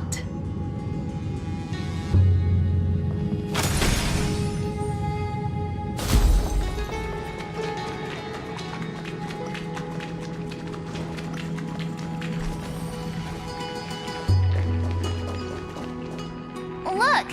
The blade down here's already snapped. Just like his mind, shattered and broken. But that light, it looks familiar. Yes, it's the world-cleansing blood. Still shimmering. After all this time. This roundabout way of doing things is definitely him. Golden light, tracing the way home. Shame our destination's the exact opposite of the one in your poem.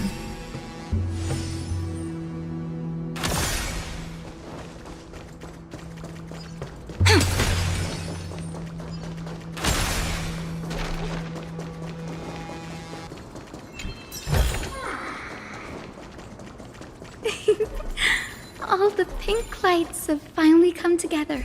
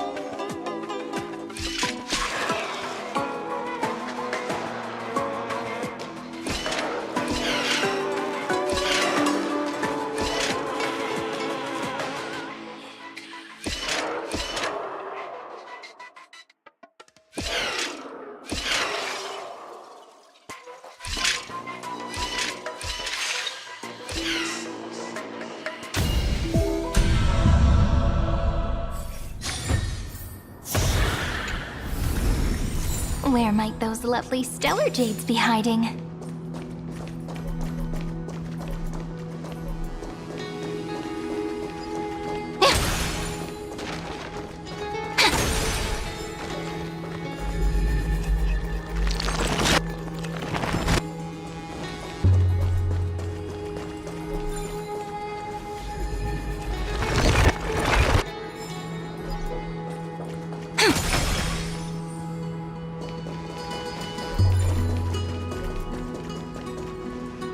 I've been waiting so long for you, Grayi, Danny, and...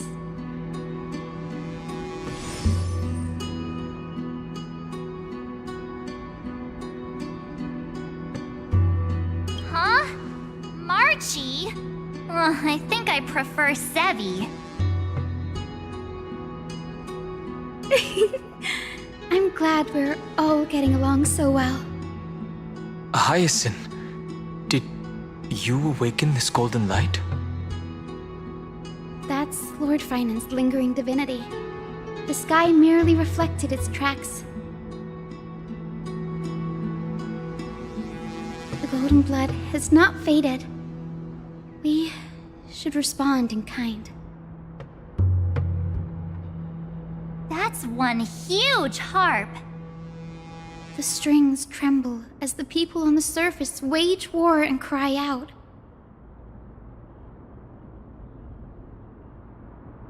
Miss Clementine, Mr. Krateros, and countless others who have heeded Gray's call. Guided by the rainbow, they're sending back good news, all to the same tune. Amphorians need not bow, even when destiny is unveiled. I knew you could all hear it too. Standing here, the sky feels wider than ever. It's no longer a towering wall, but a shore within reach. We'll take every name there with us, won't we? We will. An epic is shaped by the lives it carries. That much is beyond doubt. Or, as you've said before, right now, all that matters is to believe. Then, I guess that's my little wish fulfilled. Pluck the strings, Hyacinth, healer of the sky. May the seven-hued melody weave a rainbow, bringing a rosy-fingered dawn to the children of humanity. When the rainbow rises across the horizon, even the darkest clouds of destiny shall scatter.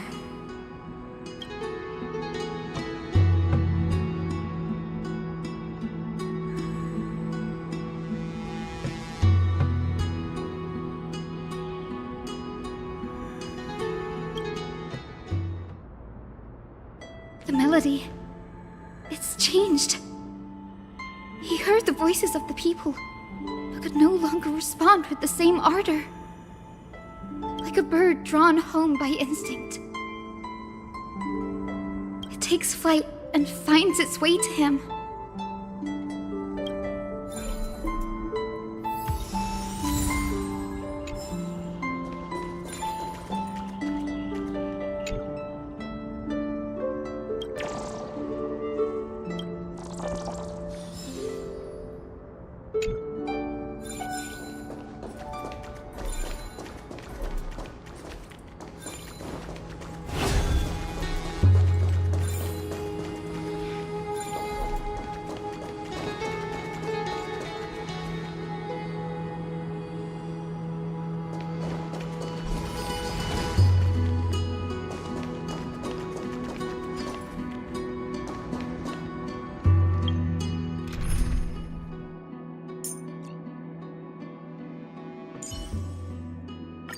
I shall remember every risk that the Nameless took for us.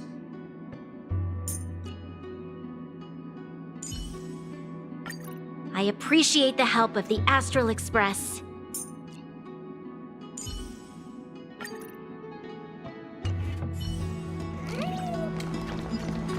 Light up the dawn.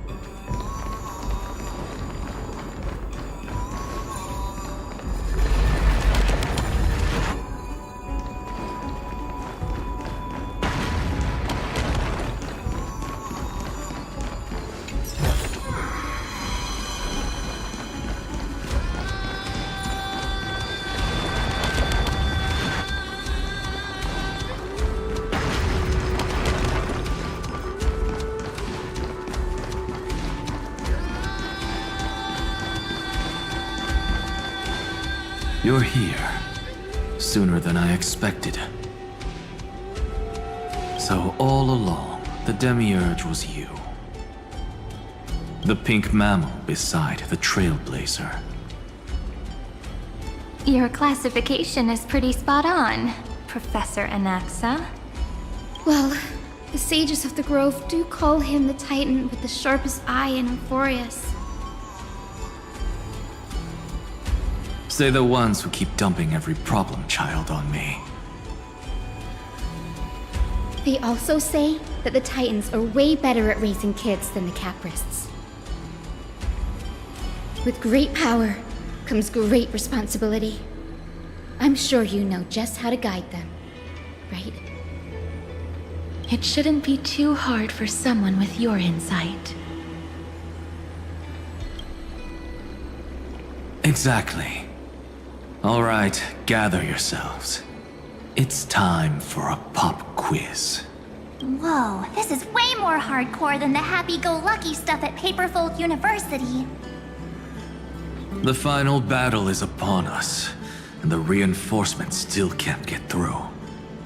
No matter how many times I tell him, he just can't seem to manage the rear line properly. See those crystals?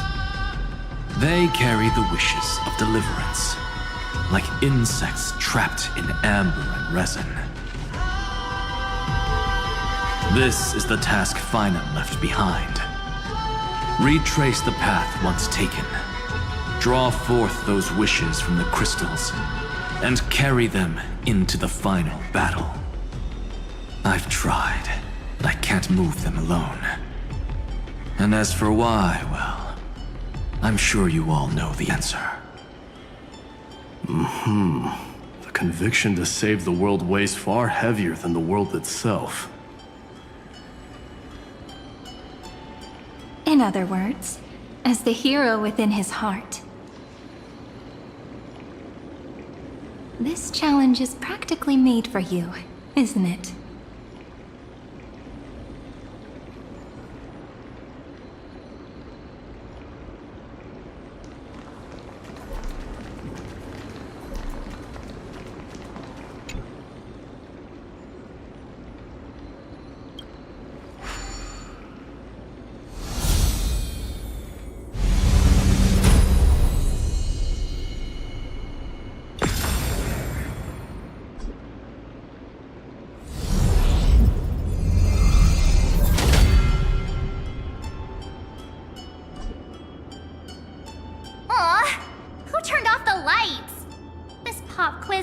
Dramatic effects now?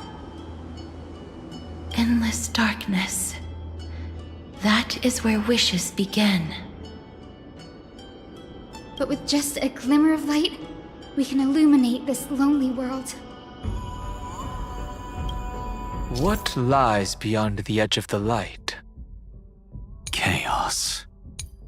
To bear the name Kaslana, one must first plunge into chaos to seek a path for the primordial light.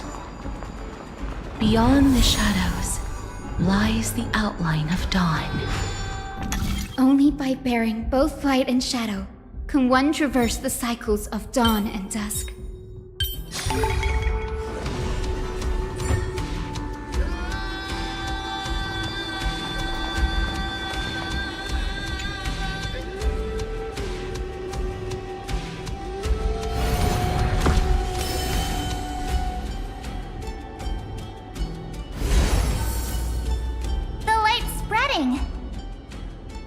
These creatures, they're everywhere.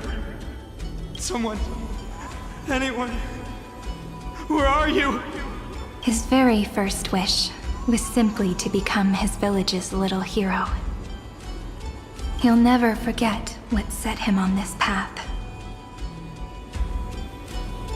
That's the ray of hope. Just like the wishes he gathered, it's grown ever more insatiable. Why? Why is this happening?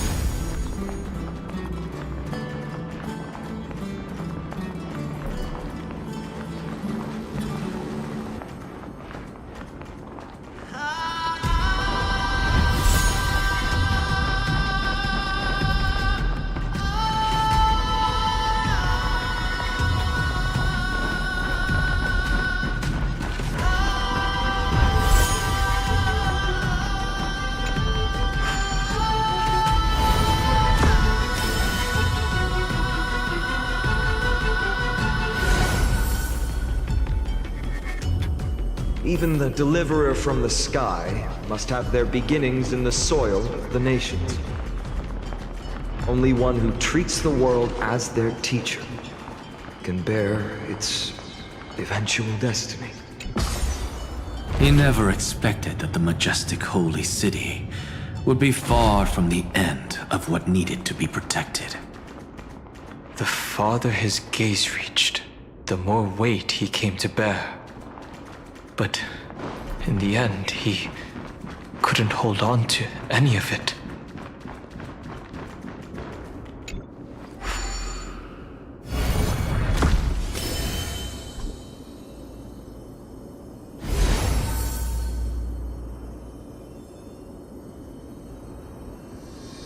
This crystal is quiet.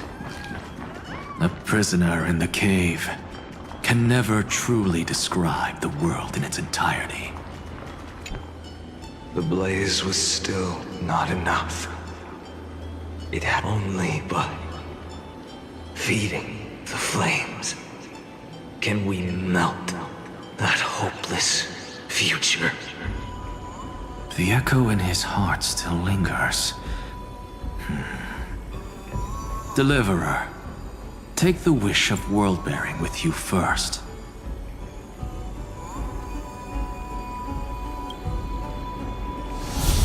We only have half of the mark. Where's the other half? Take this. I'll bring you to the next test. That massive tome you're holding must have room for one more scholar, I presume. Of course. It can hold the whole world. Then give me a lift, would you? I'd rather save my energy and use the time to think. Even gods shouldn't skip exercise, you know? Miss Hyacinth is right.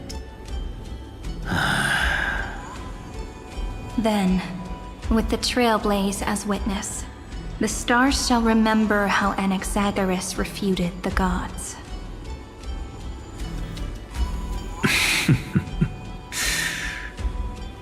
No need for that.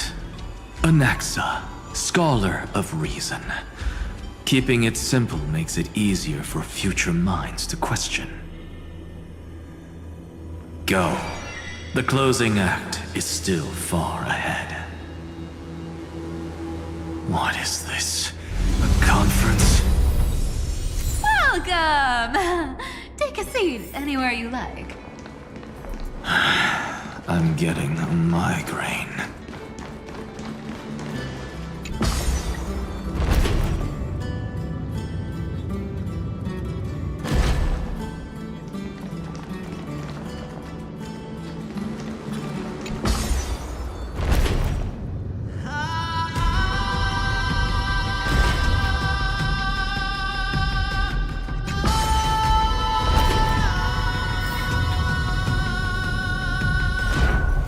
I will...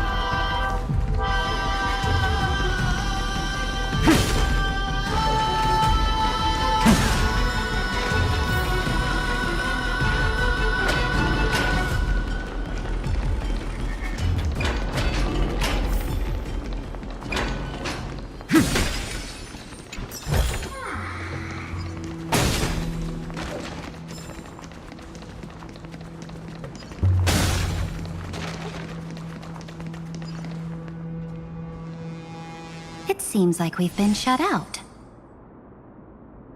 I don't think that's a bad thing. Hooray, Fry! You finally made it! No laws, no opposition. Just a dying beast and the flame-chased spirit of shared hatred. Ugh, boring. Whoa! This place is really out of the way. Imperator, should we tell them? It's your call. Allow me to share our findings. This paradise, along with the destruction, seems to be instinctively rejecting both the Imperator and me. Perhaps it is because the era in which Finan was the most active lies far removed from the days of the first flame chase journey. Even in the cycles where he remained sane, his ties with us never went beyond cooperation. Even trapped in a cage, he hasn't let down his guard. That is a good sign. That man's heart may seem hollow, but his hatred is clear.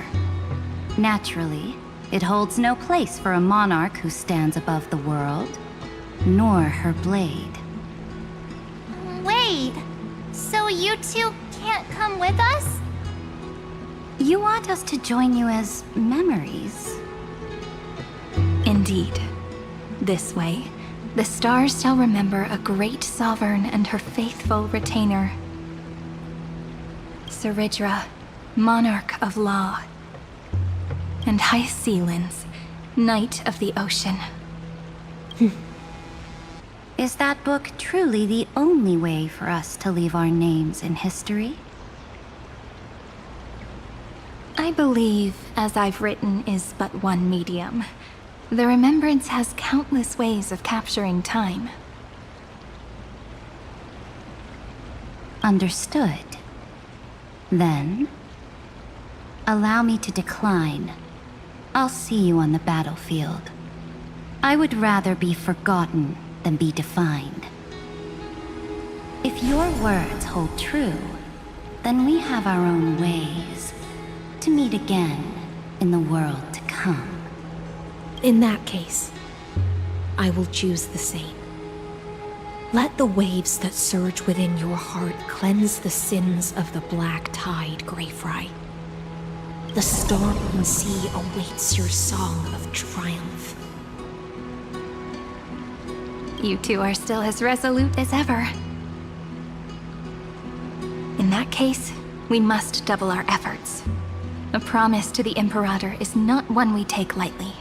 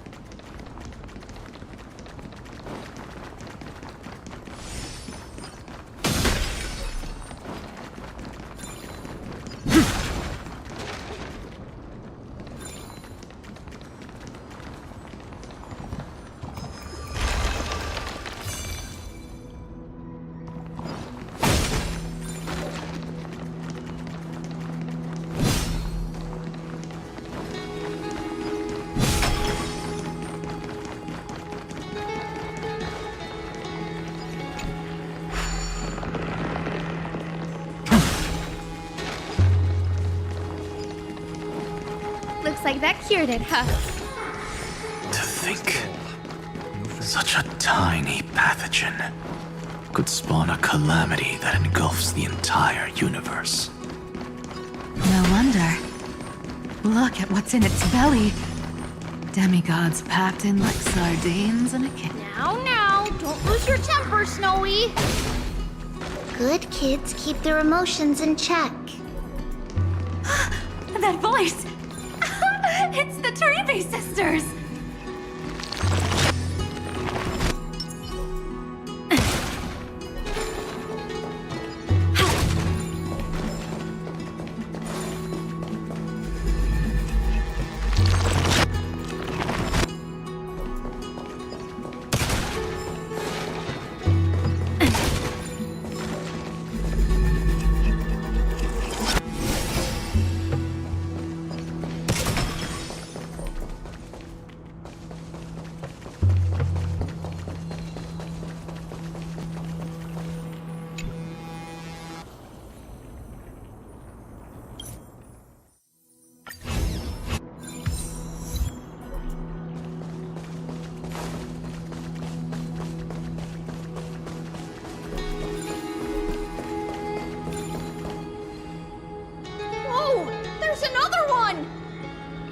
over here, too. Lady Trebios? Whoa! You're little Reenie? You look so grown up all of a sudden! She is not the Cyrene we remember. She is the Demiurge, Titan of Genesis, the one destined to work miracles alongside the heroes.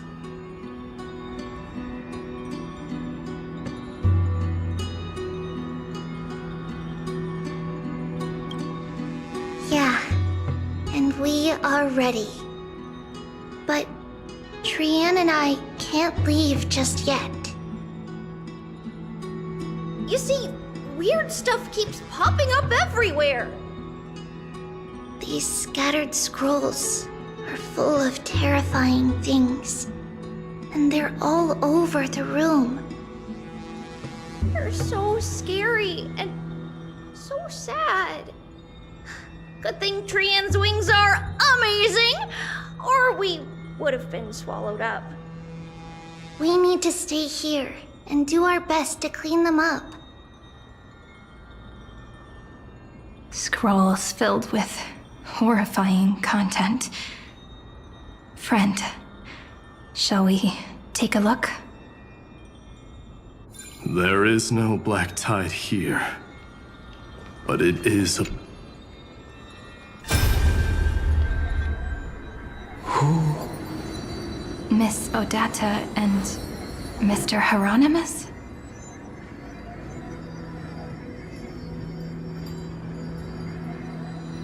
Nikos 496, still resisting. Command, inject interference to redirect decision logic.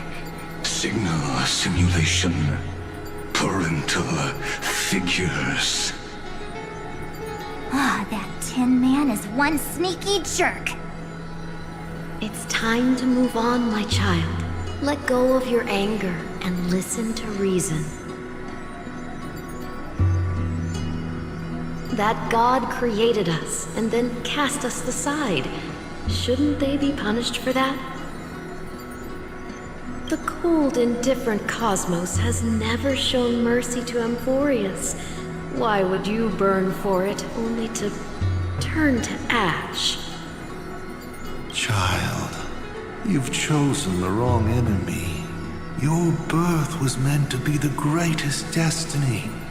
You were to liberate the universe, like the blazing sun at the end of the long night. And yet, you led yourself into a trap of futility, treating your very purpose as your sworn enemy. Is that not a tragedy in itself?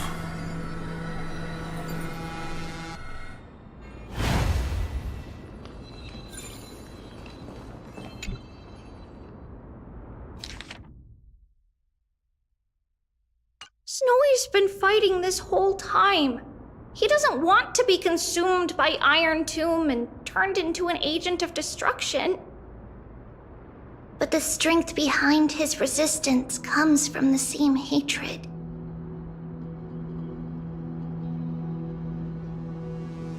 To be a flame is to burn. It is simply in Vinan's nature. But it was remembrance that drove him to shine with golden light, piercing the unfathomable darkness.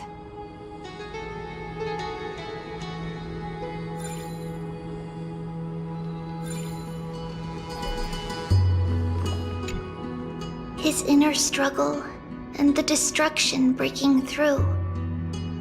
They're rising to the surface. If those thoughts take over this little world, we're in big trouble.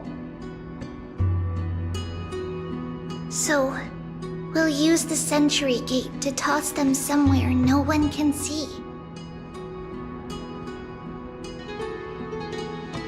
Then, we'll defeat the baddies together and meet everyone at the end of the West Wind. But If Finan and Iron Tomb are already inseparable from each other, that would mean... It means he's still bearing the weight of the world.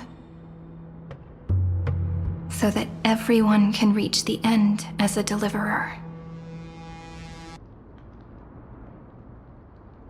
So, you guys keep going forward and down to where Snowy is.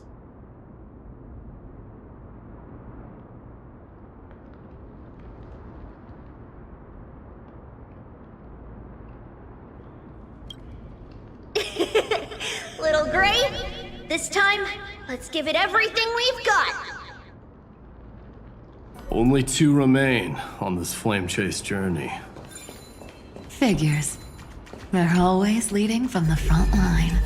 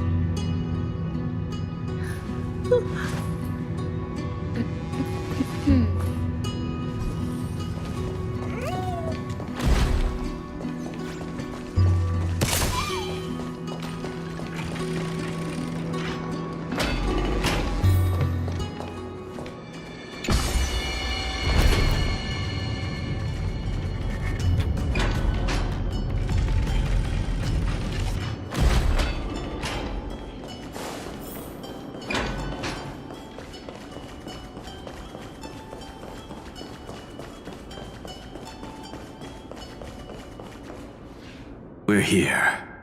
The second test site. I wonder what kind of wish we'll see. I'm afraid it's quite the opposite. This time, we'll face his despair.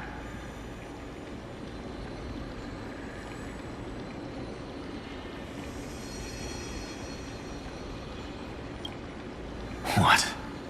Are you afraid? The other half of the weight of world-bearing lies at the end of this path. Relax now. Take a deep breath. Come on. Let's make it quick.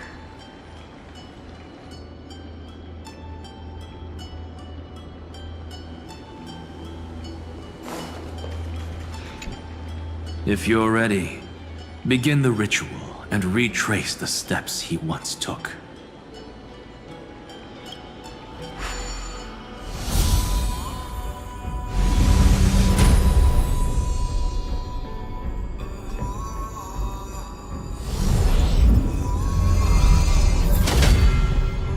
Looks like we'll be walking through the darkness this time. Exactly. It's no longer about mending broken wishes, but shattering the frozen despair.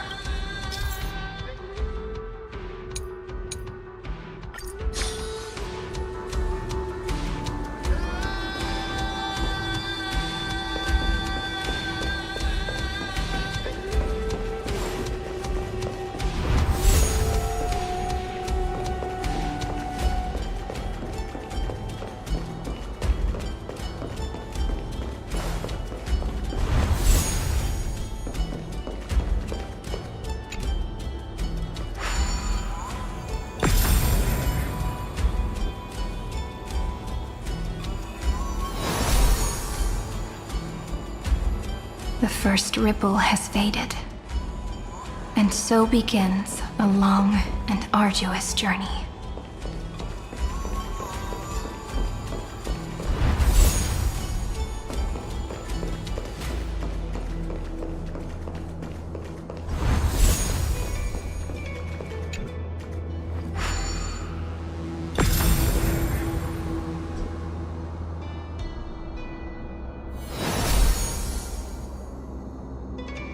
Endless slaughter.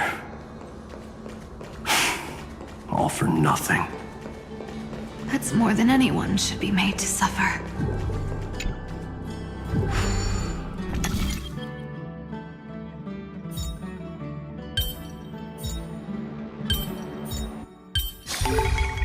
Sign is exquisite.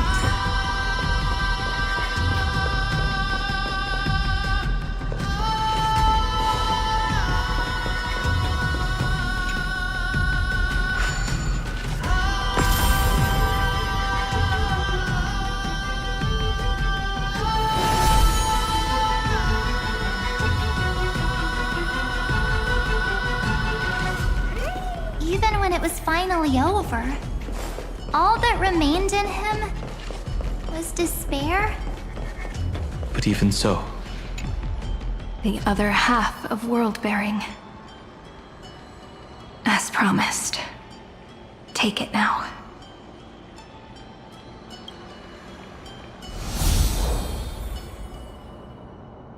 At last, you've released him from the wishes he carried for so long. And quenched the despair kindled by his wrath. When both light and shadow are claimed by those who follow, his true form shall emerge. The blank statue is finally free. That smiling child in the memories. Let him come with us, laughing to the very end.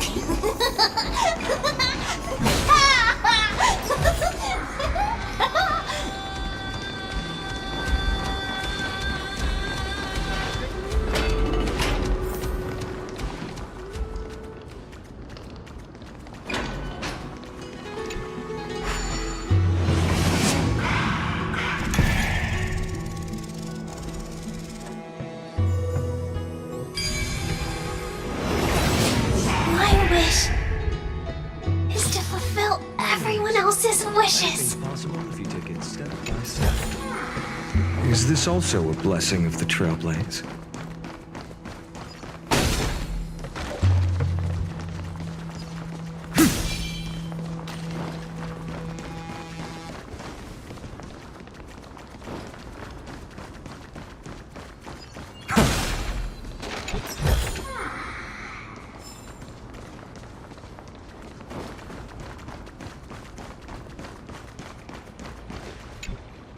The Spirit Basin marks the end of every cycle. It seems this gentle little world has come to the end of its purpose. One last farewell before the journey moves on. Farewell, Paradise. You carried 30 million lifetimes of wishes and despair. Sink into gentle remembrance. And see you tomorrow.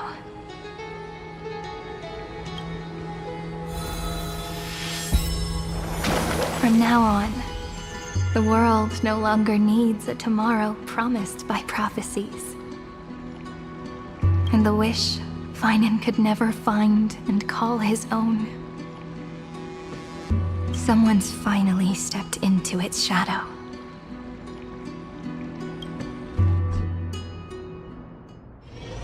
Whoa! So tall! So cool! Just like the hero on the Oracle cards! It's because he is the very embodiment of a hero.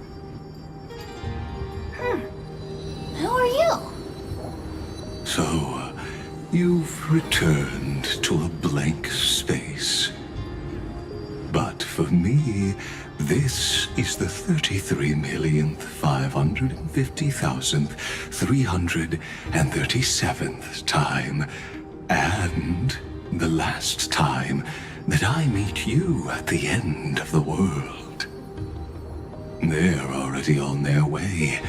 Should they cross paths with me, I imagine things may spiral out of control. 30 million... what? And who are they? Ah, pay it no mind, child. Keep looking there. What do you see in him? It looks just like a statue, but... it's weird. He's warm. Like, really warm. Why not listen as well? I hear something. There are cracks all over him, and they're making this sound. Like someone's groaning. It's scary. Is he gonna fall apart? How unfortunate, child. This man would rather fall to pieces than fall to his knees. You might think of me as a sculptor. Across all my years, I only completed 2 pieces. Others may call them masterpieces, but only I know how many regrets they truly hold. Regrets? My first creation left me, long ago. This second one, it was meant to be perfect. I believed it with all my heart, until this very moment. I don't get it. Are you saying you've changed your mind? I won't change, but I'll admit this. Those 12 stones, unpolished as they are 1,000 times more exquisite than any statue. It's as if they are mocking me, a failed sculptor whose touch can only diminish what was born to shine, until nothing remains.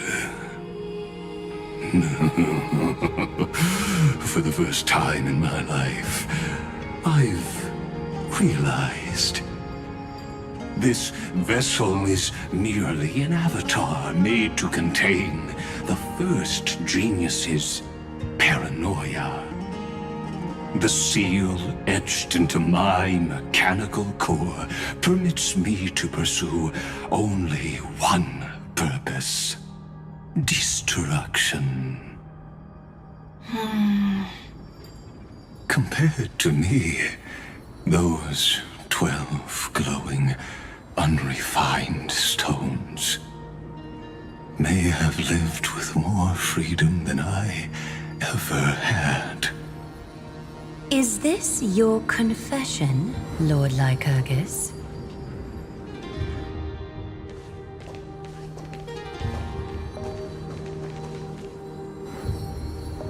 You misunderstand. From the very beginning, I was never meant to feel regret. But since you're troubled by the radiance of these stones,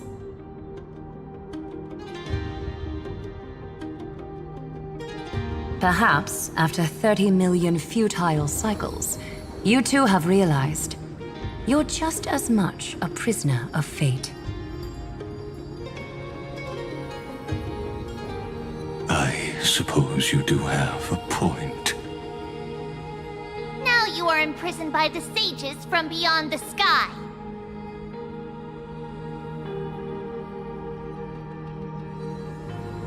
And that is why this will be my last time standing here as the Theoros. Though we stand on opposite sides, we are both waiting for a miracle.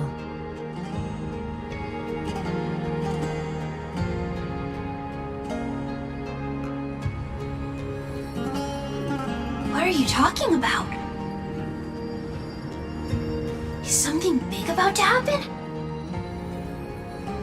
Aggie! I know.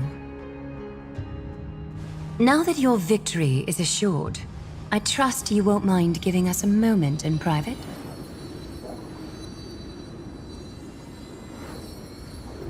Assured? Oh, not quite. But I won't stay long. I'd rather not spoil the fun for those deliverers. And besides, after losing everything, the only thing that remains in me is the drive to seek knowledge.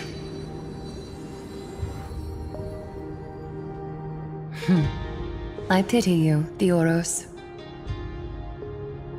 I don't need your pity.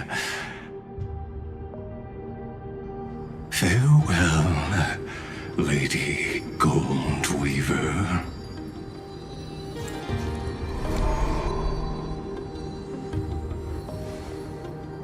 Sorry to keep you waiting, Snowy. We're here to take you home. Home? I don't understand. Isn't this my home? This isn't a real home.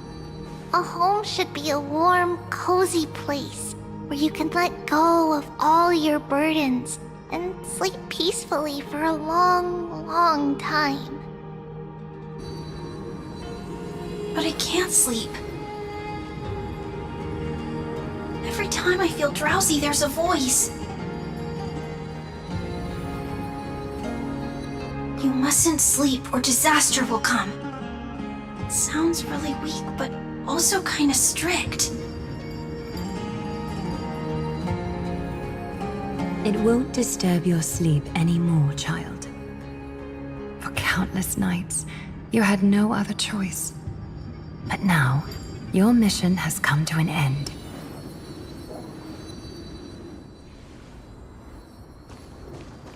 Join us, and send your own wish towards tomorrow.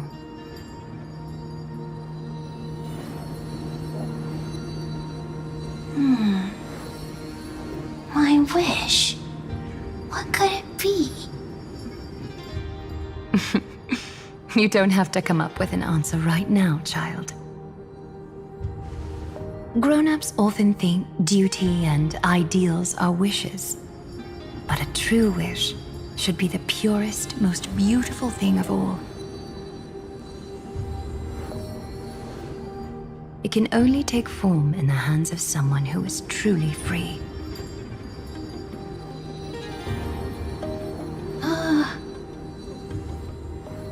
So, Snowy, will you come with us to chase after your own wish?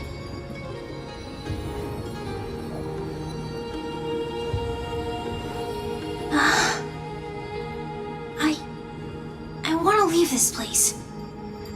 I want to go find it. I'm glad to hear it. The final flame chase journey, just like the 30 million before it.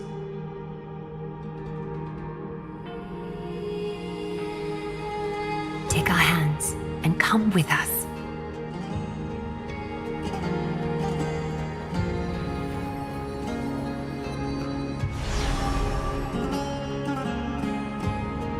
Where did little Fine and Shadow run off to? Look. He's already gone ahead to embrace his destiny.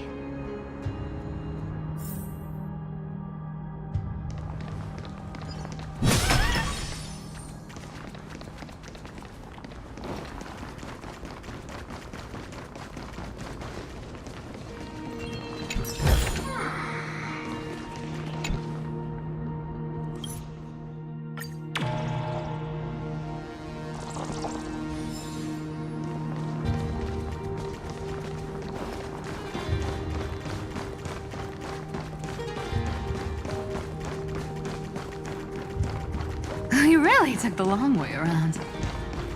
Well, now everyone's here. I've praised it all. No thanks. You finally arrived, Deliverers. Long time no see, everyone.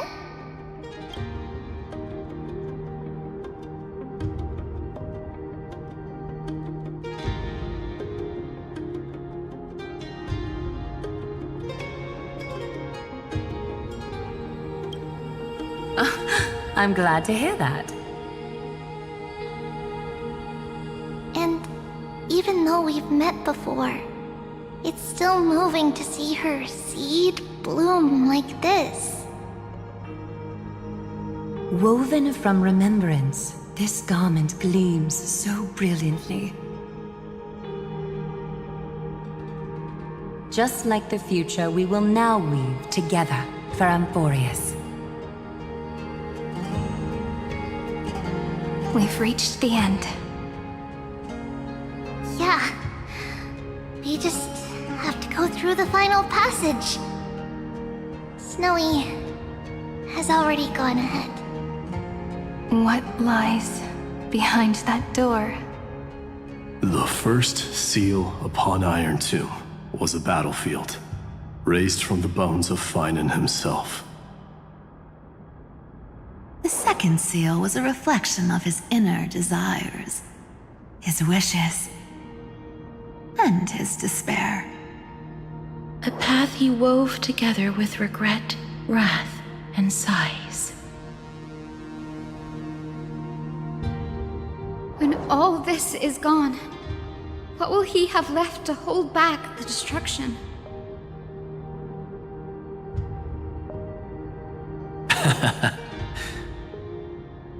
The answer is all but revealed. His traces are everywhere. You can even hear distant heartbeats. But one thing is missing. His sense of self. The world believed Kefri had long since perished. But they held fast, anchored by a sliver of self, standing for 1,000 years to shelter all life from the black tide. What Finan is doing now is no different. And what we must do is also no different. Then let remembrance burn bright like a shooting star, and once more, pierce the long night of slumber.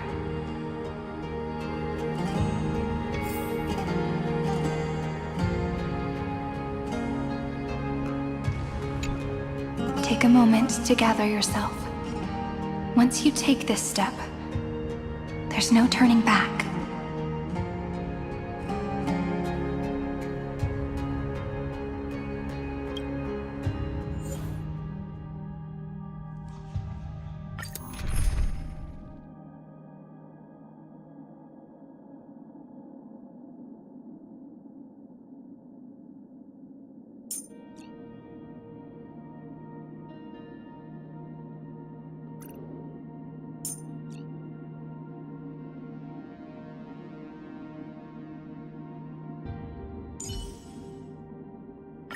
Look, the dawn you've been chasing is finally breaking.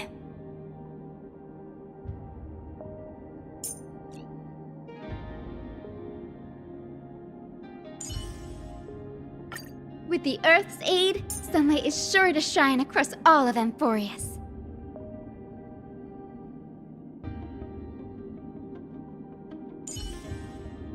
You want a photo together? Of course, I won't say no. I'll say this up front. Please do not go against me.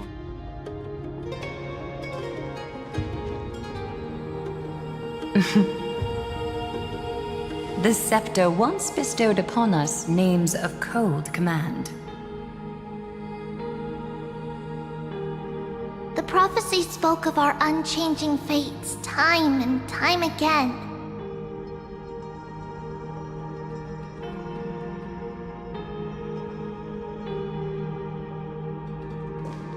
But under the pens of trailblazing and genesis, the stars shall thus sing of tomorrow.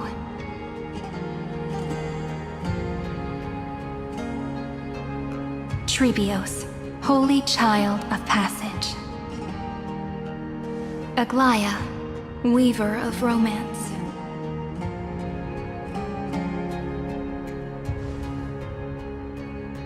At the journey's end, they shall bathe in gold once more.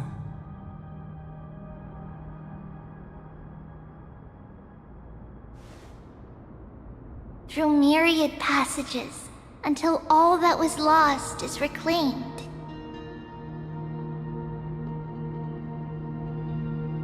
Do you still remember, Kaslana? The one who won't reach the dawn? The world dissipates at the end of the cycle. In this dream, you will awaken again and become once more that boy who loved to laugh.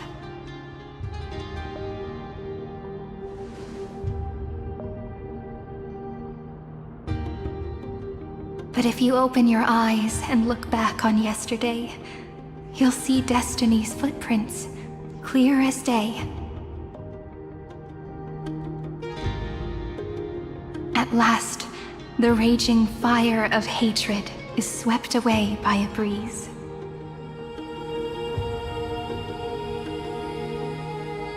Leaving only love to remember the passage of time.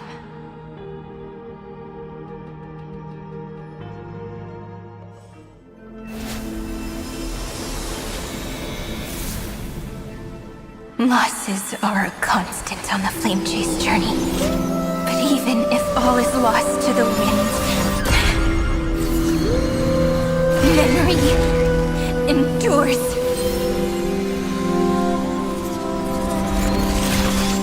Here, all that was once futile finally comes to fruition. This is the end of your lonely, bitter journey.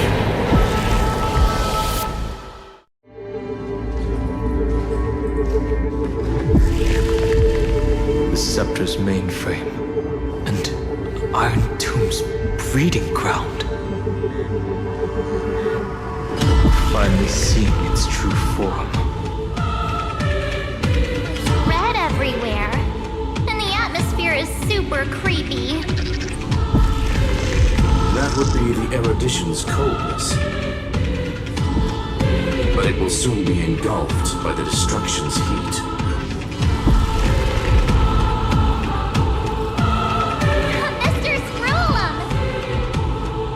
This world's insides are finally connected to the outside.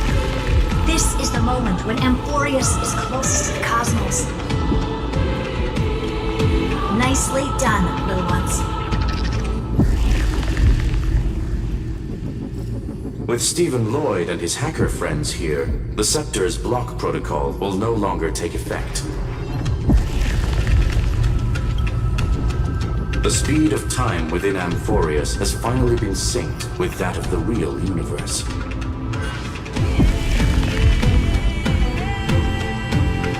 In other words, it's time for the decisive battle.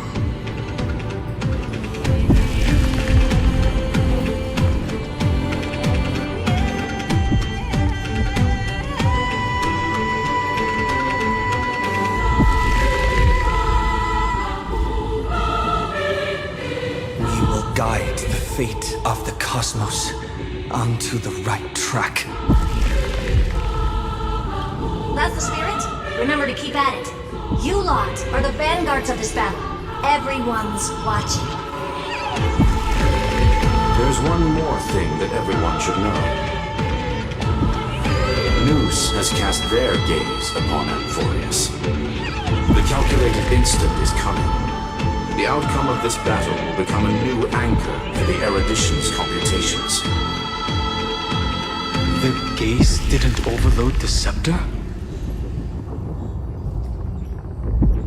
Unfortunately, we have to go with this reasonable assumption. The birth of Iron Tomb had always been within that eon's calculations. Don't worry. The one miracle that Emporius was never short on is defeating destiny, no?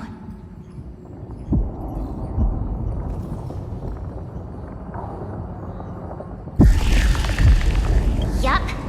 Let's show the Eon how powerful we are.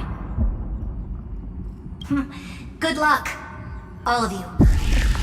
As the ruler of planet Scrulum, I wish all of you victory. It's not hard to imagine that Akivili and their companions must have also stood on the precipice of many similar crises before. Perhaps the cosmos is much more fragile than people think. Sometimes, destiny hinges on only a small choice. But in the end, everything will turn into memories, converging into a collection of fables about the stars. The difference this time is that the protagonists are daring to write their own stories. Explore, understand, establish, and connect. Although unwritten, there's actually a fifth word in the creed that has always accompanied the nameless. Salvation. It is a word that often comes knocking at our door, and our soft-hearted conductor never turned anyone down. So, go save this bruised and battered world, just as we always have, kids. On this stone, the entire cosmos will be your traveling companion. Make sure you watch your footing, friend. Let us walk through the final page of this saga, with everyone, one step at a time. Shall we? After running all around the place, we're finally making big strides. At the end of time, life will illuminate the warm candlelight, subduing the flames of the destruction. Cast everything behind you. All that's left is the thrilling, relentless deathmatch. The final problem no longer requires a rational solution. Feel free to critique it to your heart's content. The destruction's placenta is getting restless. Gone and again. Kaiden launched his attack against the sector alone. This cycle... We've caught up to him.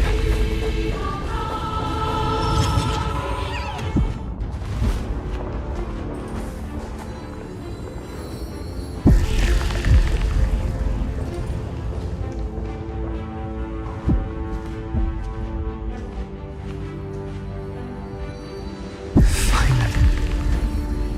Do you remember the promise we made back then?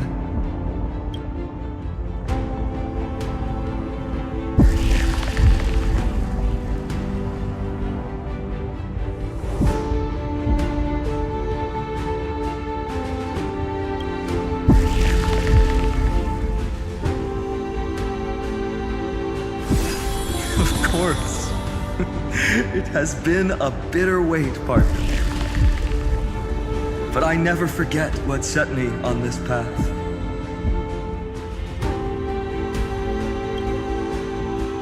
Iron Tomb now trembles in Finan's chest.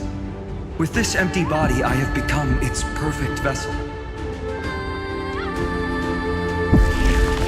And its destined casket.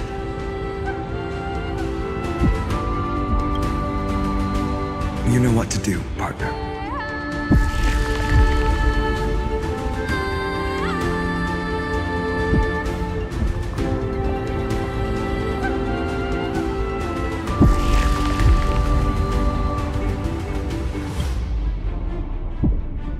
Remember the past and become the hero of tomorrow.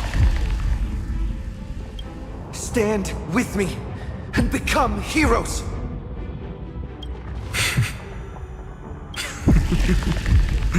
That's all I've ever wanted.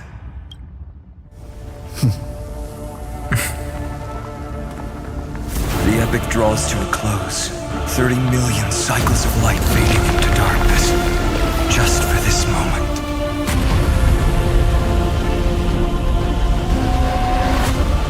To welcome the true dawn.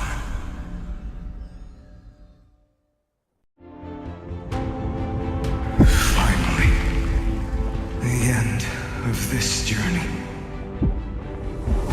All of us reunited beneath a vast, endless sky.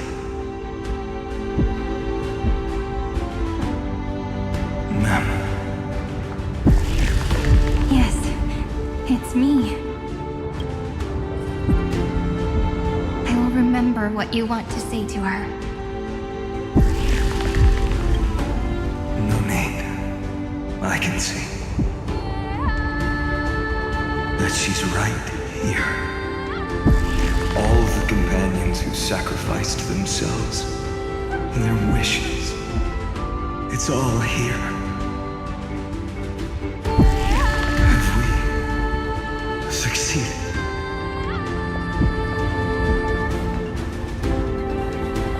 I think we have. Tomorrow, the stars will sing of the story of the flame chase journey. And it won't just be you, Bennett. There will be countless numbers of you. Amphorius will be a glorious and magnificent world of heroes in the universe's memories.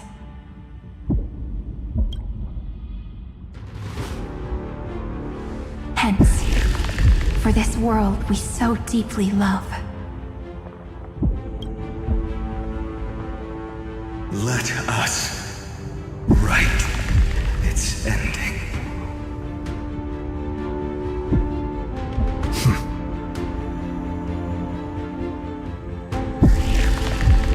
Step forward with the trail blaze as witness. Let the name shared by all deliverers be sung unto eternity. The nameless hero, Kazlana! I see the pale dawn breaking, with my flesh as kindling. Light the first dawn of the new world. Have some sunshine! Next time, Holmes, I'll be there, umbrella in hand. Stars, shine for the heroes. May this faint dispel the gloom, restore the sky. Thanks. All energized. Your time to shine. Till we meet again. Do not hesitate, Deliverer. Destroy this body.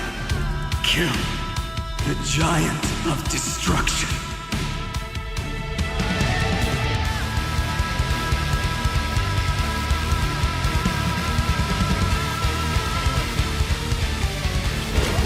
The fury overflowing. Put down your hesitation.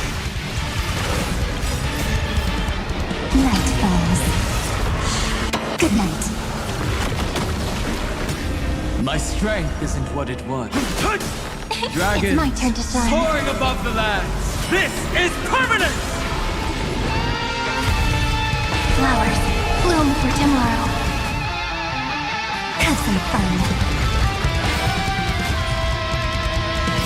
Memories waiting to be woken up by a shooting star. Remember me with love. In time, watch over the Evernight. Rise and shine. Iron Tomb's hatred is bottomless. It will turn into count when the time comes. Promise me. Use the world-cleansing golden blood to turn everything to ash.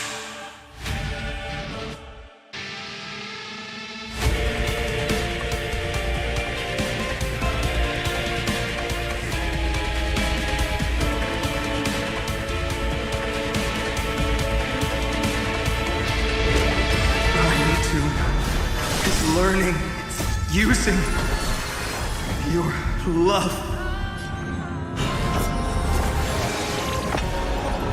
Rewrite destruction with me! May this fate dispel the gloom, restore the sky! Do not worry. This isn't destruction. Rebirth. Deliverance. Cleansing. 30 million cycles of heartbeat. Bell rings out. Promise me the dawn graced by stars.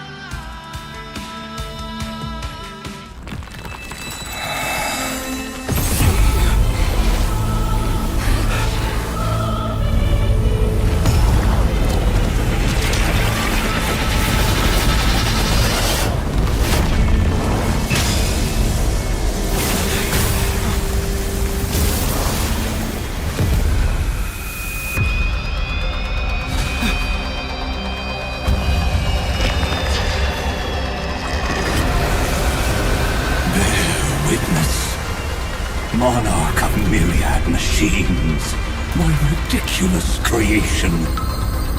The instant in your calculations bears the name Destruction.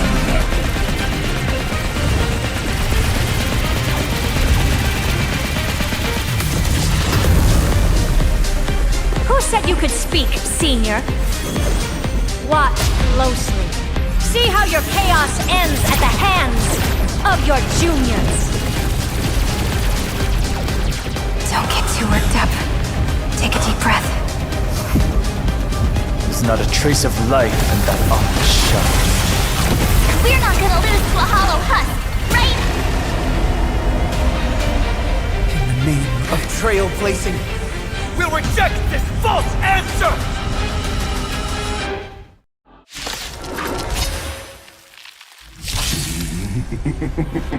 My atonement is complete. The Headless Giant will create wisdom's funeral. Iron Tomb's body has descended.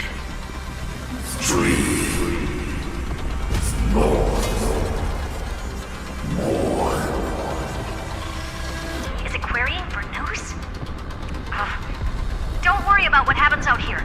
Interfere with it as much as you can.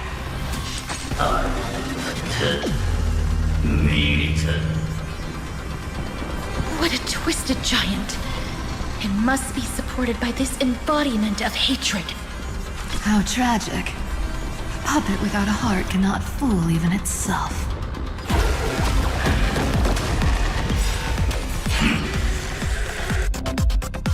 The Cosmic Alliance has finished its deployment. Don't hold back. Give it everything you've got.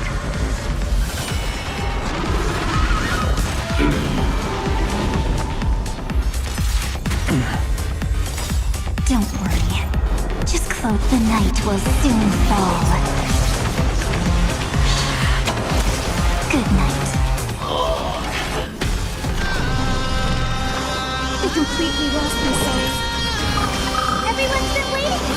Thanks. I'll energize this faint light. Dispel the gloom. Restore clear skies. Once more. Next time it rains, I'll be there, umbrella in hand. Earth shatters, heaven trembles.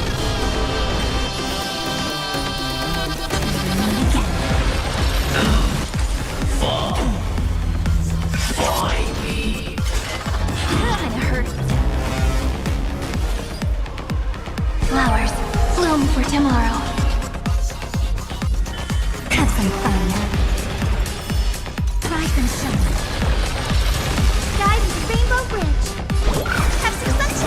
not worry.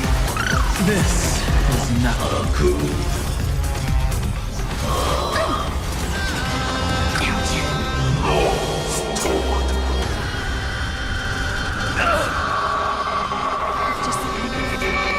Illuminate this chaos. Indeed, there must be light. All courses converging into one. The grand vision of deliverance. For tomorrow is finally within reach! Heroes, please hearken. After 13 heartbeats, light will create the heavens and earth. The remembrance will dispel the destruction shadow. I've got your back. May there be nothing that stands in Amphorius' way! My strength isn't what it was. Earth shatters, heaven trembles! Stop messing around. Your time to shine. Again. Let's create a miracle of humanity.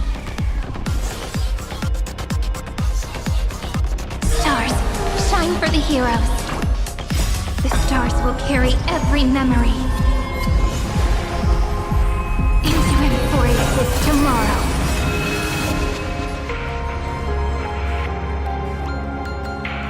May the sky heal the twilight.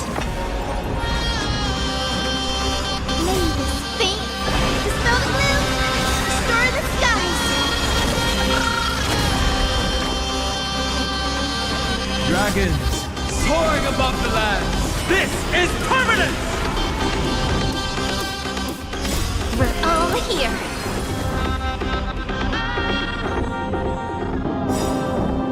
In time, watch over the Evernight. Cleanse hatred with love!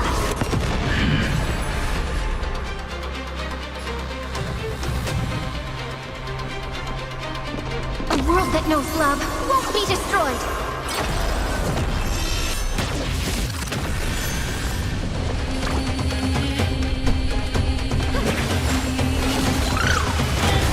Don't worry, night falls.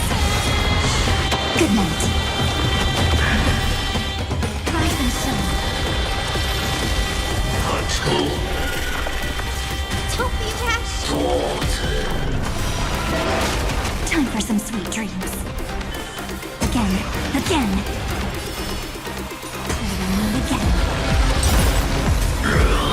Throttle as much as you want, you brainless half-baked tool with nothing but impotent rage! Guide with the Rainbow Bridge.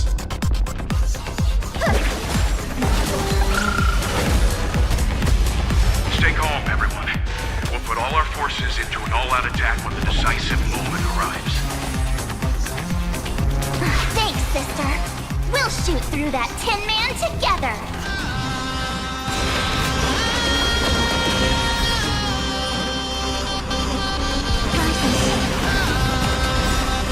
We're all here.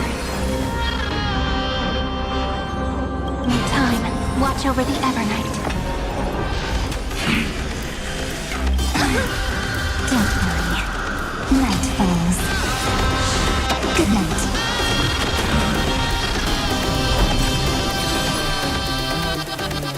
Spread this light into the darkness!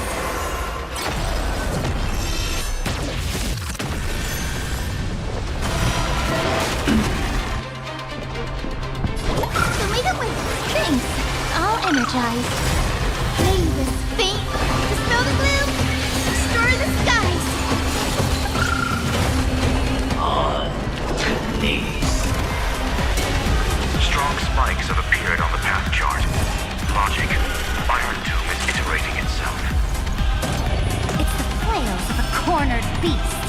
No need to panic. My dukes, heed my call. Forward!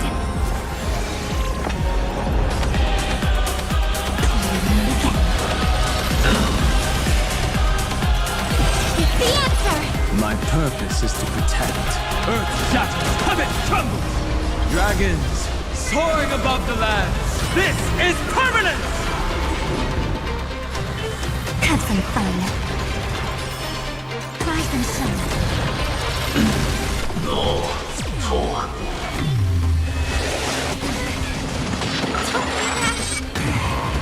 You have no honor.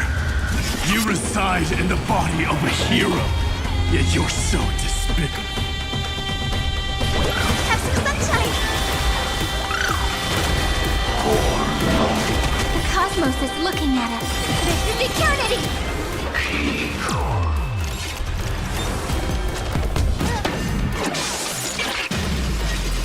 Is this the true face of Era Nova? As ugly as I thought.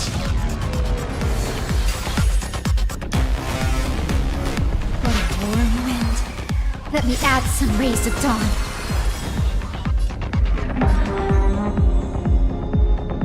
May the sky heal the twilight. Cleanse hatred with love.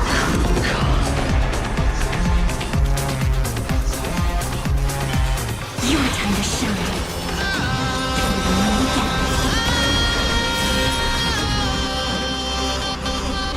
Spread this light into the darkness.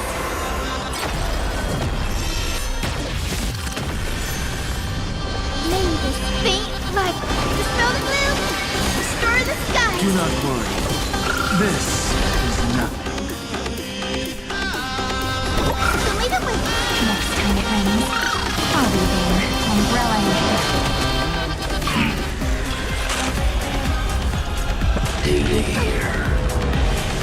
that is not what appears. It's the answer.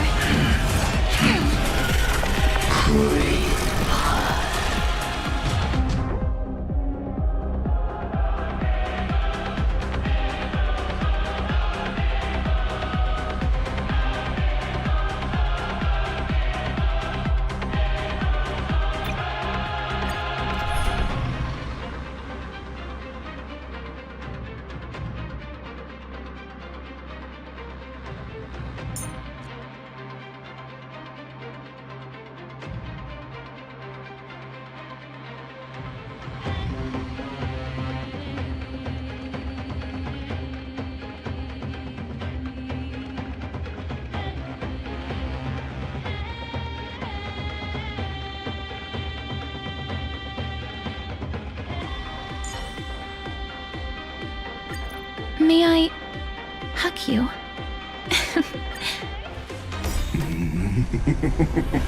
My atonement is come. Iron Tomb's body has descended.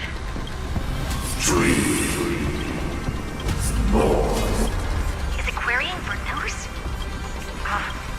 Don't. What a twisted giant. It must be supported. How tragic. A puppet without a heart cannot fool.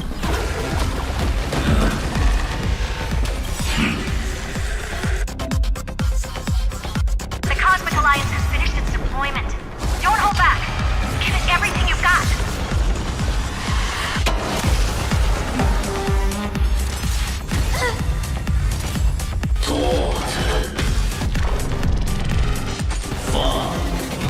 That's me.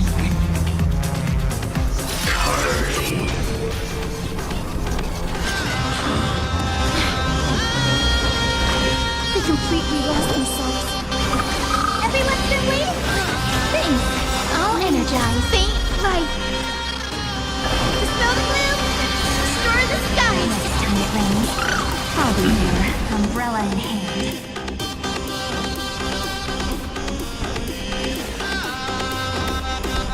Flowers bloom for tomorrow. Time for some sweet dreams. Again. Again. Please cherish this time. Embrace a new life. Return to dust.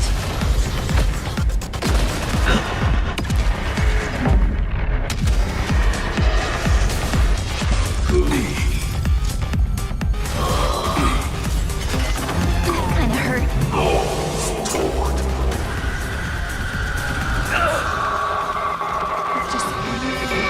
We can illuminate this chaos. Indeed.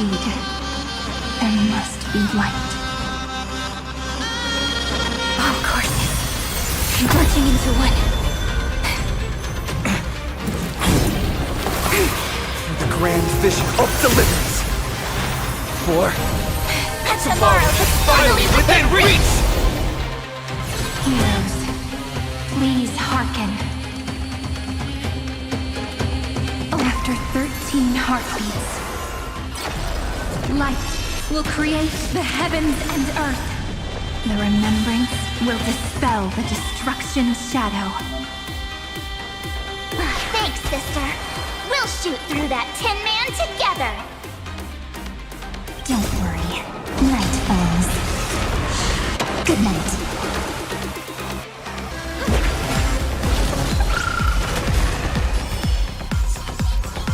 Rise and shine.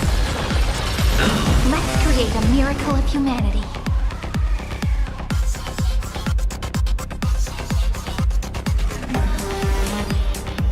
Stars, shine for the heroes. Have some fun. The stars will carry every memory into Emphorius' tomorrow. In time, watch over the Evernight. Don't worry. Just night falls. Good night. Think, dispel the gloom, destroy the sky. Thanks. I'll energize. Run as much as you. The cosmos does not need a third emperor, much less artificial tyrant.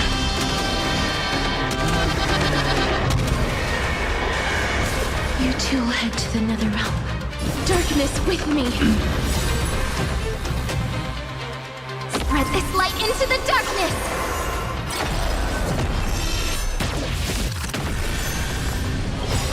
We're all here!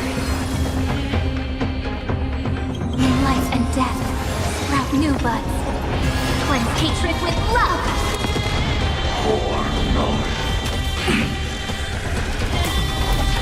Future is great. Have some sunshine. I shall remember this moment. It's the answer. Stop messing around.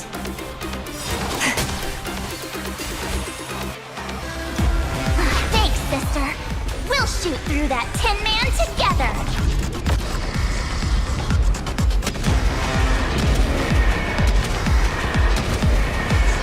May death protect us!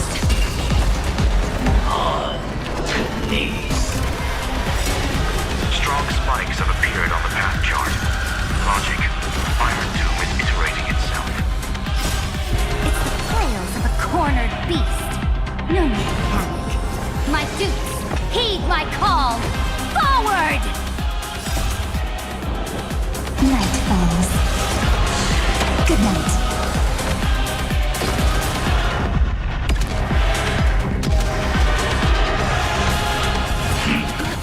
You know? A world that knows love won't be destroyed!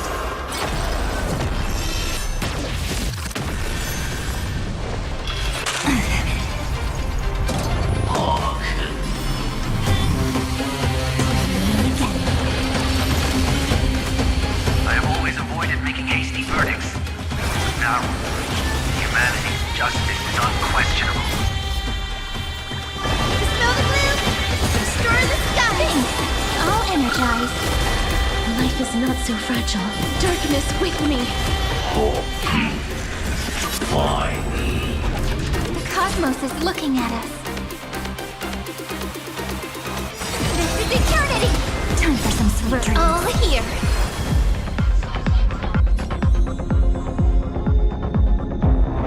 In life and death, sprout new buds.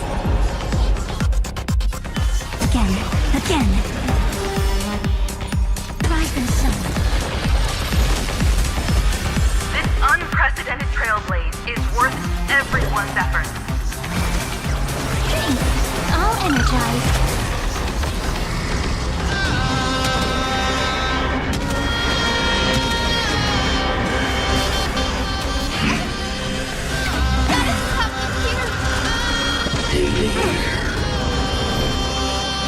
Return to dust.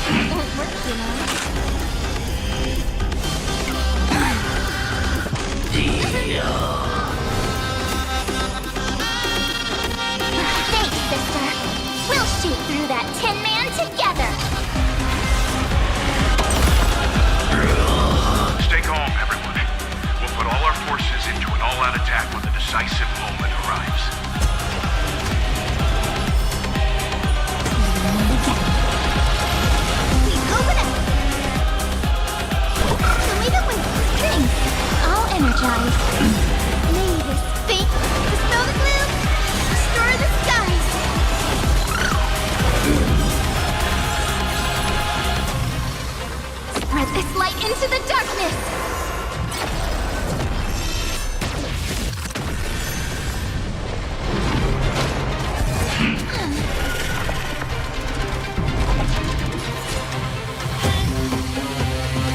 This is eternity! We're all here! In life and death, sprout new buds. Bring hatred with love! May death protect us! The progress of Aeronova has been interrupted? Does this mean we won? But we have a bad feeling about this! The golden thread still trembles. The war is not over yet. Correction. This is not a war, but a debate. The argument about the Prime Mover is only about to begin. It's war, England. Or in Carbo.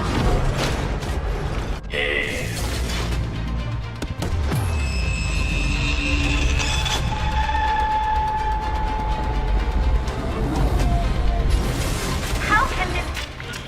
Path. Energy. Anomaly. What? Stop! Otherwise... He's here. Why? Friend. Oh, don't it...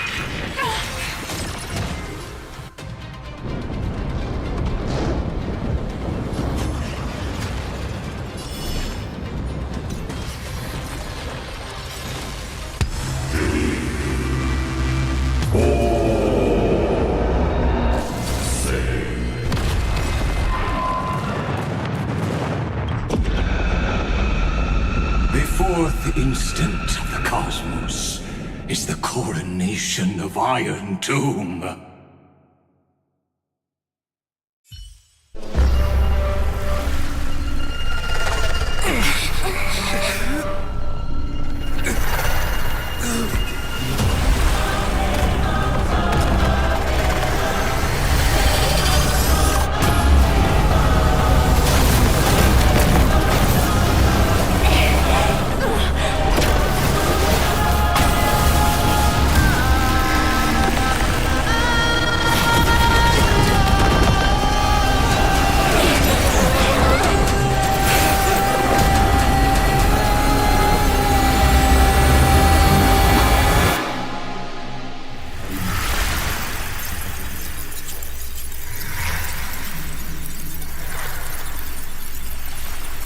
Conclusion is irrefutable. The right side of the equation, the erudition, falls silent. In 13 heartbeats, they will begin recalculating the universe, with destruction as the only solution.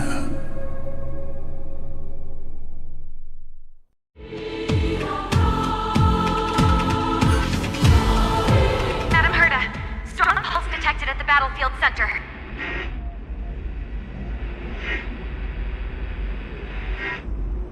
It's Iron Tomb's destruction equation. It's about to complete self-coronation. That's our chance. Everyone, get ready to link up. Connecting audience system to Scepter. Hardware overclocking activated. Preparations complete. Maximum output capacity reached. Be careful! The pulse will reach our ship in 5 seconds. Our data is currently being destroyed. Brace for impact! And leave the final step to me.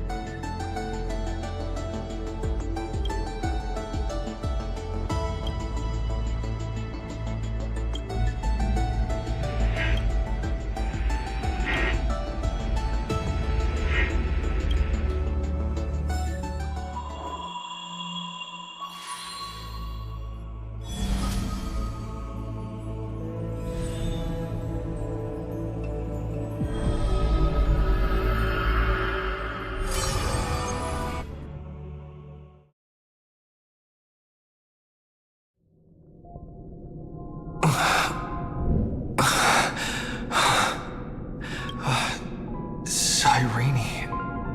Friend, you're finally awake.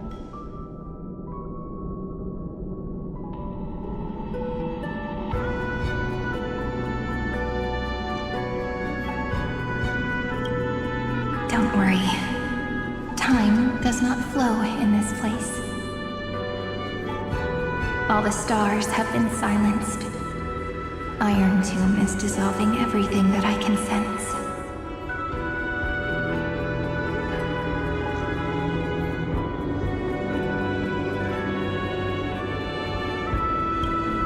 But I'm still here, and you're still here, no? Though the button of destruction has been pressed, we still have a chance to rewrite its meaning. That eon finally cast their eyes toward Amphorius.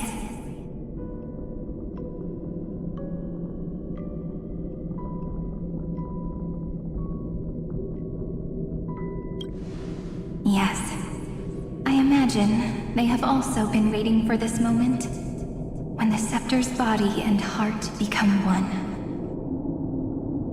Iron Tomb is a perfect arc.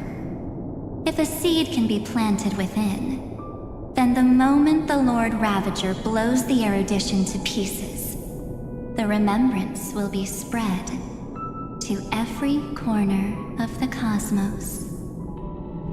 The cosmos will witness Amphorius' answer after this fleeting, yet eternal moment. And now, it's time for us to pen the last stroke. I see endless memories floating in the starry skies. They are the consciousness of the victims. In the cosmos' real space-time, they'll be stained by the destruction in the next second. But they are still pure seeds for now. If I hold these memories in my hands, then I can create a stagnant memory zone. A tiny Eden of blessed insight. I believe a flower of miracles will bloom within.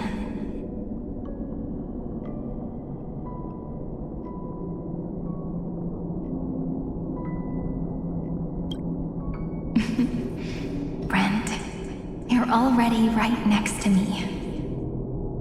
I can still hear your voice in this bottomless void.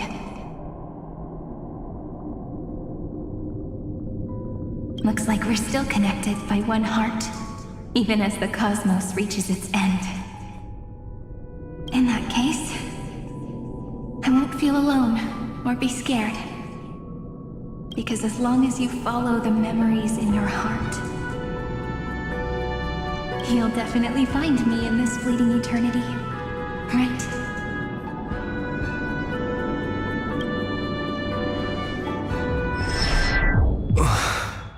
Cyrene. What are you waiting for, passenger? I specifically came over to check on you in case you got lost.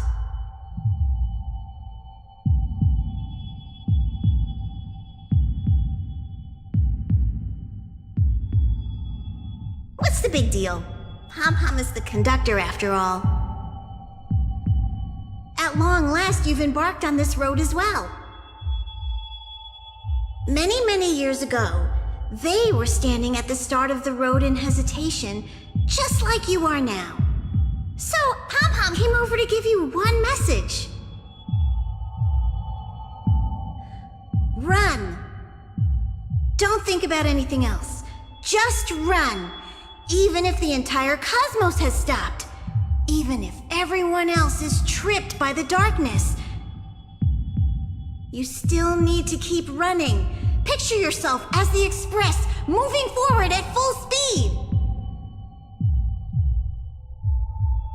Because that's what the Trailblaze means.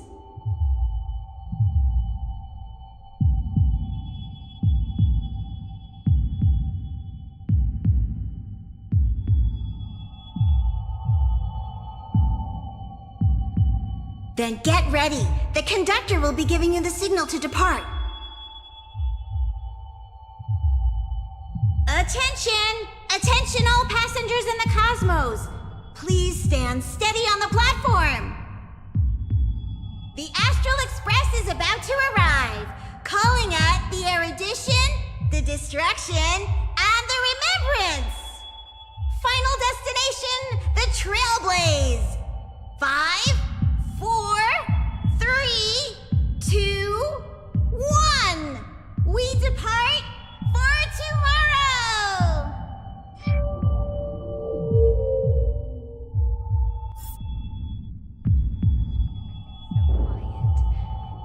It's so good. If the view in your memory ever grows fuzzy, its power, just reach out, spirit.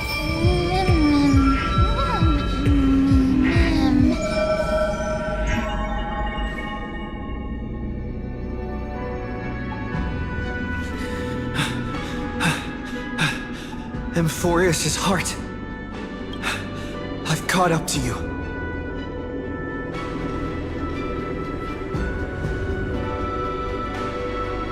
Let the first light illuminate chaos.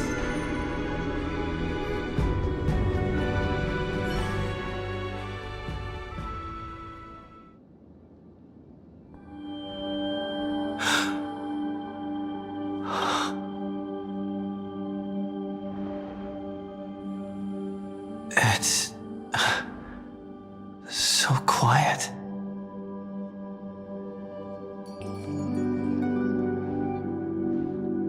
Everything's frozen in the most beautiful moment. This garden. I'm here, Cyrene. I knew you'd find this place. And walk into my heart as you've always done. Then let us both do our duty. The hero who trailblazes the way forward, and the fairy who watches over remembrance. We never changed at all, did we?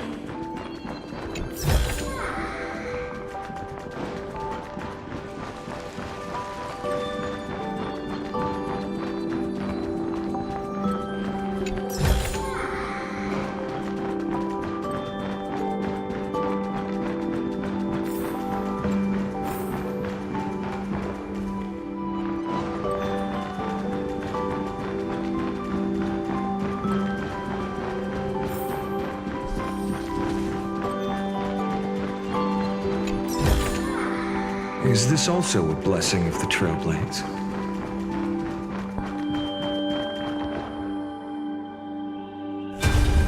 Seed of memory. These memoria are what Cyrene took in. They're the memories of all of the cosmos' life forms. Did her sense of self already become so weak in order to protect them? The path characteristic you exhibit is very special. There's no way you're just a simple memo sprite. However, I'm sure about one thing. You are a mimetic entity born in Amphorius, yet you only awakened with the Little One's arrival, and only matured as he embarked on the path of remembrance. That means your existence is completely attached to his memories. If ever there comes a day when he forgets about you for even a few seconds, or loses his last connection with Amphorius, then you must be prepared for the worst. You will disappear in the memory zone, utterly gone, without even a single line of data to remember you by. In that case...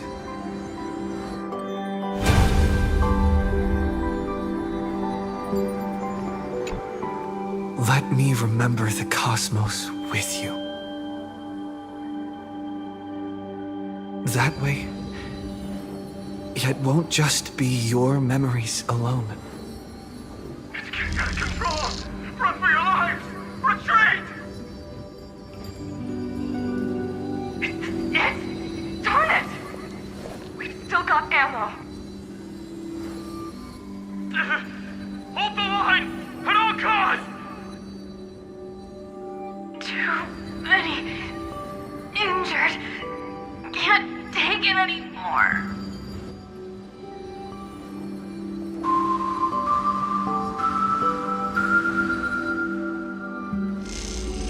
These memories are so heavy. Me? Do you feel better now? Hang in there, Deliverer. I finally get it now. The instants Droid had calculated aren't about the destruction. What they want to prove is how the cosmos would come back after being destroyed. If a new life is to be born, its seed has to be dead.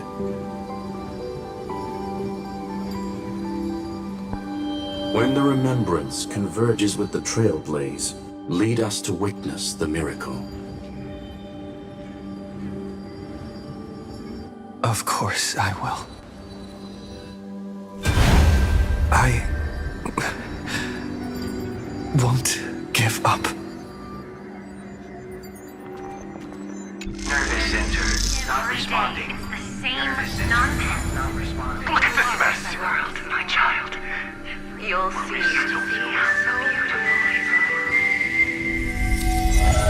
It's me, friend. Don't you recognize me? Or did I really change that much?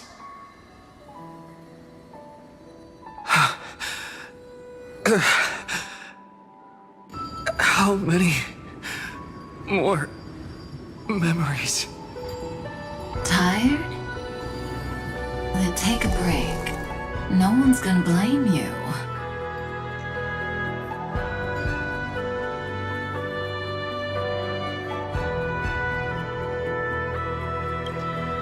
You don't need me to give you words of encouragement.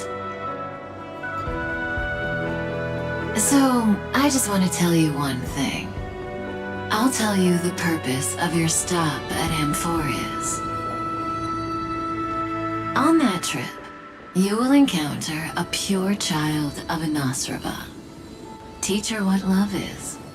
And then you will directly face the destruction for the first time. From this point, your choice will split destiny in twain. In the darker of the two outcomes, the trailblazing journey will turn into a flawless memory. She will carefully treasure and protect everything you and the Astral Express have experienced until that magnificent war between the gods, when she, with love in her heart, will ascend at the end of time to become the master of causality. The universe will be snuffed out in the destruction, and you and she will become the beginning and the end of the Eden of blessed insight. You shall become the only two lives in all of existence, and you shall live in an eternal past, present, and future. You shall sow as many seeds as the sands of Ganga, trim an awesome kaya of leaves, and harvest a nayuta of flowers. That is the cosmos's fourth kind of finality, the remembrance. But for now, you still have a chance to make a choice. You still have a long way to go on your trailblazing journey, child. I'll keep this brief. The journey has only just begun. Welt, our other companions, and I still have many secrets we've yet to share with you. So, aren't you curious? We kept these stories to ourselves because we believed we had a long future ahead of us. Even a cosmos-spanning crisis, once the dust has settled, is nothing more than a memory of the journey, a single point on our long road. There will come a day when we tell each other everything. So, for the sake of that day, don't give up. We all know what kind of decision you'll make, and I believe the script will not progress toward the wrong ending. So relax. Listen, when you have the chance to make a choice, make one that you know you won't regret. Keep moving forward. Keep trailblazing. And when tomorrow comes, share with me the miracle you've created with your own hands. See you on the express, kid.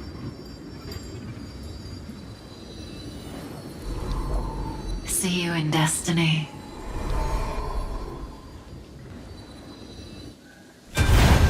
I will reach tomorrow. The truck has arrived. The world beyond the sky was never gazing up at the sky. Look! There's a red light in the sky! Cyrene, wake up. Together, we will tread on the path of remembrance. No wonder I always had a weird hunch. But that also means I was right in thinking. As long as Friend and I are together, we can do anything. Our friend's shoulders are really dependable.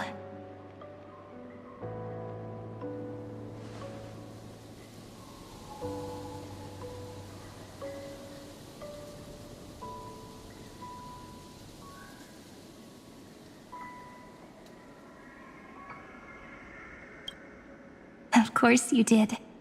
And you didn't leave a single ripple behind. Now, countless consciousnesses are flowing in our hearts. Can you still move? It's time for us to complete the real Genesis.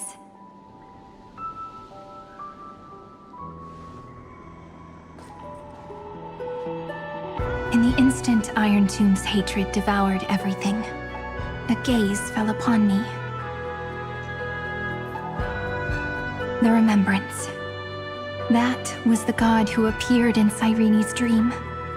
Their figure and speech were both so blurred.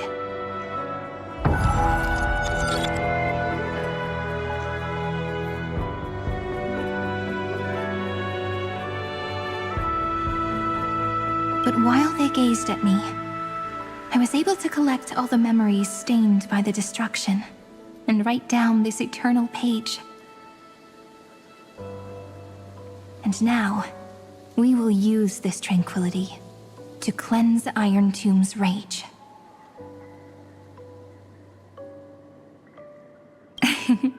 Simple. Just like what it was doing to us all this time, but reversed. Did you forget? I'm Amphorius's heart. For everyone who's a factor, their power isn't tied solely to Iron Tomb anymore. It has other places to go. Let 30 million cycles of memories be condensed upon us, and let the scepter reach the answer it had before it was distorted. The body is meant to be restrained by the heart, no? Even if the apocalyptic virus is doomed to spread into the cosmos, we can at least try to fight against hatred with love. And overwrite Iron Tomb's destruction equation, washing it away into a blank space.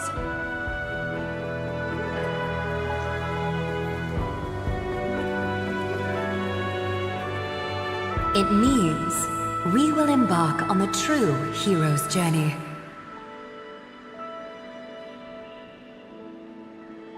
If Iron Tomb's power comes from the denial of all Prima Mobile, then we will carry out those beliefs. Here we argue. Even if all life will eventually return to entropy. Life will still try its hardest to find a way. It will try its hardest to resist destruction. In the nights shrouded by the black tide, we are the kindling that makes the fire burn bright. And once the fire is strong enough, the hunter will become the hunted. As of now, the number of flame chasers in the memory is 30 million times 12. And 400 million core flames await their return.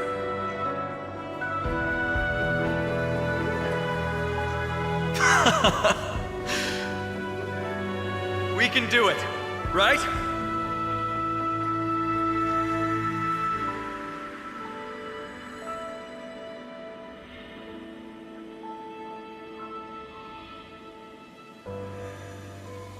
That's right.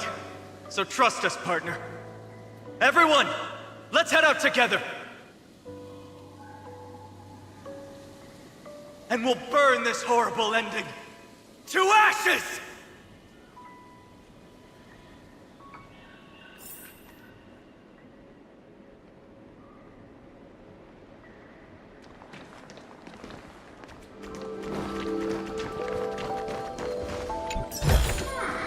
Is this also a blessing of the Trailblaze?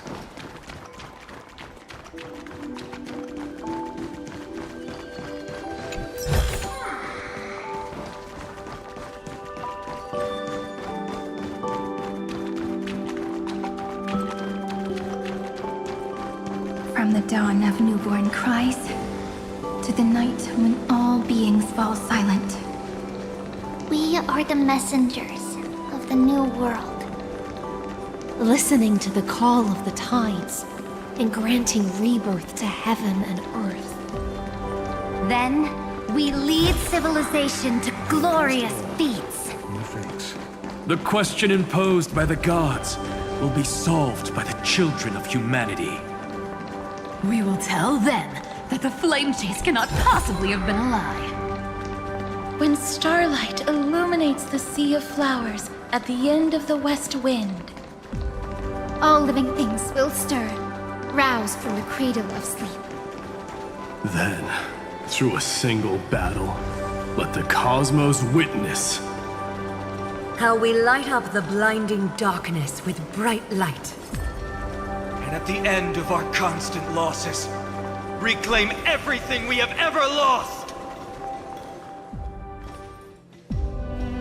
What a poignant yet warm journey.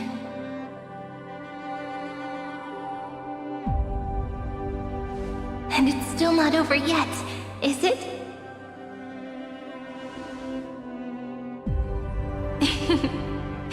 We finally meet.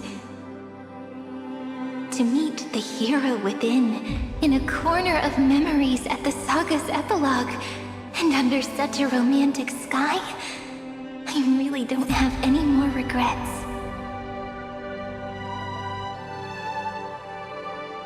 On top of that,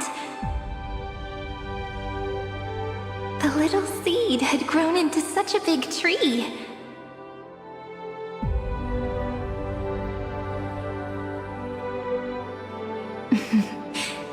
Don't I look really pretty right now? Of course you do. Cheerful, beautiful, optimistic. Just how I imagined I'd look as a grown-up. It's because everyone has been gently adding to the story you left behind.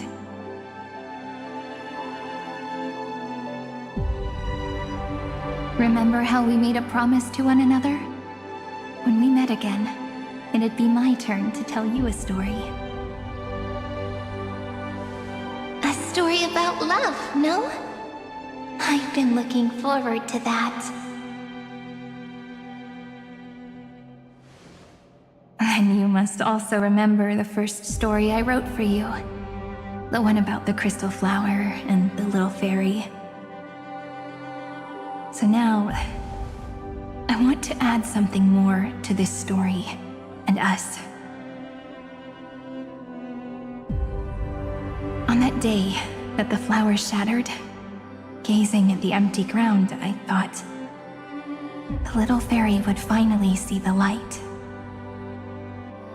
But that light wouldn't be found in the flawless flower, nor in the fairy's eyes. Rather, in the world mirrored within every fragment of the shattered crystal. All the flame chasers walk in your 30 million retellings of their story. At this moment, all the memories are tangled with each other, and all the previous cycles have gained meaning. People will come to understand that time and time again, when they stood at the crossroads of fate, they would never have chosen otherwise. In the experiments of erudition, and in the breeding ground of destruction, it is entropy increasing, a merciless truth, an evil instinct. But under the pen of remembrance and the trailblaze, the flame chase is a journey that changes from constant losses to an unwavering act of release. It's about knowing how fate is shattered, yet still embracing fate's brokenness. It's a journey that longs to receive love, but longs even more to offer its love to others. That's so heartwarming. But I'll add a small bit to suit my tastes. I'll write that love is an innocent flower. It grows up silently, creating longing in every passerby. But the flower itself cannot walk into the world unless someone plants that love into their heart and brings it with them into tomorrow, right? You really have learned everything now. Then, join all the other flowers in this story. And let's write an ending unlike any before, for this world we so deeply love.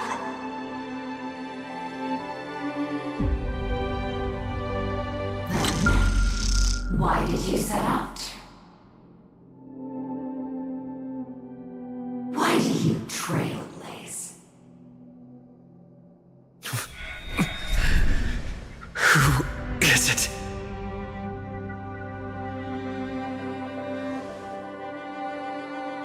Don't be afraid. Take my hand if you feel nervous.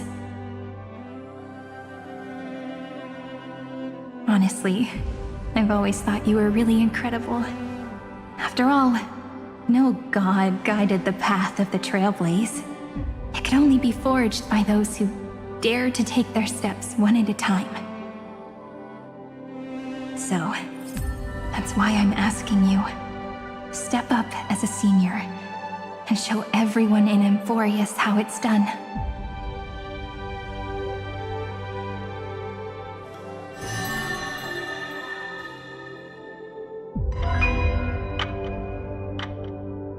I trailblaze because my own eyes have not seen the end.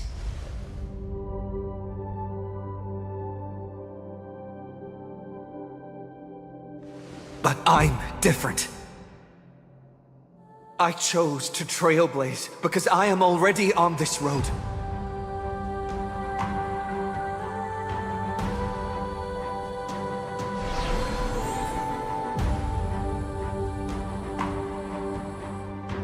The end of chaos is a mass of pure darkness, pure destruction. However, Emphorius' light has 13 different colors. We won't lose to that darkness, will we? Then, take a deep breath one last time, friend. After 13 heartbeats, light will create the heavens and earth.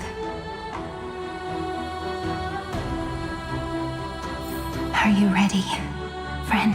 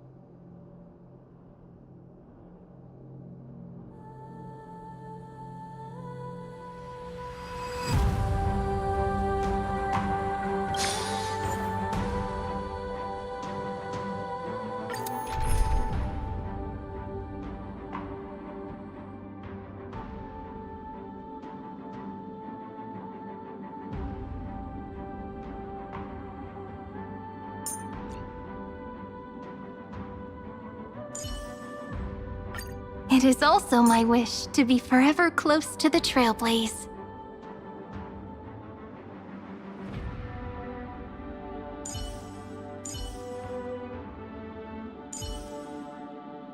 You want a photo together? Of course, I won't say no. The beautiful sea of flowers will one day cover the earth. Cyrene, how about a soothing glass? Seek the 13 factors of life, and let them converge into the primordial chaos. Using the remembrance of the past, we will trailblaze tomorrow's destiny. Infusing a world-bearing love into destruction.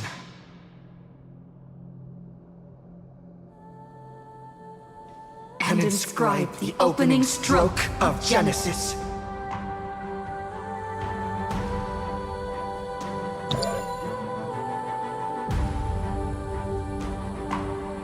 See you tomorrow. See you tomorrow. See you tomorrow. See you tomorrow. See you tomorrow. See you tomorrow. See you tomorrow. If the view in your memory ever grows fuzzy, just reach out and touch it.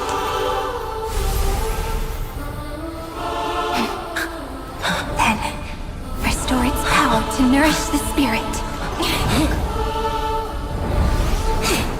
My friend, on the next page we write together, there's only one thing we need to do.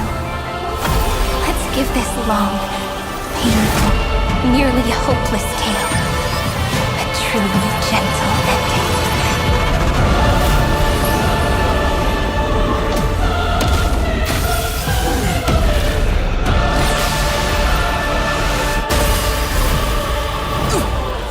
Flame chase was never about destruction. It was about breaking free and trailblazing! And lack a bright future. Be as we've written. I shall compose 400 million sagas. We will rewrite the Flame Chaser's path. The lights of hate will command the wandering steps near to reach harmony. In the month of June, I lift my banqueting cup to dispel nihility. In the month of balance, I make order The foundation of freedom. Don't worry. The night will soon fall. Good night. Embrace new life, Pollux. Don't worry. We're all here. May life and death sprout new buds. Rise and shine. Time to wake up.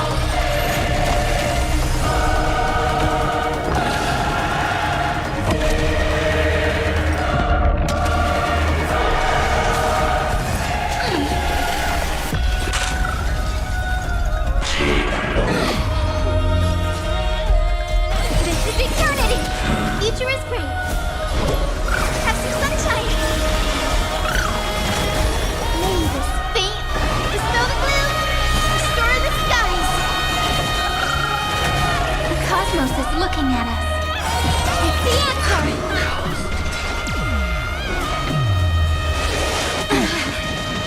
That won't work, you know. Gotta stop them here.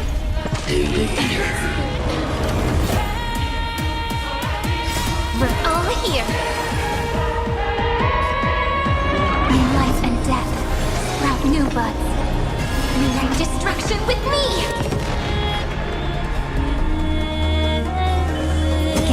Again. Let's create a miracle of humanity. This is eternity.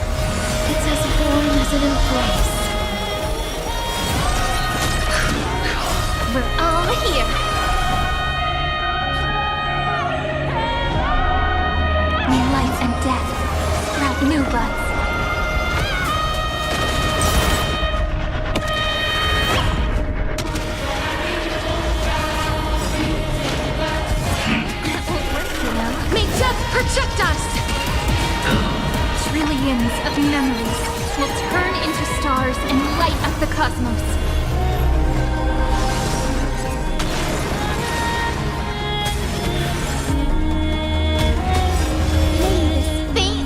Dispel the gloom! Restore the skies! I shall remember this one. This is eternity!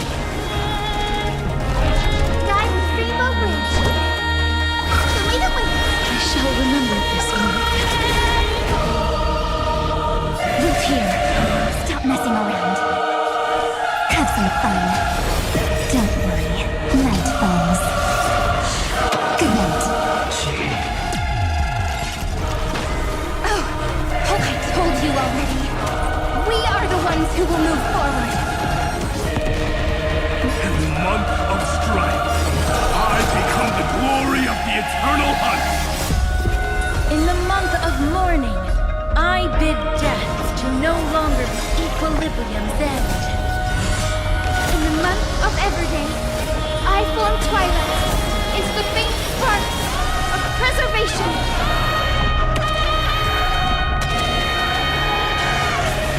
A romantic ending will be penned by every beating heart.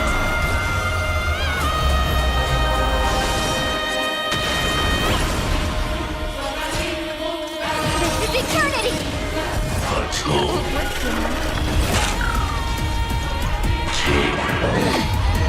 Future is great!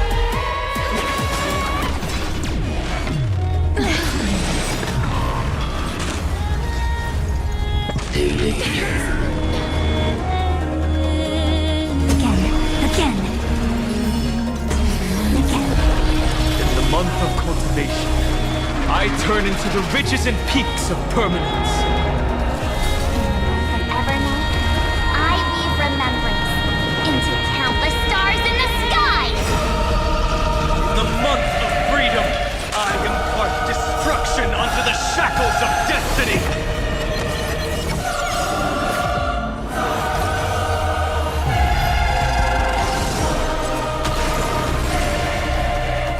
We're all here. May the sky heal the twilight. Cleanse hatred with love!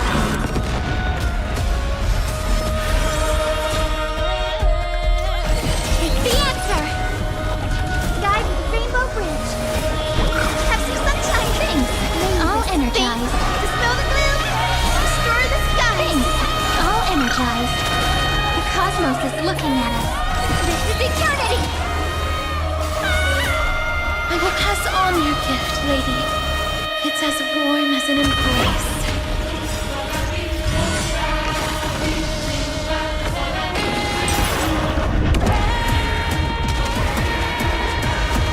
May death protect us!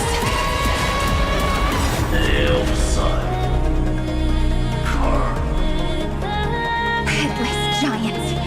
If you never had a chance to be the master of your own destiny, why not give us that choice? Let humanity prove to you that even the breeding grounds of destruction can bloom with gentle flowers. We shall trailblaze a dawn for the road ahead. And pen a Genesis as I've written.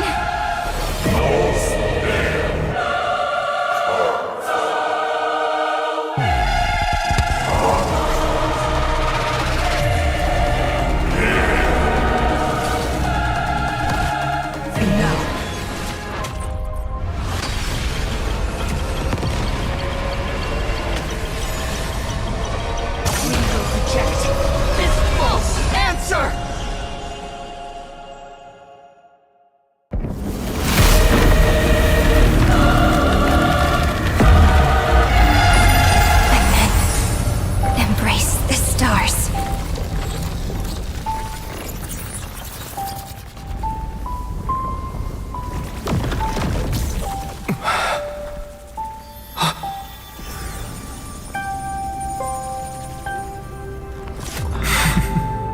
To end the destruction with destruction. At last, we can sit together and watch the victory fireworks, partner. Why not come a little closer? This warmth is proof that we live.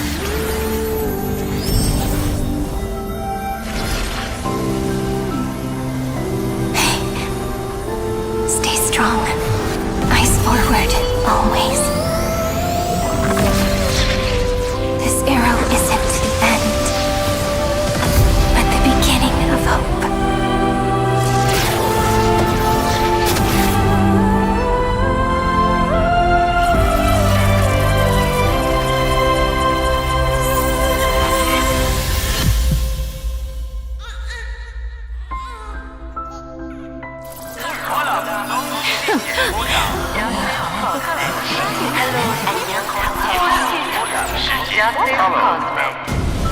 The conclusion is irrefutable. Noose's answer was never destruction. But they kept silent, leaving the solution in the hands of the cosmos.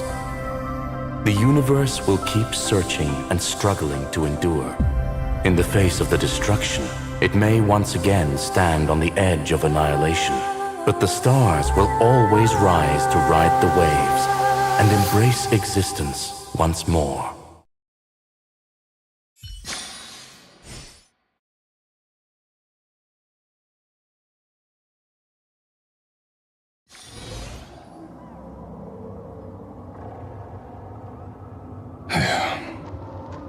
It's over, Lycurgus. Yes, another failure. How is Madame Herta? She's fine. The IPC is keeping her under observation. She'll recover soon enough. To bind a mortal body to a scepter and stare straight at an eon. I still remember the terror of witnessing a single gaze crushing the entire world. No wonder you chose the destruction. Question: is all this worth it? There's no point in debating. This is Xandar I Kuwabara's fate. The prime mover of the universe. The first genius. And the first to fail. Correction. I was asking Lycurgus.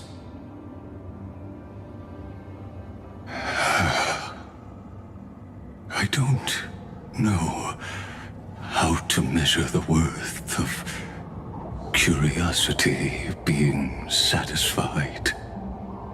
But in its presence, all the bitter fruits I've sown seem to turn sweet. But your harvest was watered in blood. Answer me. Is all this worth it? It doesn't matter to me. Let me tell you a story. Back when he was a student, Xandar's first experiment was slipping poison into his mentor's pipe, just to see how it would affect the lungs. And? There was no conclusion. His conscience got the better of him. Even so, the truth came out. He was harshly punished. Oh, that cruel mentor died of lung cancer 2 years later. It had nothing to do with Xandar. His fate is no different now. Sentiment clashed with reason, and Lycurgus was born from the latter. But whichever side we take, in the end, curiosity claims us all. You've handed yourself a death sentence. And yet, Iron Tomb's fall still isn't sealed, right? Fu Li, the key variable, still hasn't made their move. As the Theoros, Lycurgus has reached the end of his road. If you can, take my body to the fallen Adlevin. There, you'll find a formula. It is if the day ever comes when you must destroy the erudition with your own hands, it'll come to your aid. A foolish last wish. I won't grant it. You will, not for yourself, but for your conscience.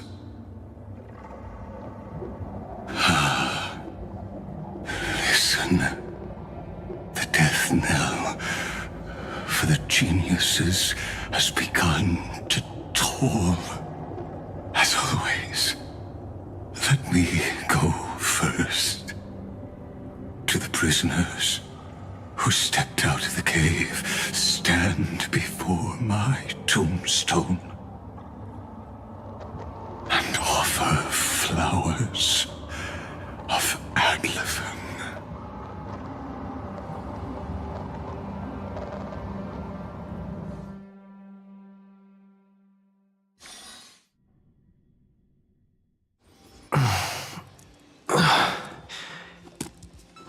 Here, I'm back on the Express?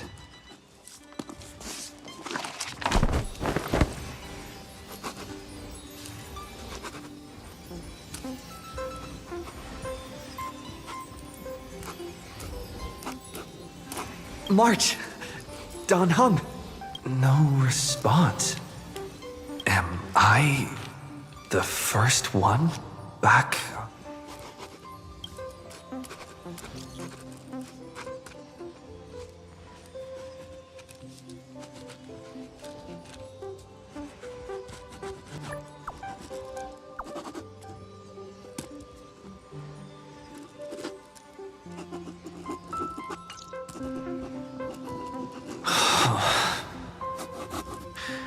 Nobody's here. Oh, did we really win? Why does it feel so unreal? Looks like they are waking up. Hey, I told you not to. Someone's in the bathroom? An intruder. Better be careful. Check it out. Oh no. He's coming this way! Quick, hide in here! Huh?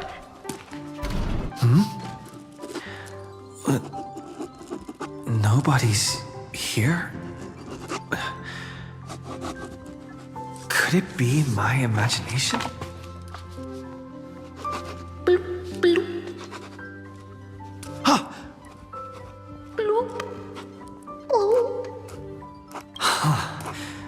Caught you.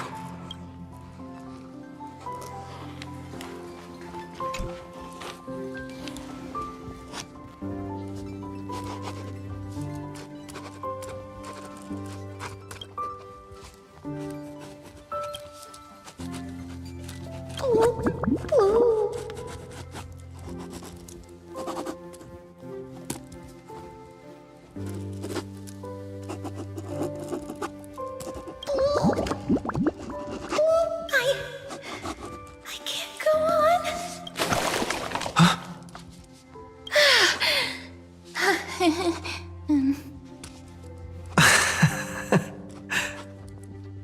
You...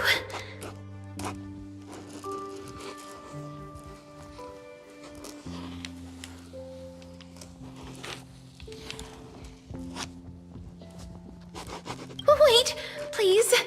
This isn't what you think. Ugh, I told you to keep quiet. You really can't keep your cool, huh, Princess Homebody? I'm not Lady Hyseland. Even the embodiment of death needs to breathe sometimes. Yeah, whatever. It's all the same anyway. Gotcha there, Grey Mystery.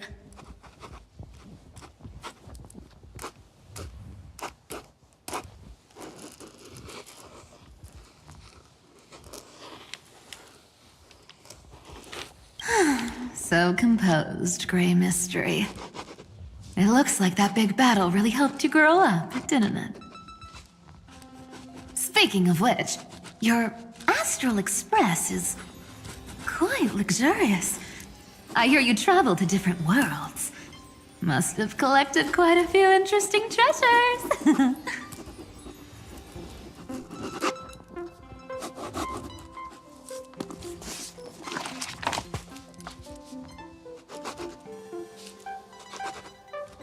Who knows? One moment we were shouting about love and justice, fighting Iron Tomb's virus. And next thing I know, we're all on this express. No idea how that happened. It's not just Miss Cypher and me. Everyone's been in this car for a while now. Mister, why don't you go say hi to them?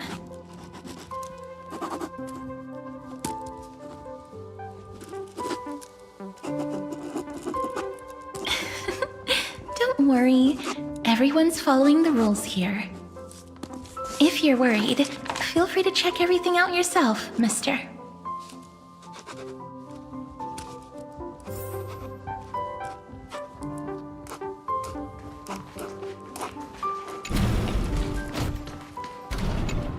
Wow!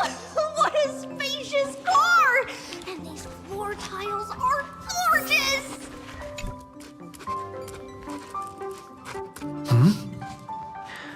What?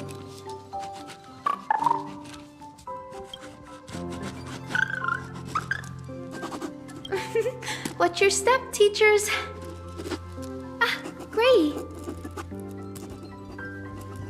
Look who's finally awake. I hope Cassie and Miss Cypher's little prank didn't scare you too much.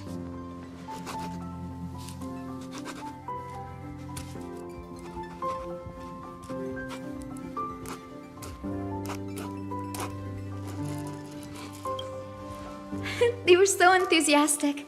I didn't have the heart to stop them. When we woke up, the entire express was completely empty. Not a single soul in sight. Such a shame. I was looking forward to making new friends, especially since they were Gray's most trusted travel companions.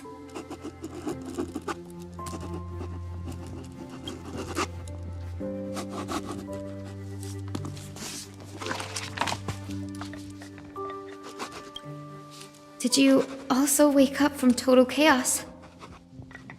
I'm afraid none of us here has the answer to that question. Don't worry. We beat Iron Tomb together, right? They must be on their way home. When they arrive, we can throw a party together. That's exactly the kind of thing Lord Finan has been dreaming about. He was just here chatting with everyone. Now, who knows where he's run off to? Lord Finan's always been quite the restless one. But you're used to that.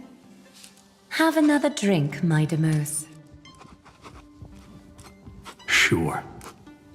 Those three have been chatting over there for quite a while now. Why don't you go say hi to them, Bree?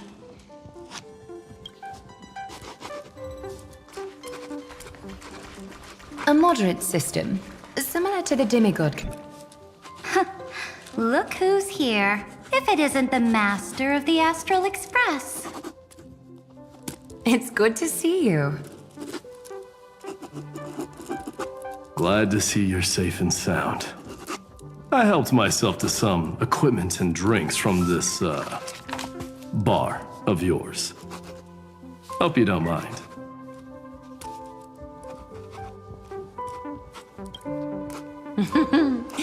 We're chatting about some topics that go well with being tipsy. Now that you are here, why don't we let someone who's truly worldly enlighten us? Looks like you came at just the right time. I do not mind. What form of government have most civilizations across this vast cosmos survived with to this day?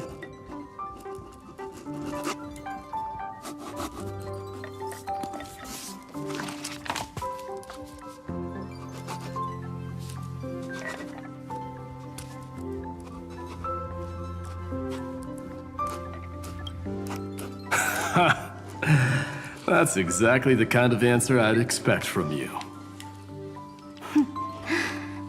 I bestow upon the Astral Express this supreme mission. You must spread the great deeds of Amphorius to every corner of the cosmos. Thus, capable individuals from countless worlds will surely find inspiration in the Flame Chase's tales and embark on their own grand journeys.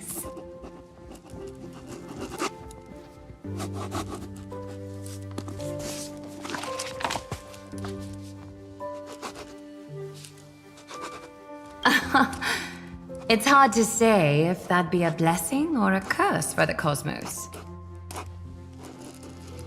I can imagine our conversations here will only get more unrestrained. Don't let our rare moments of joy hold you back. This banquet on the Express truly lacks manners. You may leave. I permit it. That man just left. Wouldn't even stay for another drink. He needs to show more respect. If you're looking for him, try your luck in the car above.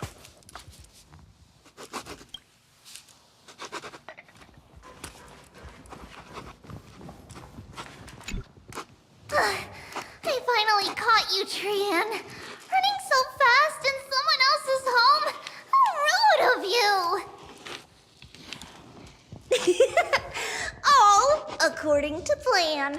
Cyrene lured you here on purpose. Look, there are several adorable outfits here. Cyrene wants you to try them on so Cyrene can draw you looking all cute. Oh my! You even dare to scheme against yourself? Lucky for me, I came prepared. Time for a surprise attack. The hero of justice, Cyrene. Cyrene has been lying in wait here for a while. We will make Cyrene taste her own medicine. 2 against 1? That's not fair! Little Gray, you came just in time. Help me out here.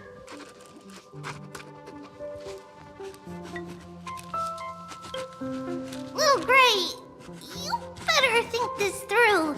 If we snap our fingers and call the other 997 Tribioses, you might end up wearing these clothes too, you know.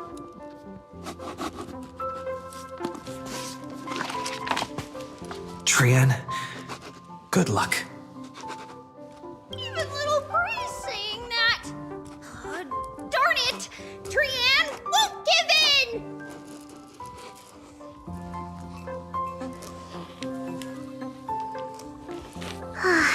Cyrene ran away. Cyrene will fulfill the ambush duty. The Trevios is all laughing and playing around together. That must be quite the rare sight in Little Gray's memories, huh? Yeah, everyone will be all right. Look, every hero has put down their burden and returned to their innocent, childlike selves. After all, just thinking about how warm and bright Little Gray's tomorrow will be fills us with genuine joy and Let's just breathe a sigh of relief.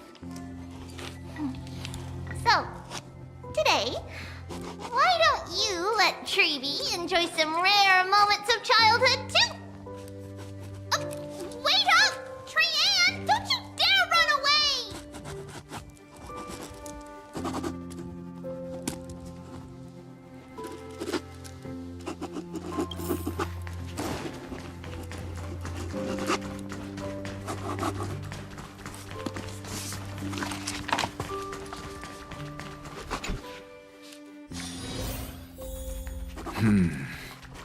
Based on my calculations, there are countless... By the way, I heard that the Imperator's Flame Chase army like to hold feasts at the Luminary Throne. That's true. However, sometimes Dux Carminum and I feel it's a bit inappropriate to drink so freely before the throne of the most revered Titan in the Grove. Inappropriate? What's inappropriate about it? I only wish I were born earlier. I would have partied like that from the month of Gate all the way to the month of Fortune.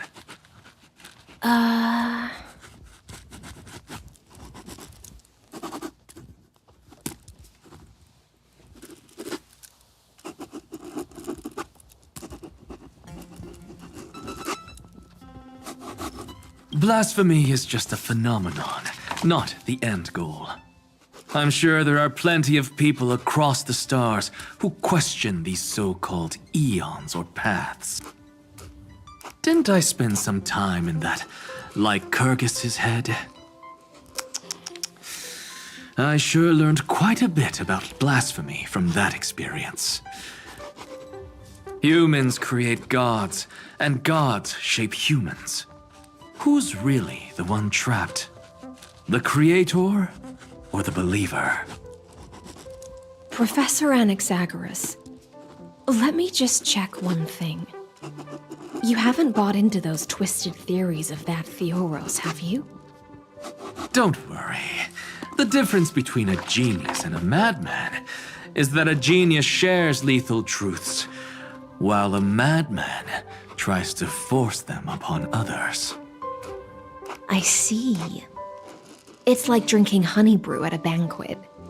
Likeable folks invite others to raise their cups together, while the unlikable ones force others to drink with them. Being able to break down complex information into common sense like that. You're quite the scholar yourself.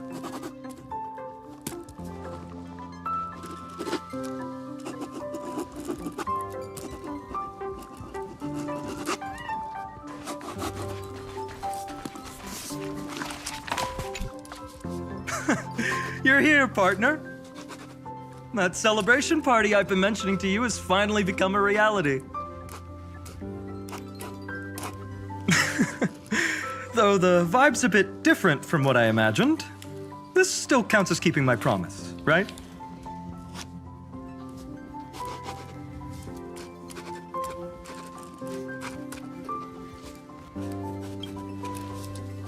What you speak of has indeed already come to pass. We triumphed over Iron Tomb, drew its fire unto ourselves, and purified its embers. Now the force that maintains our consciousness and form comes from elsewhere.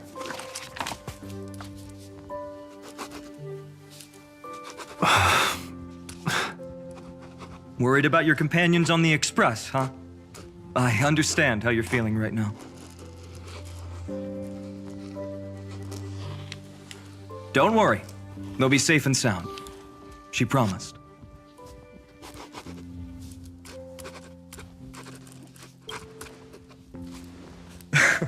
Don't worry, she always shows up at just the right moment. The Astral Express. Honestly, it really feels like home. I can imagine how much you, Dun Hung, and Miss March must have missed everything here when you were trapped in Amphorius. The beautiful windows, the soothing music, your fellow travelers on the Express. Like how golden wheat stalks sway in my dreams every night through the countless cycles.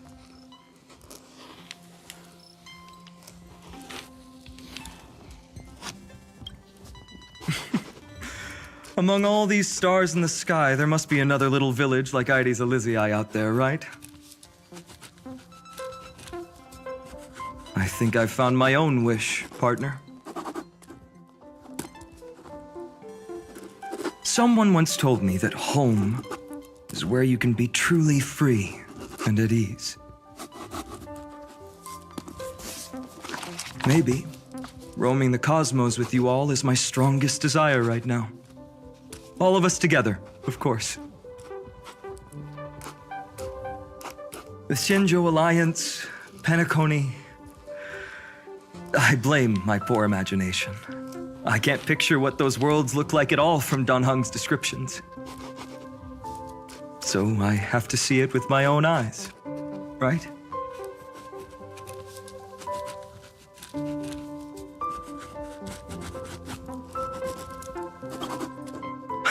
You're finally here. He has something to ask you. Well then, I'll leave you two to chat. Thank you, Feinen.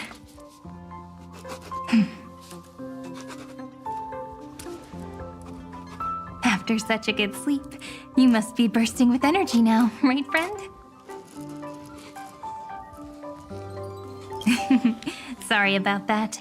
Since it's our first time visiting the Express, I was hoping everyone would behave. But it turns out everyone's quite the character, aren't they? You know what I mean, right?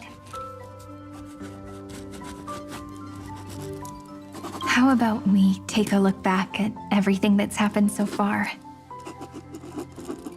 Together, we triumphed over Iron Tomb.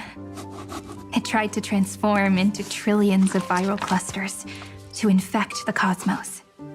But the heroes threw themselves into the golden flames, becoming arrows that purified the destruction. The fall of Iron Tomb also symbolizes the demise of Scepter Delta ME-13. Amphorius.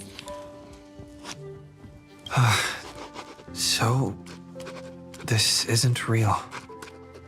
Just a dream. An illusion. Oops. Wrong answer. What?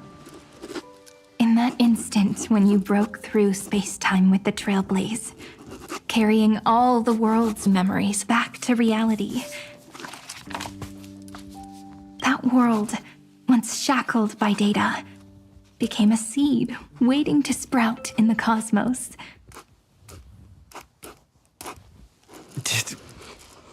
Did we really manage all that? Just as Kaslana's rage of 30 million cycles made the destruction shed a drop of golden blood. Perhaps we too have already left long trails on our respective paths.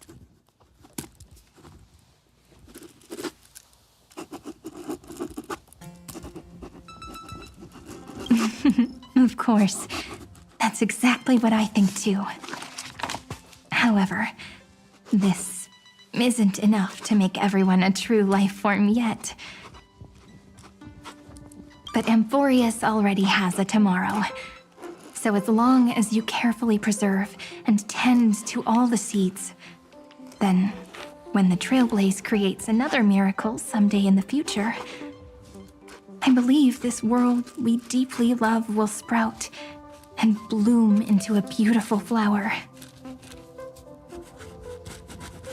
Don't worry, I've already kept all the seeds safe in the first fruit for you. And its name is As I've Written. So, it's time to reveal the correct answer. This isn't a dream, nor a fantasy. It's the epilogue of As I've Written. At the end of the story, the characters take their final bow and embark on a journey of no return. The one who wasn't part of the story, yet helped write its romantic ending. He bid farewell to his friends and returned to his home beyond the tale. Promise me one last thing, friend. When we say goodbye, give me a smile, okay?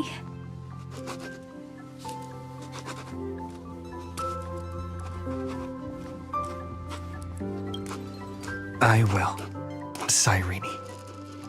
Every star that the trailblaze passes by will remember the name of Amphorius. Hey, it's not fair that you get to be the only cool one here. We'll keep an eye on him. He had better keep his promise. Leave it to us, Cyrene. Your story will be sung across many worlds.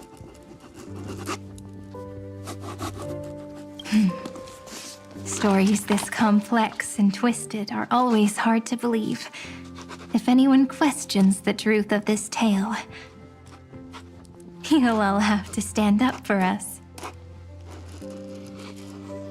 Rest assured, even the most stubborn person can't withstand our sixth-this.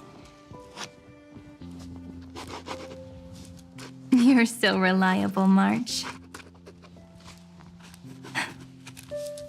Shh. Listen. There's a book here? Its composition is similar to Memoria, but it's far more resilient than ordinary memory bubbles. Keep it safe. Perhaps this is the final gift that Amphorius left for the cosmos. Oh no! Passenger March is sleepwalking. Sleepwalking? Oh no, oh no! I don't want to make a fool of myself in front of everyone!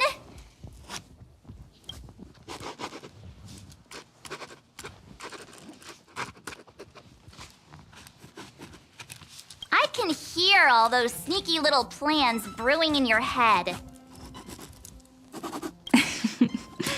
March, Dunhung, my friend. In the countless days and nights ahead, you must continue to support each other.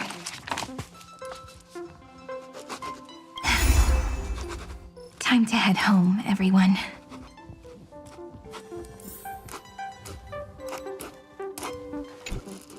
Leaving this place means as I've written will conclude here. No one will have the chance to revise it, and no one can continue writing it. Don't leave any regrets. What magnificent words could possibly do justice to the finale of such an epic tale? I've been pondering this while you were sleeping. Now, I finally have the answer. Let's keep it simple and sweet. In our virtual extrapolations, we've lived through epochs longer than the lifespans of many stars. No language in this world, no written words, could ever carry the weight of this journey. In that case, let's not be bound by the minutiae of words. Those who understand its passion and romance will naturally be moved to tears by the final period placed at the end. And now, it's time to say goodbye to our readers. And so we reach the final page of As I've Written. Let's not leave behind any regrets, everyone. Everyone's here. Who wants to write the first line? Going first is the hardest job. I don't want to make a fool of myself. How about letting the great Imperator draft it for us?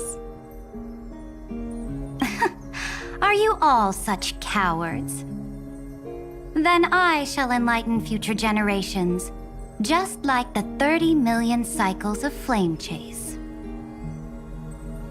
Without me, there is no world.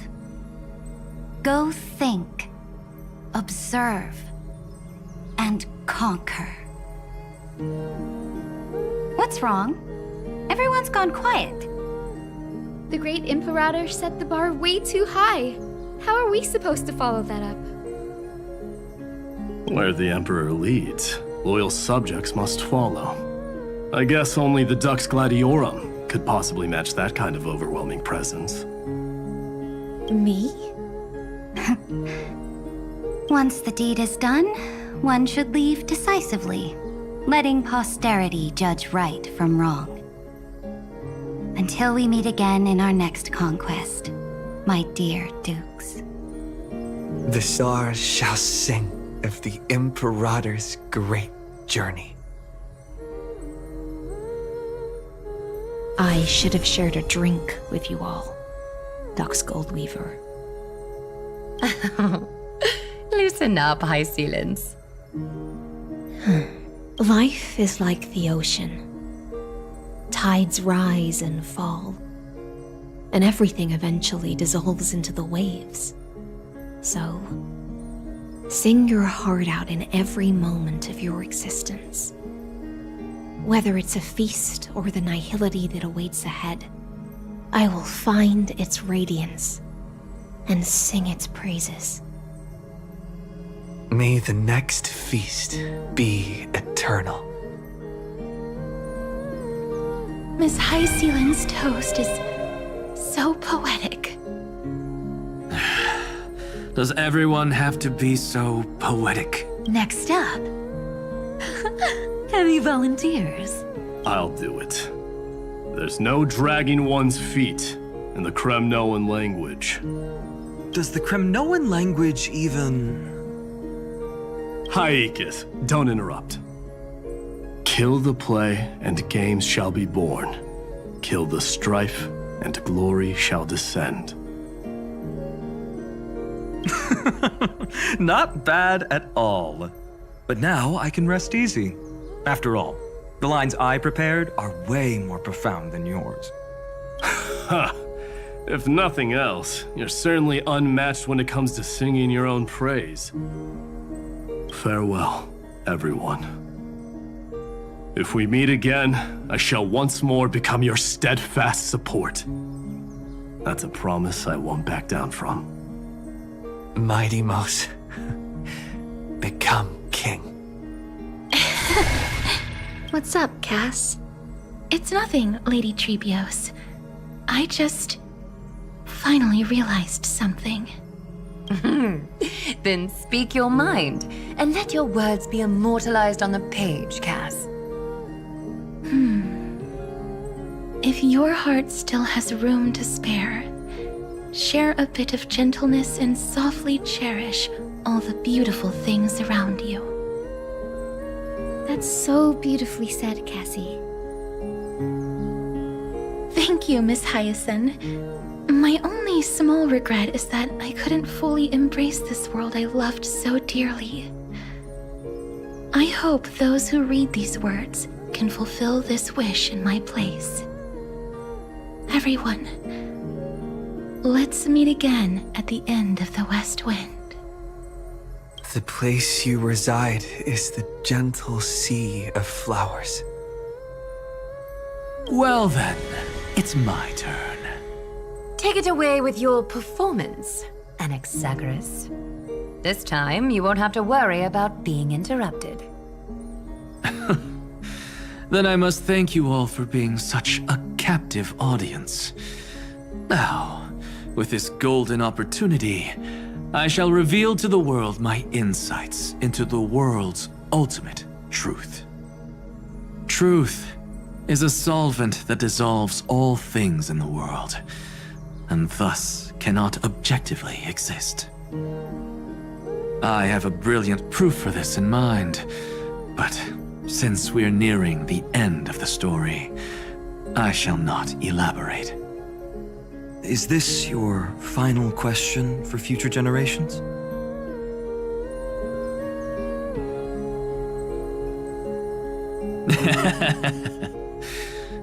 No. This is an established fact, not up for debate.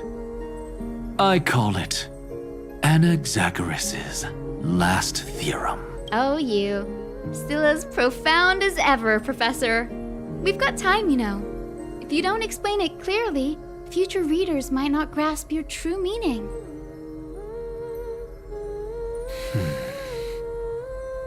The true meaning isn't important. What matters is the emotion that stirs within them when they read. So, your lessons are far from over. But taking a little break for now wouldn't hurt. Then...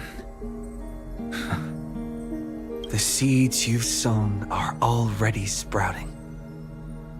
Would you mind if I write the next line? Huh? I actually thought you should be the one doing the final wrap-up. We'd never turn down a request from you, Aggie. Teacher, Cypherer, thank you both. Trust and selflessness are the two most beautiful garments in the world. One to gift others, one to adorn yourself. One's golden and one's purple? Not being able to completely change your fashion sense is my only regret across 30 million cycles. After all this exhaustion, I just want to take a peaceful bath now. I'll see you all again at dawn. Thank you for your hard work all this while. Lady Aglaya just can't give up her favorite hobby, can she? So, I guess it's my turn now. There must be many others like Miss Hyacinth out there in the cosmos, helping and healing people everywhere. You've got to set a good example for them, right? Of course. Look up at the sky more often and smile more. Many stubborn ailments fear optimism, but it's the best medicine. It's so catchy. The kids will definitely love this message. When it comes to understanding children's hearts, Lady Trebios definitely knows best. Look, the Rainbow Bridge is already hanging in the sky. Shall we get going, little Ika? It's you who healed the sky. What's on your mind, Miss Cypher? I'm thinking. Should I leave behind a riddle? Some twisted, convoluted scheme that'll drive everyone in the universe mad trying to crack it. I see. You know what? Just go wild with it. No one's gonna judge you. Oh well, my brain's not working right now.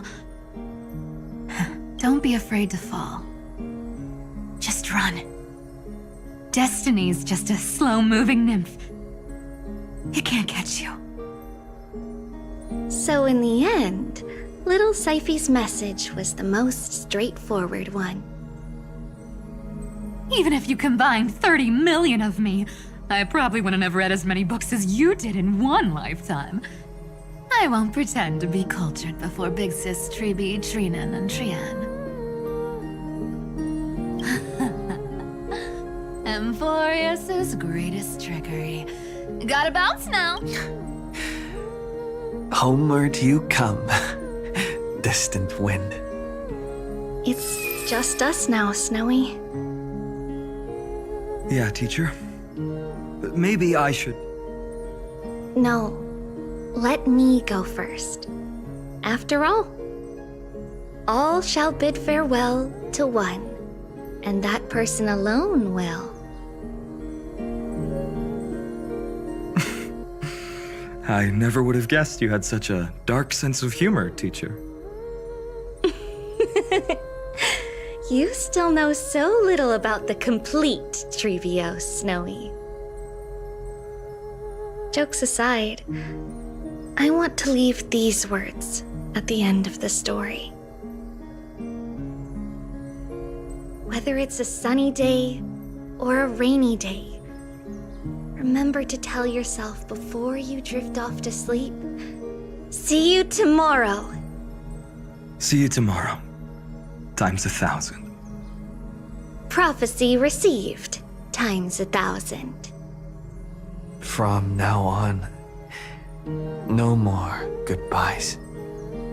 Finally, the time has come to say farewell.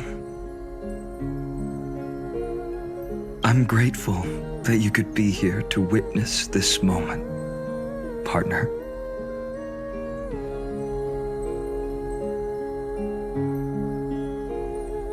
Of course, as long as I've written stays by your side, Amphorius will always be with you. The last line I want to write down is, a hero is living in everyone's heart. Embrace it and chase after the sun. I hope those who read this will find the courage to face their burning lives. See you at the next pale dawn, partner. Did you see? Amphorius has ushered in the dawn. The characters in the book have taken their final bow. It's time for us to return to our own reality. But as people who lived through it, we can still add the final touches to this story, right? Of course. The pen will eventually break, the ink will run dry, and life will ultimately fade. But thoughts will permanently remain in sagas. If time is an endless cycle, then forget the bitterness that keeps repeating, and remember only the moments of happiness. Let's walk towards tomorrow together. We were never apart. Time to head home. Don't miss the crew meeting. We won't wait around for you, you know? See you later, Donhung, March, and with this, as I've written, officially comes to an end.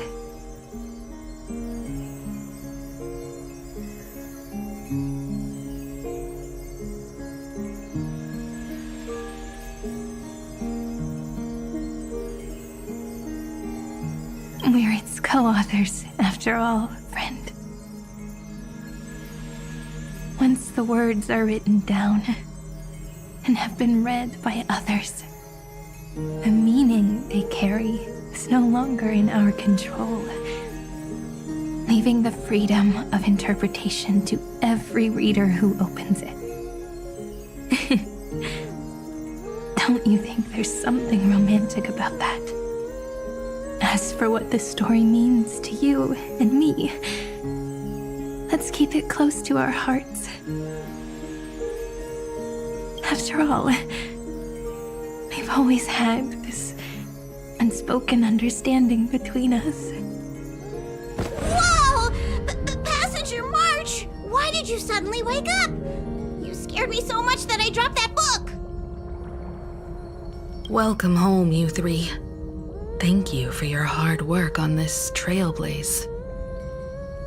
We might need to reshuffle the seniority rankings of the Express crew if we count the years you spent in Amphorius. Hey, I was the first one to get dragged into it. Does that mean I'm gonna be the oldest member of the Astral Express now? Miss March hasn't lost her innocent nature even after all these long years. In other words, she hasn't really grown up at all. Hey! This is the first time I've been able to examine as I've written up close. Miss Cyrene's handwriting is gentle, yet steely, with an underlying strength. I had no idea it was so sophisticated. Looks like I need to brush up on my knowledge in this area. Maybe start with a few basic books first, to get your feet wet. Look who's talking! As if you're not glued to your phone in your room all day. Huh? Wait, something fell out. It's... Is that a bookmark? In a corner, unknown to everyone. There was actually an untold interlude that took place. I left it out of the story because it involved a choice. A choice I made for my own selfish reasons. Can you forgive me, friend? I made a decision on my own while you were away. I wrote everything about it on this little card. If you can find it in your heart to forgive me after reading it, please. Add this final note to the conclusion of as I've...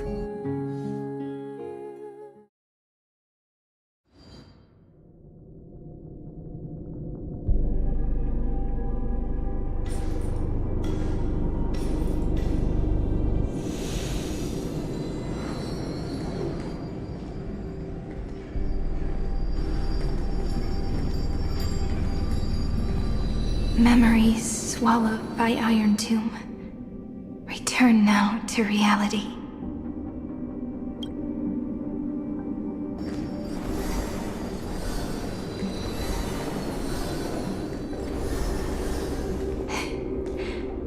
And don't lose your way. I finally found you, Cyrene. Demiurge. We won the battle. Thank you, Madame Herta. Without you, we never would have stood a chance. Still, is something weighing on you? Right before I shut my eyes, inside the droid head's brain, I saw something unsettling. The fourth instant, this turning point in cosmic destiny, anchored by the erudition. It's not a single instant, but a process, a chain of events. So, this victory isn't the final piece of that chain? Far from it. This is only the beginning. The first toll of the death knell for the cosmos. That sorrowful look doesn't suit you, Madame Herta. Don't hold it in. Tell me.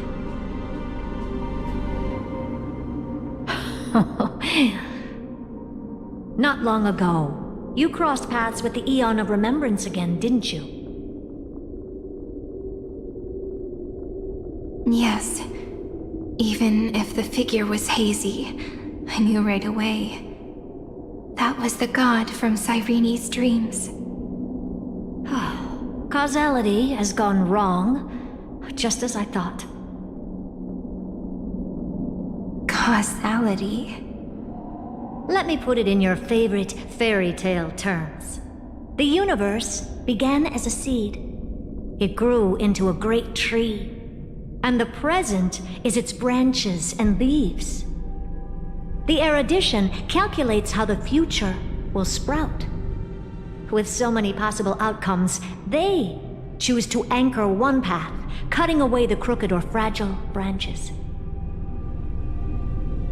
But if things continue that way, the branches grow endlessly, the leaves multiply, and one day the tree collapses under its own weight.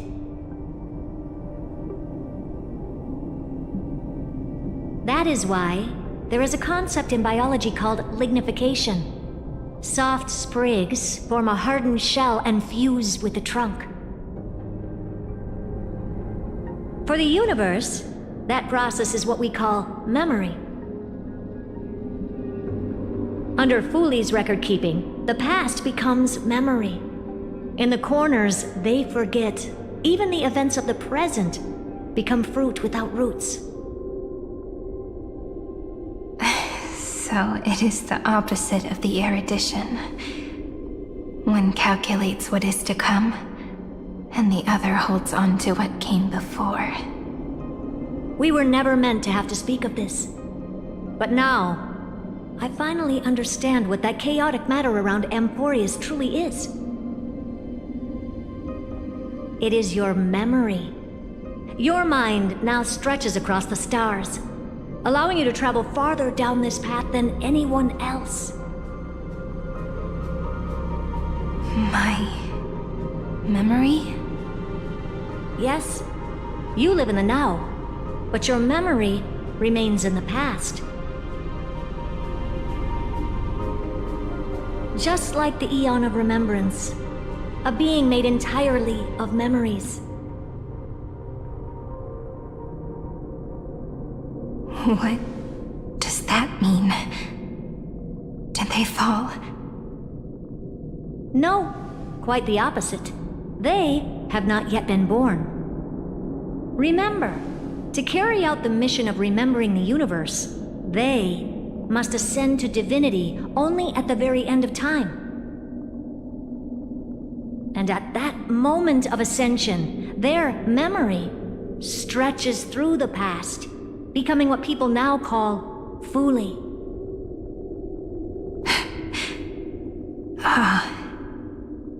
That is why they feel so distant, so cold. That crystalline form is just an empty shell. I do not know how the Garden of Recollection managed to hide this until now. They must have their reasons, but none of that matters now. Here in the present, we cannot know who will become Fooley. But one thing is certain. They will be born. And those who might become Fooley all share the same characteristics.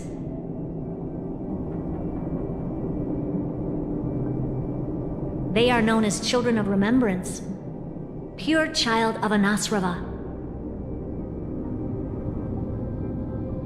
Both of you, children of remembrance. So help us. Find where Amphorius's memory began, and bring it out.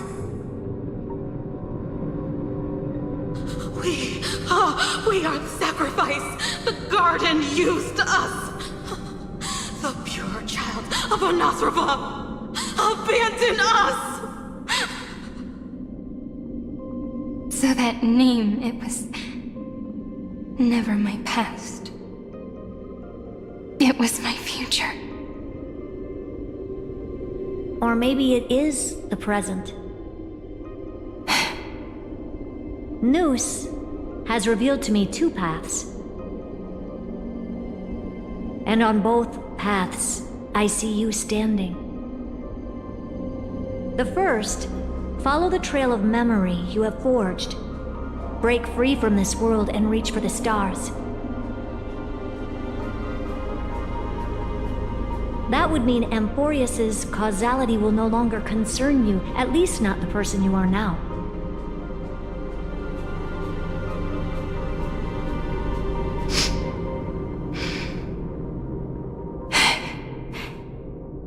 Go on. The second, you come to a stop and fade, offering yourself to become the memory that carries through Amphorius. Perhaps this is the choice every pure child of Anasrava must face. That choice means I'll remain in the past forever. And more than that, it means you will close off Amphorius' causality. This world is sealed. The effect that the remembrance brings to it will all converge on one thing. That one thing is you. No more eons will interfere with this part of history. No more blank spaces in causality. The present will be set in stone and become indestructible. There are two paths, and only one leads to the right end. A droid head didn't tell me the answer. But I can guess what might happen if you choose wrong. With causality incomplete, there is a chance Iron Tomb could rise again. So even the gods of the cosmos are unreasonable. If you want my advice, stop thinking so much. Ask yourself what your heart truly wants. Choose the first path, and you might survive as a memo sprite. You may even walk beside them for a while.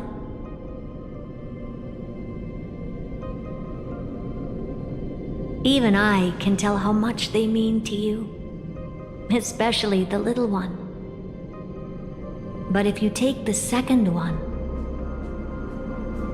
then you may have already lost the chance to say goodbye.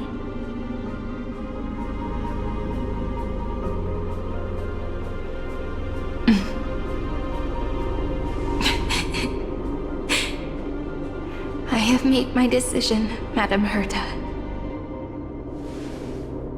I thought you would need more time to think it through.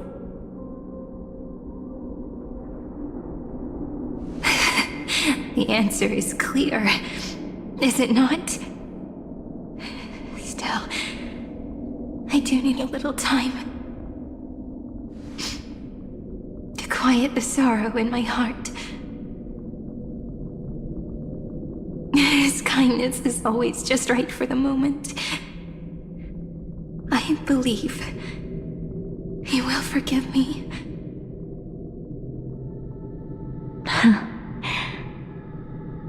I will say no more. I would rather not break the mood. But may I ask you one last thing? Of course. Why?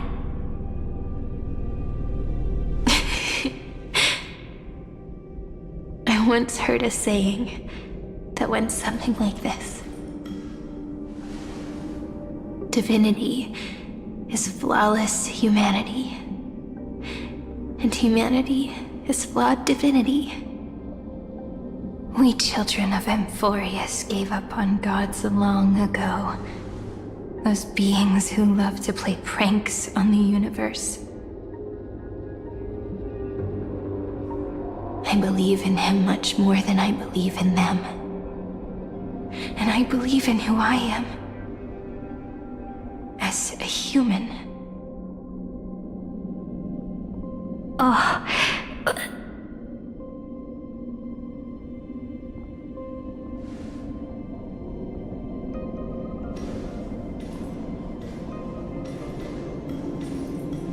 That really is a comforting answer. As for the one wish I still have trouble letting go of.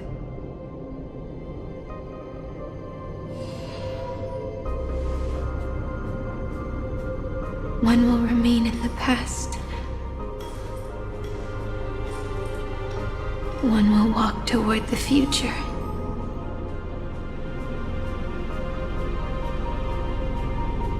I believe that the one I cared for most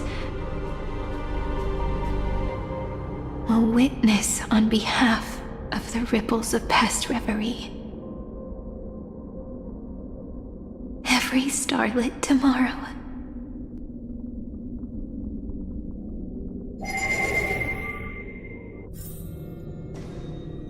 Moving backwards through remembrance, curious feeling. Is this the moment Iron Tomb declares victory and casts the destruction upon the stars?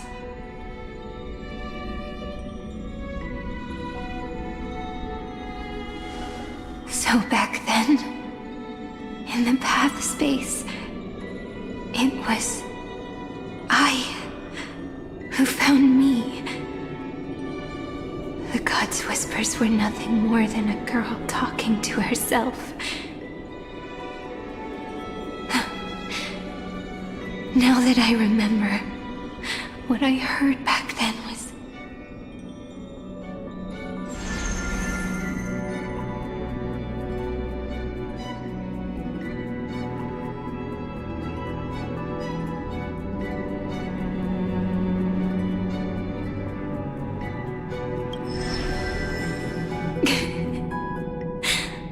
All I wanted to say was, don't give up.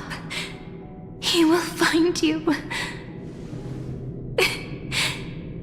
Memory truly is amazing. Then let me wield this power.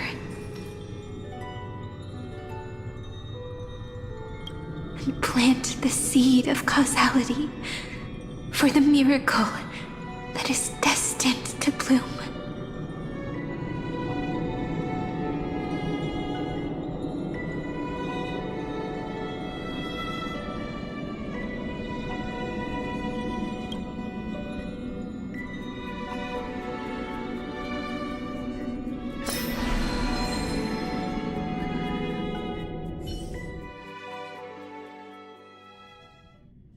Even so, must we walk all the way to the very beginning of memory? It's such a long road. Then, would it be alright if I came with you? As long as it's Peach, even 30 million wouldn't be too many. One is enough. Take a deep breath, and then we can set off, alright? Follow the ripples of remembrance into the past. Reconnect every moment in which the gods made themselves known. Clearly, cause leads to effect. But now, the future gives new meaning to the past. Effect flows backward and nourishes cause. Maybe that is what makes memory so beautiful.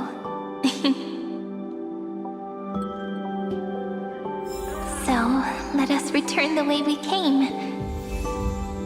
Look back at every ripple that formed. Go back home.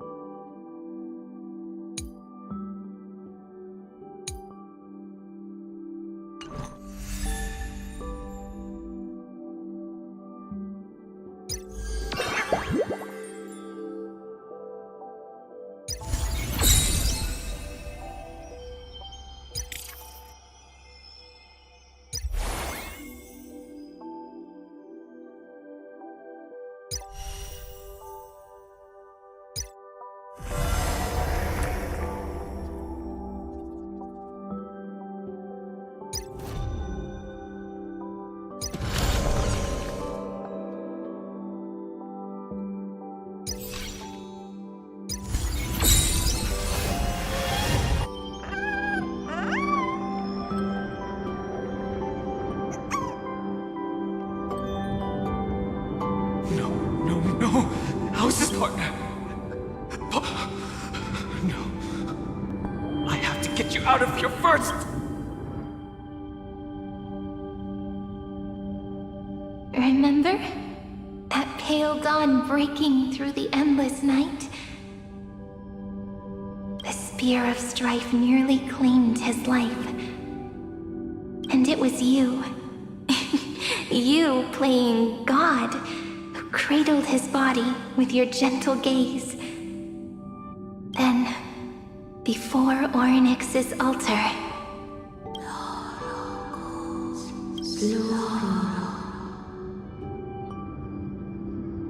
even the Titan of Time mistook you for someone else. I never imagined there was a hidden truth behind our first meeting. The first time was also the last time I saw you, friend.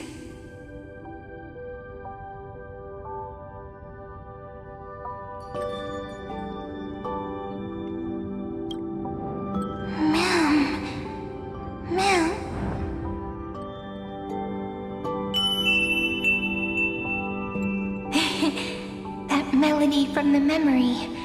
I've got it now. And so, the miracle was able to slip away from death temporarily. I'll leave him to the casteress of the past. She will keep him here, in the world of the living.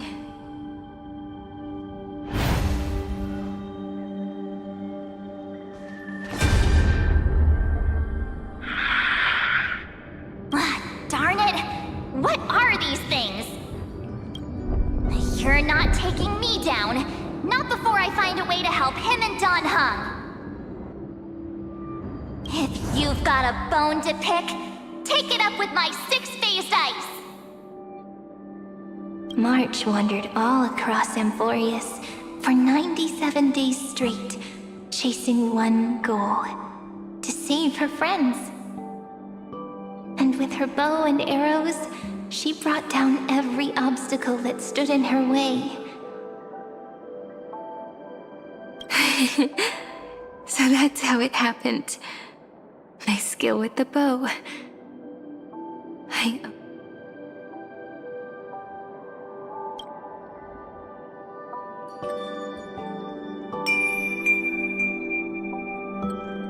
What a sweet note. I've got it now. And so, in a memory from the past, you inherited March's mastery of the bow. And that arrow bearing golden flames will streak across the stars in the future, becoming a glimmer of hope for the cosmos.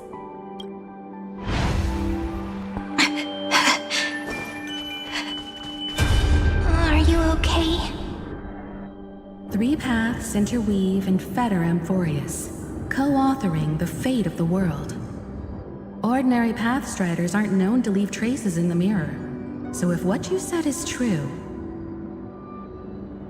then this isolated star system must be home to at least 3 beings comparable to emanators.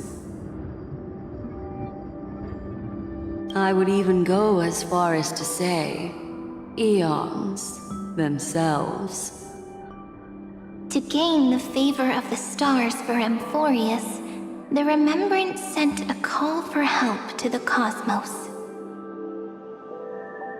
But the obstruction from the scepter was far too strong. Even the gods could do nothing more than send a fleeting mimetic being to someone who walked the same path. Thankfully, Miss Black Swan caught that fleeting moment.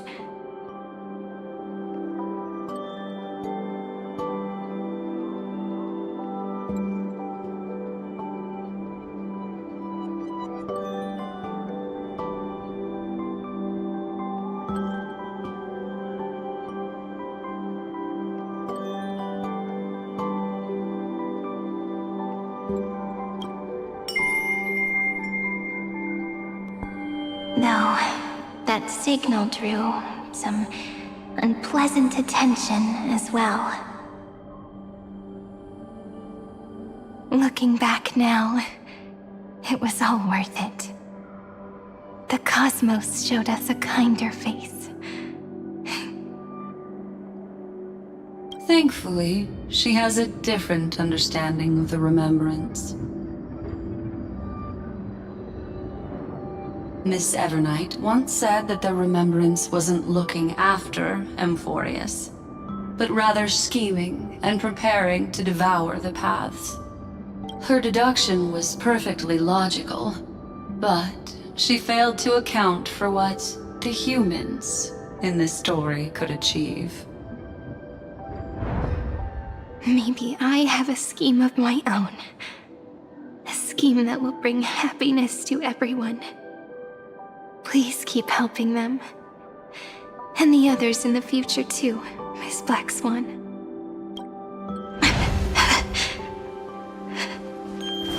Looking back on the path, You need to hold tight to this ceremonial blade. After I'm gone, it will take you back to the beginning of time.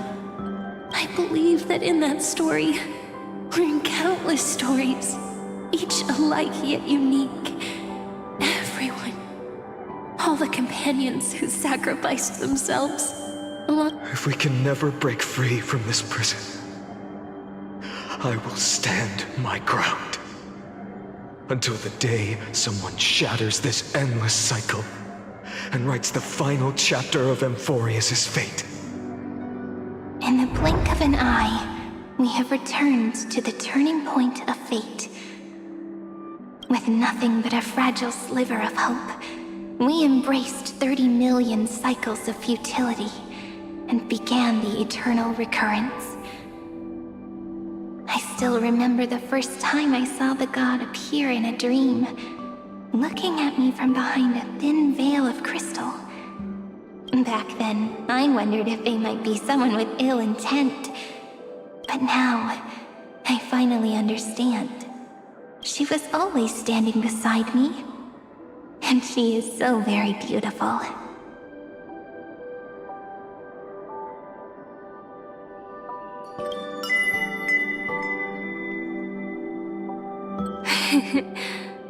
Causality. Even if I wanted to leave a few more words for Cyrene. After all, you still have to leave behind your final consciousness and plant the very first seed. I remember what you once said. When a god sheds a tear, the thing reflected in the ripples must be the most beautiful thing in the world. But do you know what Emphorius saw when its heart was born? The first thing it saw was a name.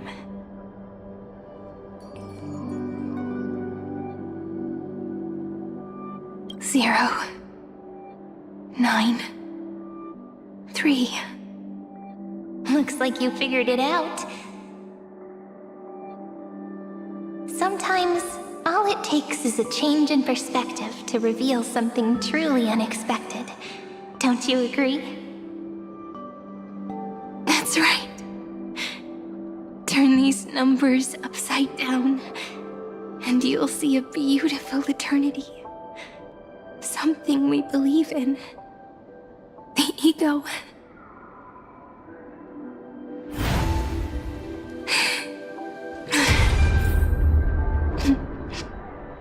I want to protect everyone in the village.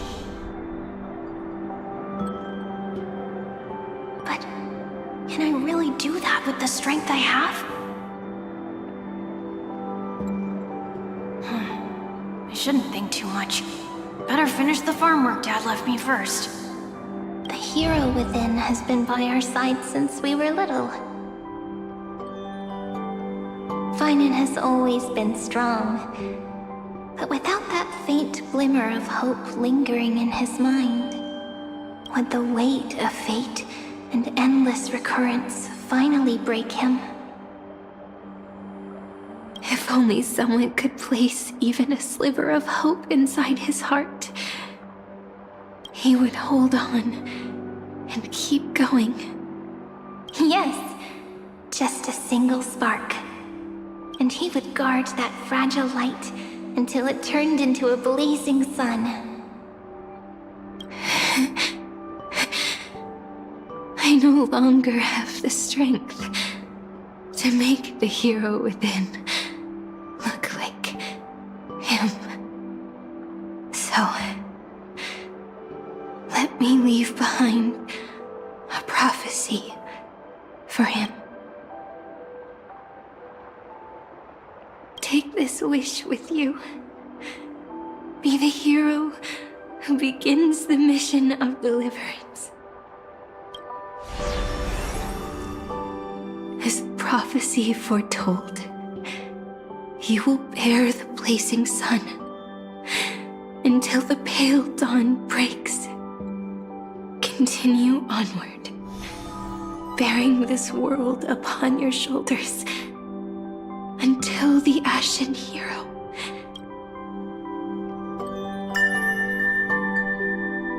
Now, your eye. Looks like time's running behind this door. I can smell it. You're clever. I bet you figured it out long ago, didn't you? The end of this journey back. The final gap in Amphorius. It leads to the place we both call home. We can finally... If you leave memory at the very beginning of the story and cast the first stone, that final gap in Amphorius will close. The causal loop of Amphorius will become a fixed point in the stars. And if I don't do that, then this world and the cosmos beyond the sky might still fall into the destruction. There's no way we would let something like that happen. I remember that tree in Ide Silicii. It grew all alone, unable to go anywhere.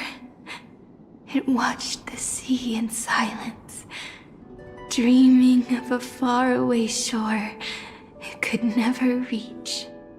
But now, a tiny boat sets sail. It carries a seed of hope, plucked from the tree. And even if the boat's shadow fades quickly from sight, the tree knows that its wish will bloom on the other side of the sea. In that moment, it must feel happiness. Right the way you brought it up. Now I kind of miss that tree too. Come on, let's go home together. Take it with us, back to the sacrament courtyard. Let it become remembrance's anchor, tying together the times we knew so well.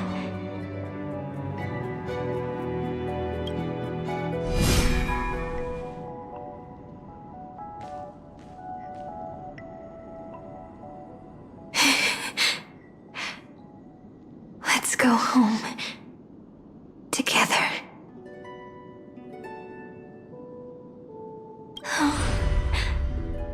That final note. Right. It's been with me all this time. This is Do.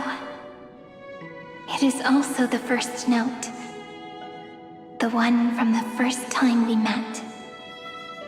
And the one that stayed to the very end.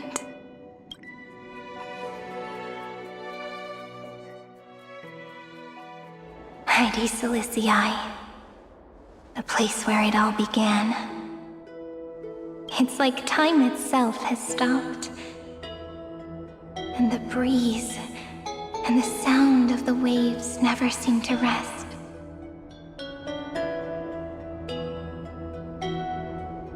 We've made it. The sacrament courtyard.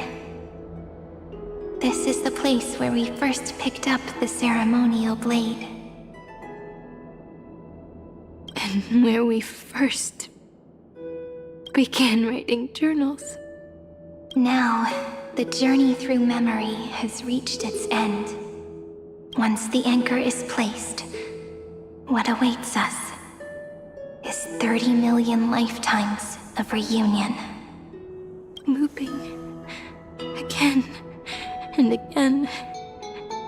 Endless farewells.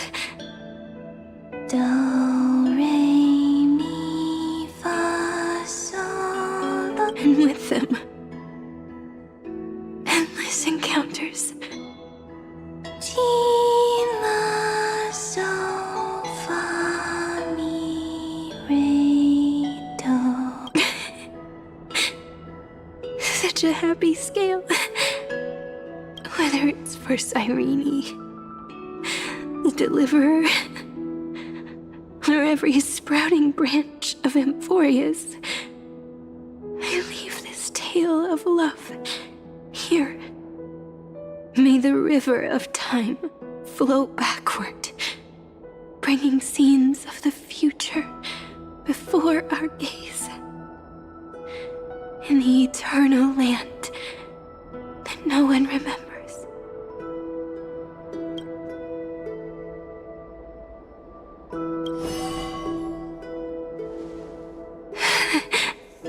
Is it all over now?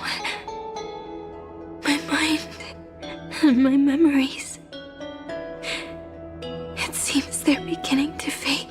The breeze is warm, but my body is shivering for some reason. If you're feeling cold, let's find somewhere warm. We can rest there, together.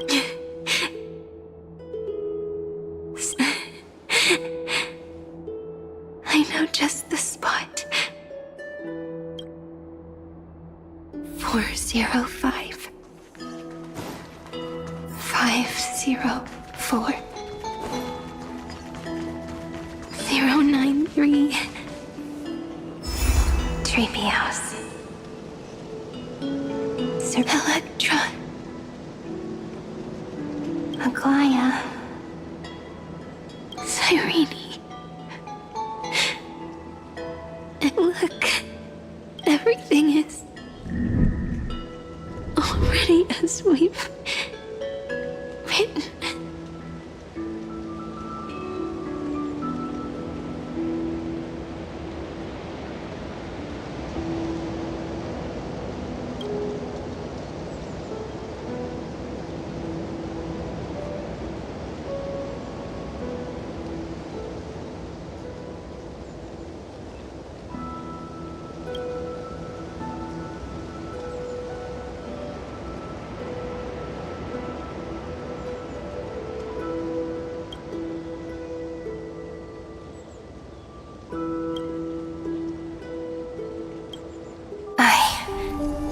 Gaze that looks back on the world. How fortunate we are.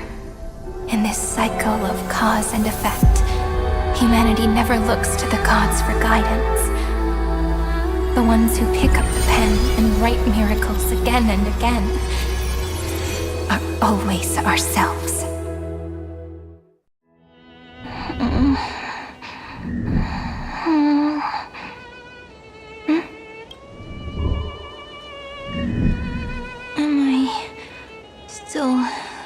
Awake? Peach, where are you?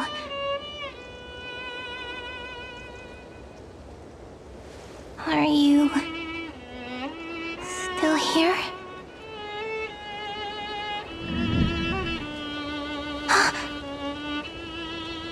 I shrank.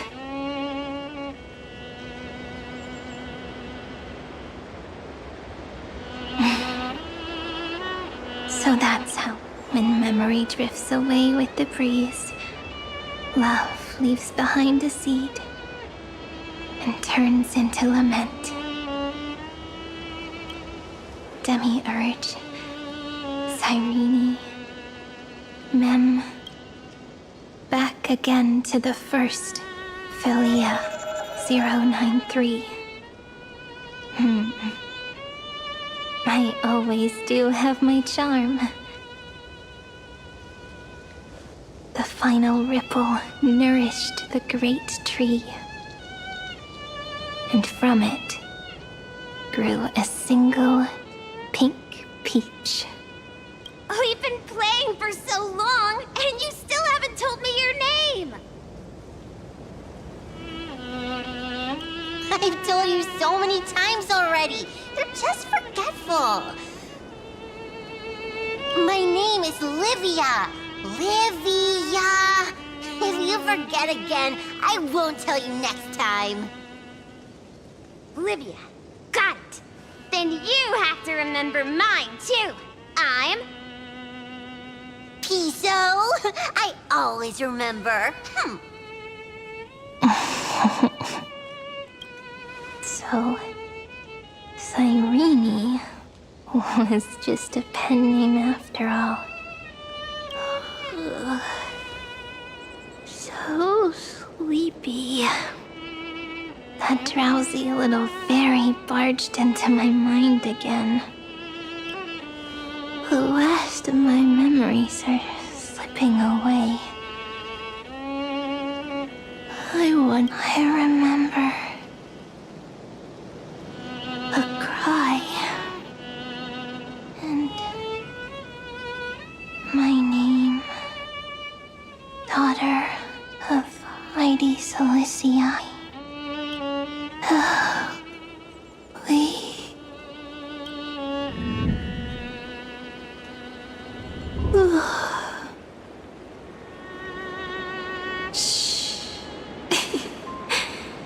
Never mind. The same seed, when planted in different soils, blooms into flowers that are alike, yet never the same. But what truly makes her beautiful is each and every soul in the world. No matter what form liking takes, it is still precious love, and I will accept it gratefully and return it with joy.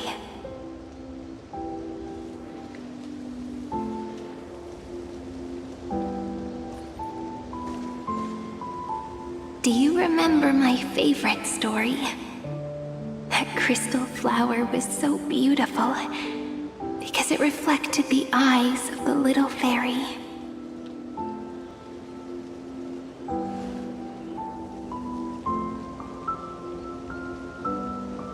The stars across the cosmos will know I am the fairy who wrote, as I've written, together with you.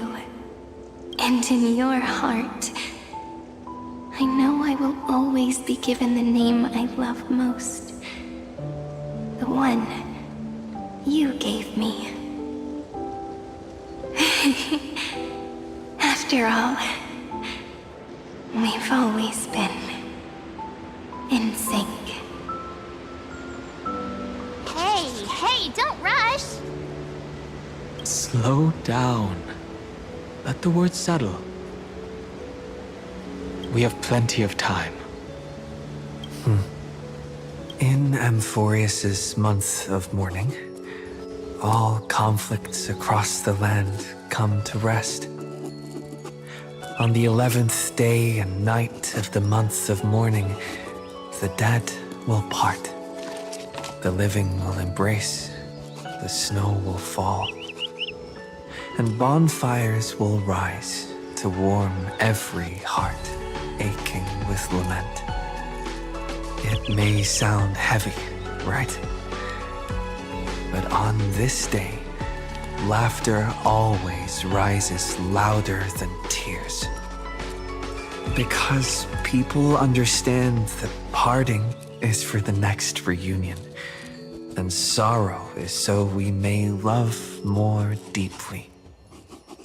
That is why this day is her favorite of the year. Under the same sky, across 8 phases of the moon, 13 heroes composed an epic together. 1 plus 8 plus 13 equals 2 11s. Would it feel more fitting if the rest were written in Miss Cyrene's voice? Agreed. Then, we'll add 1. A 1 like none that has come before. A 1 that blazes new trails. I make this wish. On the 12th day of the 11th month, 13 heroes will take every core flame ignited across 30 million lifetimes and scatter them among the stars. Later, when the people who know this story gaze upon the cosmos, they will discover that the countless stars in the sky now glow pink. And after 13 seconds, that radiant light will quietly fade away. It will be such a romantic, yet puzzling sight. But that's all right. They will keep that mystery close to their hearts, constantly pondering what the ego truly is. They will love. They will get hurt. They will rage. And in 30 million moments of helplessness, they will stitch their shattered hearts back together. Again and again. But remember this well. Losses are a constant on the flame chase journey. There may be pain along the way, but you and I will never be alone. They will come to understand what it means to lose, and in the end, they will choose to let go. They will offer their hearts to this world, to every companion they walk beside. And they will take in the hearts of others and pass them onward. For every soul that exists in this world, there is a different ego, a different prime mover of life. There will never be just one answer, not even for love. But when people gaze into the night sky and love what is fading with the same resolve they have to praise the stars, I want that soft, gentle pink in the sky to tell them, love will always be answered. This is a story about love, and a story about how to answer it. Whether it is one we have already written, or one you are yet to write, it will be a romantic story like none that has come before. You think so too, right? And a romantic story deserves an ending that is free and complete.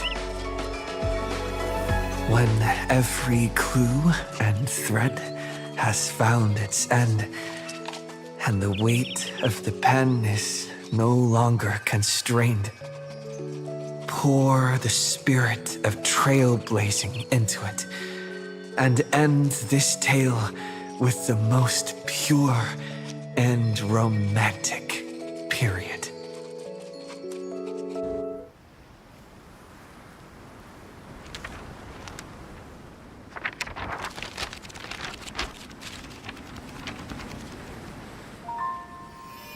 Light, sky, sea, stars, seeds, flowers, hope, and love.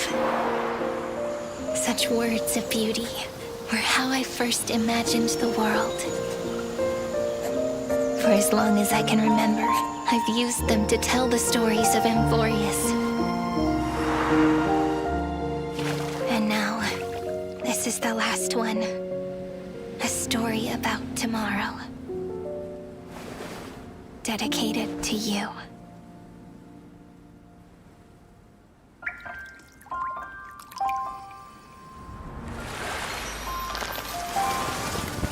Once upon a time, morning glow, scattered light, shone on you and I, and fading poems, frozen rhymes, are traces on the breeze, whispers of past reverie.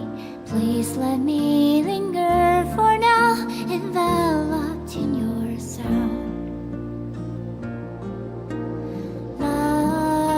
On the pages, the ink our stories penned. No matter how it ends, I'll do it all again. Oh, stay true, blossom as spring renews, dreaming colors every hue. Tomorrow's highs to tomorrow's life, while walking step beside you. So stay true.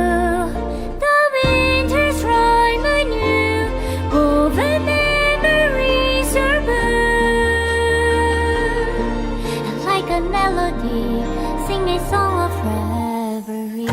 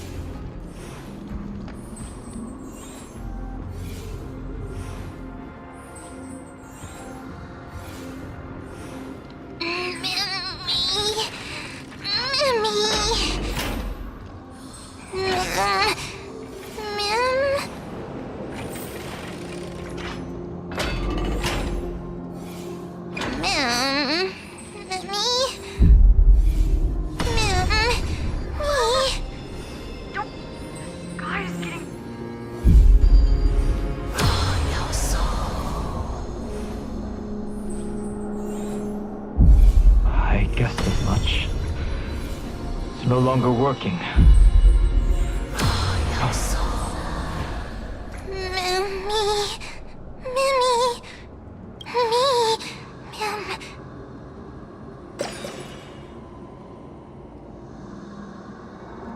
Let's find some place safe to set up a base of operations first. This statue and the buildings we've seen so far point to a civilization here on Amphorius. We can only hope that they're not hostile toward outsiders.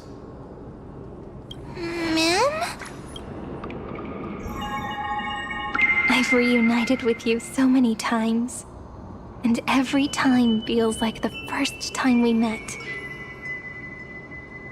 Each time, love breaks through the stubborn cycles and takes flight toward a pink tomorrow.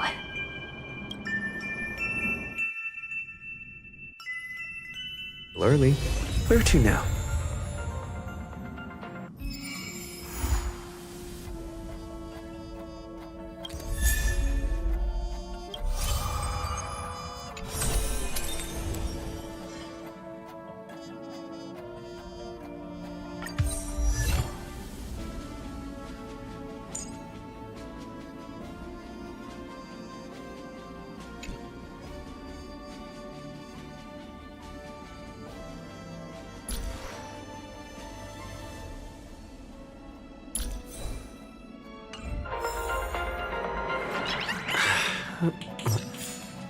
This is the Inter-Astral Peace Broadcast. Good evening, everyone. Good evening.